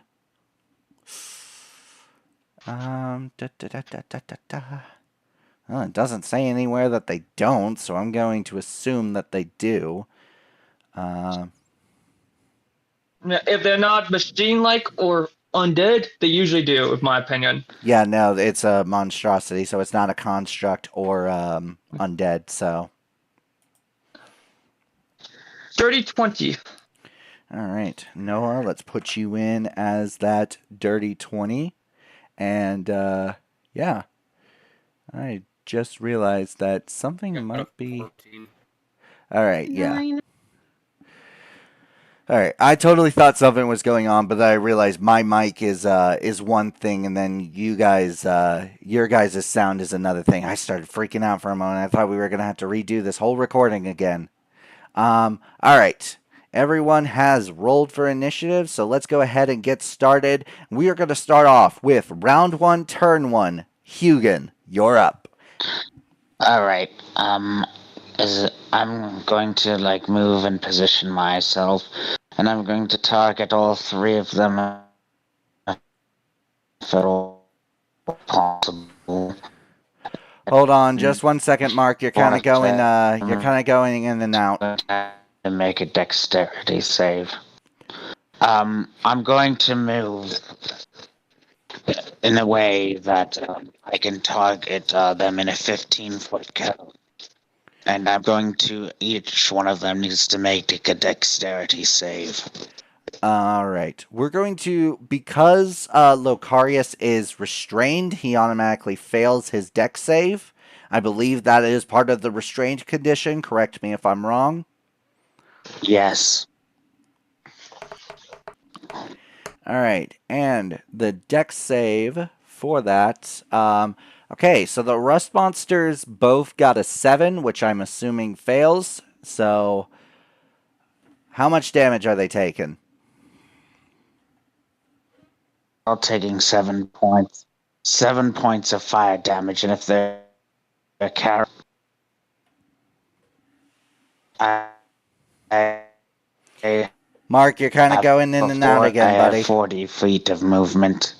Okay, since I have 40 feet of movement, I am going to then use my movement. Oh, they're all taking 7 points of fire damage. I'm going to move back a little bit away from them, so that I'm not within range of them attacking me.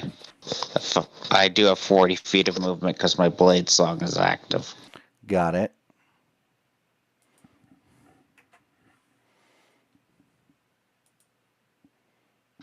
Give me just 1 second. I have to enter some information on here.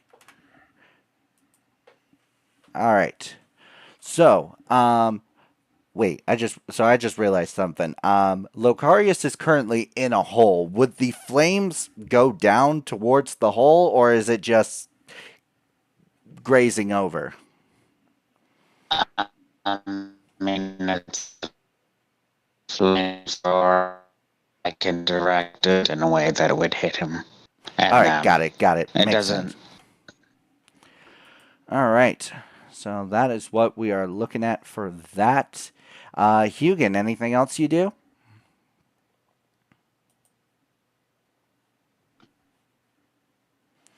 All right. We are moving on. Rust Monster number 1 is going to come up to you, Mark, and is going to use a bite attack. All right. Does a 16 hit you? No, it does not. I just sort of matrix out of the way. All right. And Rust Monster number 2 is going to move down. Let me just double check. All right. So it's got 40 feet of movement. It is going to move down into the hole and is going to pick up, since it doesn't really have arms, it's going to use its antennae to pick up Locarius and place him on its back, and then use the remaining movement to climb out. All right, that was Rust Monster 1 and 2. Now it is Noah's turn, and on deck is Rexius. Okay. So I can either bonus action apply my stop the creature from moving, but it only be for 1 turn. Since I've All right, Noah, only you're applied kind to him. of going in and out. Could you repeat what you said? I can either bonus action apply. And now you're frozen. My element is not guaranteed. I could either bonus action restrain a creature or bonus action apply my element. But the bonus action restraining him is not guaranteed, and it's only going to last for 1 turn. And question for you, because you are now restraining... It's actually going to apply my... If you were to restrain the Rust Monster, does that end the restraint on Locarius? No. I was going to... No, so to apply multiple blood forces. Got it. Okay, just wanted to make sure. Like I said, you are my first blood hunter, so... Understood. And since I can't... It would only work for 1 turn, I'm going to go ahead and apply my element. Since... That's a 1 point of damage. And that's an auto hit? To me. Okay, all right. Sorry, my bad. I forgot you take damage to yourself. No problem. Now my weapons are applied in or coated with electricity, lightning damage. Ooh. I am going to attack the Rust Monster that is near us with my scimitar. So the one that's near Hugin or the one that's got Locarius on his back? Hugin, so I'm going to try something else with him. I got 2 weapons. That's all right. So roll. Nat 20. Woo! All right. We're gonna do a quick pause on that because I forgot that we talked about this before we continued recording, but I forgot to mention it. Ladies and gentlemen, we are going to be doing something different with 2-weapon fighting. The short version of it is that you can make 2-weapon fighting as an action rather than a bonus action. The idea from this was sorry. I'll let Cindric explain So long it. as you. The idea is if you have the 2-weapon fighting style specifically, you can use your bonus action attack as a regular attack. However, the rules following the action surge still apply, so you wouldn't get like with I currently have 2 attacks. If I was an action surge, I would not get 4 attacks. And the idea from this is inspired by the Dungeon Bros. I was going to say that. Do me a quick favor. No, wait. I think it's already in our chat. So the link to that video will be in the description of this video if you guys want to apply this for your games. Sorry for kind of talking over you, Noah. We're having connection issues left, right, and center. I think you stopped talking, and in all actuality, you're continuing to talk. Hopefully this stuff kind of smooths out. All right, so natural 20. As a reminder for my crit rule, you automatically do max damage, and then you roll another damage die, add the results, add any modifiers. Let me know what your total is. So that is 1d6 plus so that's 6 and 4. That's 10. So, well, I think that's I believe the scimitar. Yep, 1d6. That is 8 plus 4, so that is 12 plus 10, 28 damage, I believe, if I'm thinking that and doing the math right. Holy smokes! All right, so the rust and monster. And this is counting as magical damage. Magical damage. Okay, but because it's applied with the element. Question: is the scimitar itself magical? Is it a +1, +2, so on and so forth scimitar? There is a very specific reason I am asking. It is a plus the damage and a +4 a d4 roll. So is the scimitar a magic scimitar? It is magical because I am applying the element to it. But without the element, no. Correct. Okay, so the reason why I ask is because the rust monsters have a specific ability that is crucial that I read aloud. Any non-magical weapon made of metal that hits the rust monster corrodes. After dealing damage, the weapon takes a permanent and cumulative, I cannot say that word normally, -1 penalty to damage rolls. If its penalty drops to -5, the weapon is destroyed. Non-magical ammunition made of metal that hits the monster is destroyed after dealing damage.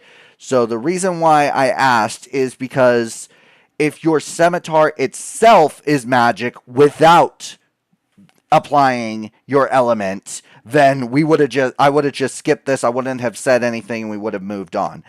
But considering the fact that the scimitar itself is not magical, and correct me if I'm wrong, but I feel like the -1 penalty shall apply.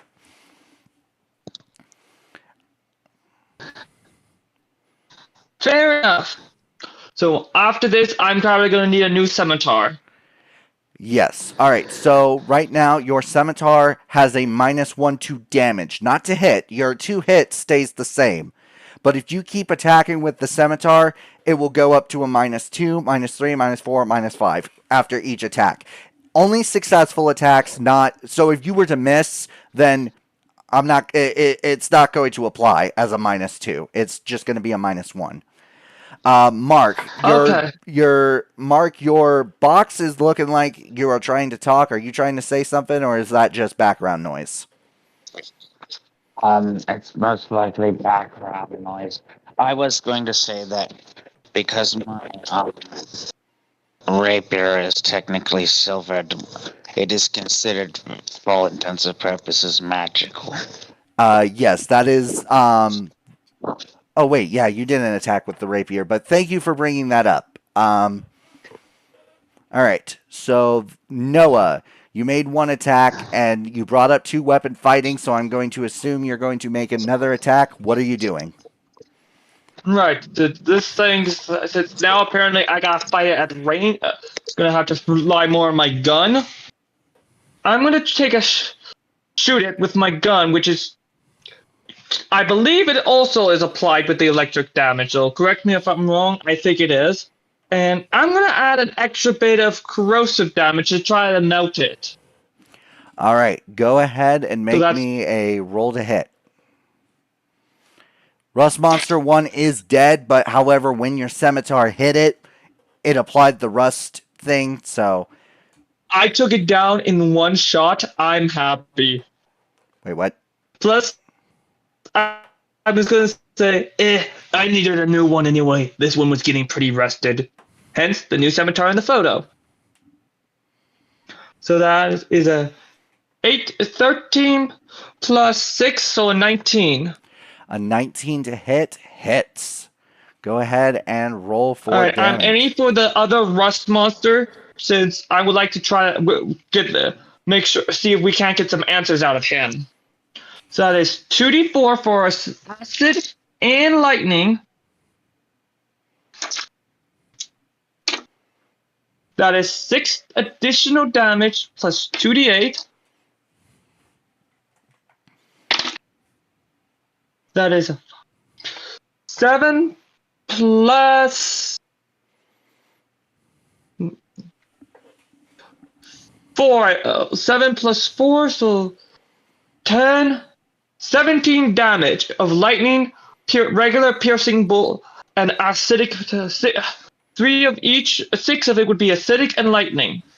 All right, the rust monster is not down yet, but it is looking very critical. Next up on the initiative order is Rexius, and then after Rexius will be Max.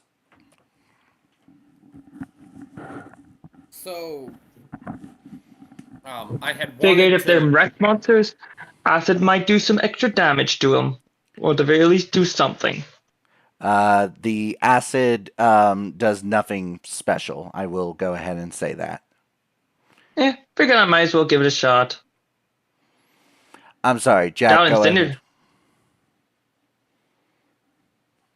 Anyways, as I was trying to say, I had wanted to do this before combat, but I wasn't able to because I couldn't.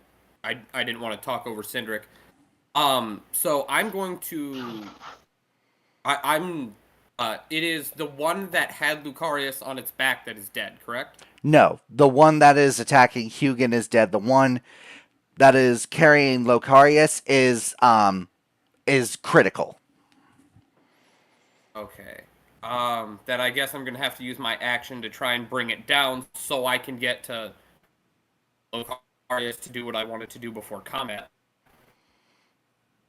So chromatic orb. Chromatic. All right. May I ask what chromatic orb does? So chromatic orb. I'm gonna bring it up. It is an attack spell for which I choose the damage type.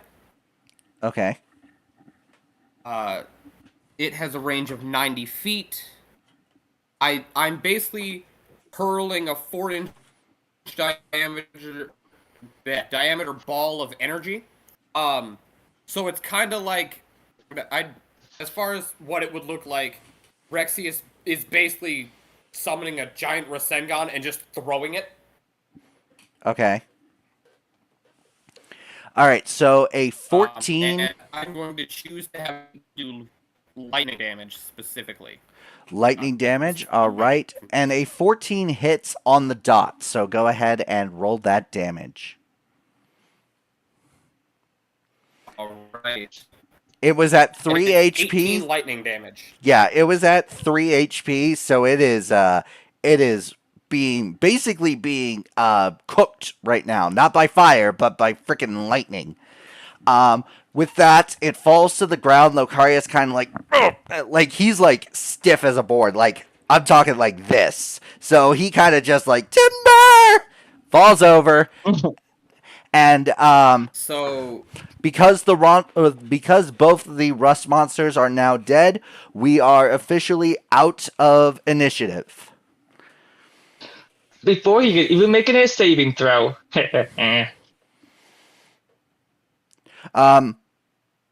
Rex, actually, yeah, fair point. I did kind of forget to mention that, or talk about that. We will continue to be in initiative. I'm so sorry. I know I just said we were out, but for mechanic purposes, we do kind of have to stay in initiative. At least for a little bit. I will let you guys know immediately when we are out of initiative. Rexius, chromatic orb does damage. Is there anything else that you do? Yes, so I'm going to use my movement to get over to Locarius, and I want to take the... Okay, 1 second. My computer decided to start playing YouTube for the third time today. That is weird. So I'm going over to Locarius, I'm going to grab the container of Quicksilver that we had gotten. Okay, grab the Quicksilver. Got it. I'm taking that away from him. And then I want to... Pause just for 1 minute, Jack. You are... Pause for 1 minute. You're kind of going in and out. Try saying something. 1 second. Okay. Once again, guys, Better? sorry for the technical difficulties. Everybody has them. We can't fix them. Jack, yes, I can hear you much better now. Okay. So after I take the Quicksilver from him, I'm probably either holding it in my hand or putting it in my bag or like in my armor with me. Okay. I essentially want to hold my hand over his face and prepare another chromatic orb. I obviously can't cast it yet, but I'm preparing one. Understood. With that, he is definitely looking frightened. What the hell is wrong with all of you? Why couldn't you just take the gold and walk away? We're not that stupid. Oh, what? You spoke in Infernal. That's never a good You serve a crazy god who wants to be opposite, who basically wants to take us back to the Dark Ages. That's not very good for people like me. All right, and so Rexius preparing chromatic orb, not casting because you can't. So next up is Max. Max, is there anything you're wanting to do? Oh, boomerang. I have a boomerang right in my hands. And since we're not in initiative, I think I can't just... I mean, I could just smack the guy with the boomerang to at least do some damage, so that so at least just hit him hard enough that he'll be knocked out. I would like to mention So that at least he is. after that. I would like to mention that he is restrained right now because of the blood curse, and he does pose no threat right now. If you still want to go through with the boomerang thing, But he might be able to summon more of those. True, but he might still be able to summon more of those rust monsters. So it's better safe than sorry? I just, I was going to let you do it regardless. I did want to let you know that if the reason why you were doing it was because you thought he could still do something, like cast a spell or something, he's restrained right now. But yeah. Verbal spells. Verbal spells, Even if yes. he's restrained, Verbal. All right. So a boomerang to hit. Yeah, with a 21, don't bother rolling for damage. You knock him upside the head. And Yep, knocked him out. with that, that defeats the whole That's right. reason I kept the whole turn order thing. Okay. All right. So, you guys now, thankfully, when the rust monsters came in, there were no patrons. Like, he was the only one. And even then, not even the bartender was there. You guys assume he probably went to smoke a cigarette, or not a cigarette, a rust joint, or something.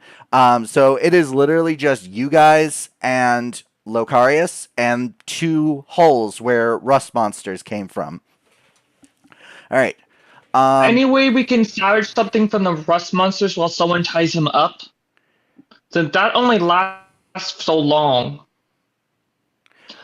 Someone should tie him up just in case, but that's not gonna last very long. All right. And you said you wanted to walk over to the rust monster and do something? Is there anything we can salvage of the spell? Sorry, you're kind of going in and out. Could you repeat that again? Any salvage the spell, like rust arrows that rust whatever they hit. Go ahead, and I'm going to say go ahead and make a survival check to see if you will actually be able to do that. But before you make that check, I do have something I would like to narrate real quick. As you are walking over, a bucket kind of just like appears out of nowhere, and it kind of catches you off guard, and you end up kicking it. As you kick the bucket, you see like a sort of green liquid kind of pour out and immediately take shape. I am sending you guys a picture of what they look like in the general chat now. This time I had the thing already pulled up, so after it takes a minute to process, you guys will get to see what they look like. Hello! Oh my gosh! Oh, I was trapped in that bucket for so long! The goblin turns to you, Noah, and says, "Thank you so much, friend. I suppose I should introduce myself. Hi, I'm Bucket, and making friends is something I really like doing."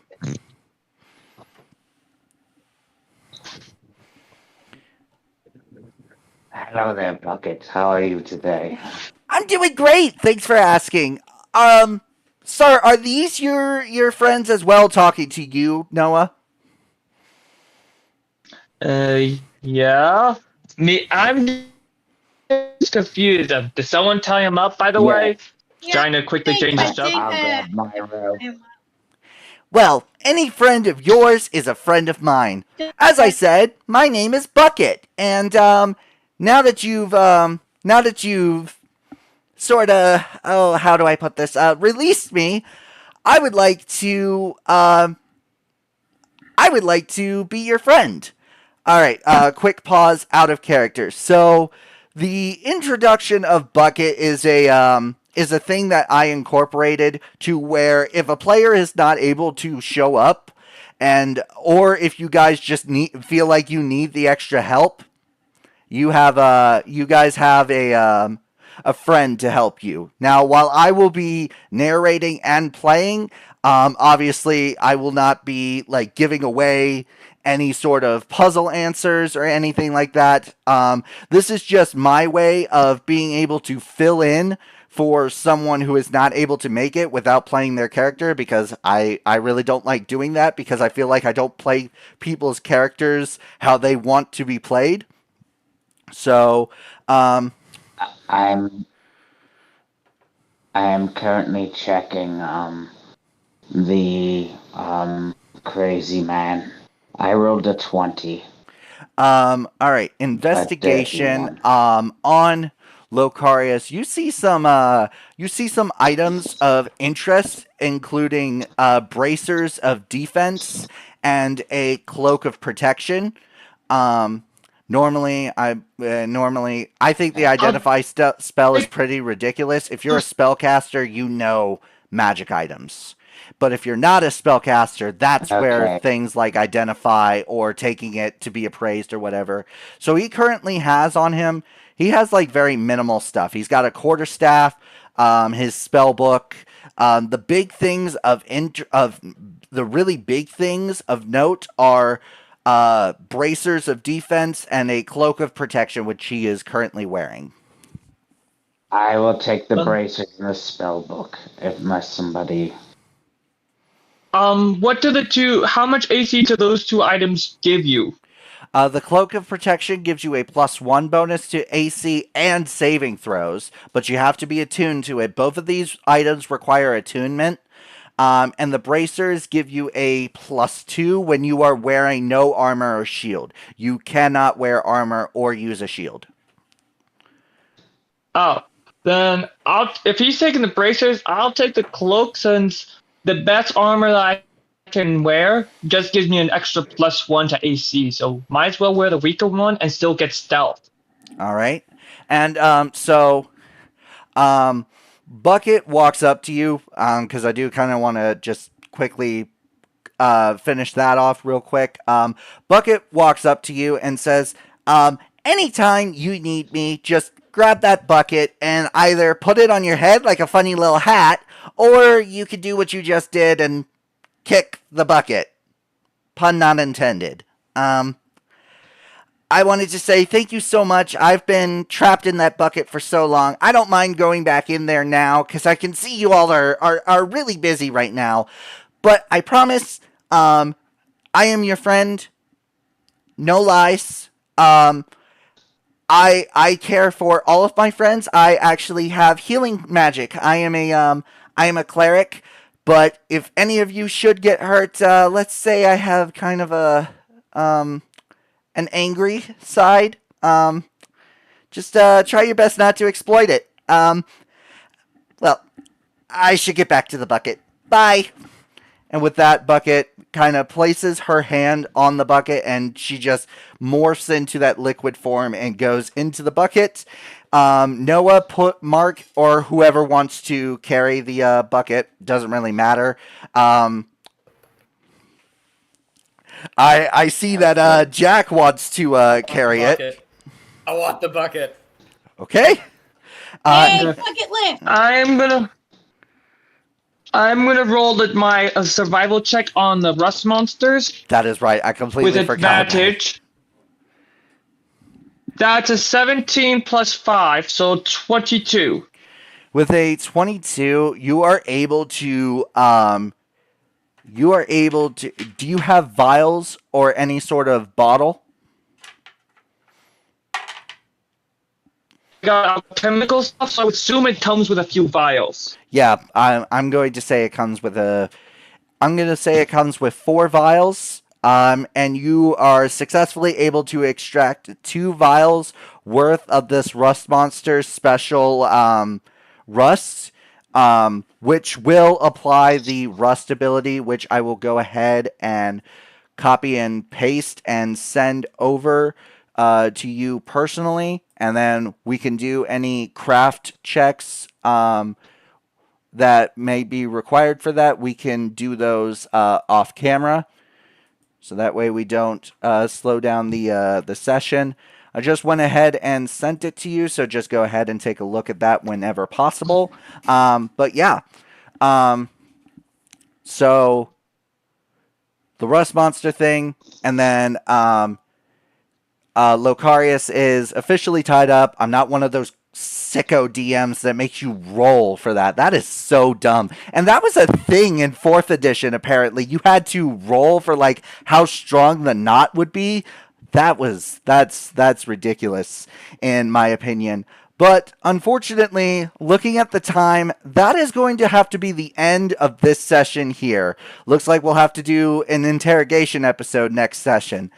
Thank you guys so much for watching. And remember, if you like what you see, make sure you leave a like, comment, subscribe, and ring that bell. Ding, ding, ding. And join the notification station. The whole shebang, shaboodle, the whole kit and caboodle, if you know what I mean. Once again, you guys, thank you so much for watching. And this is Rose and Friends signing off. Goodbye.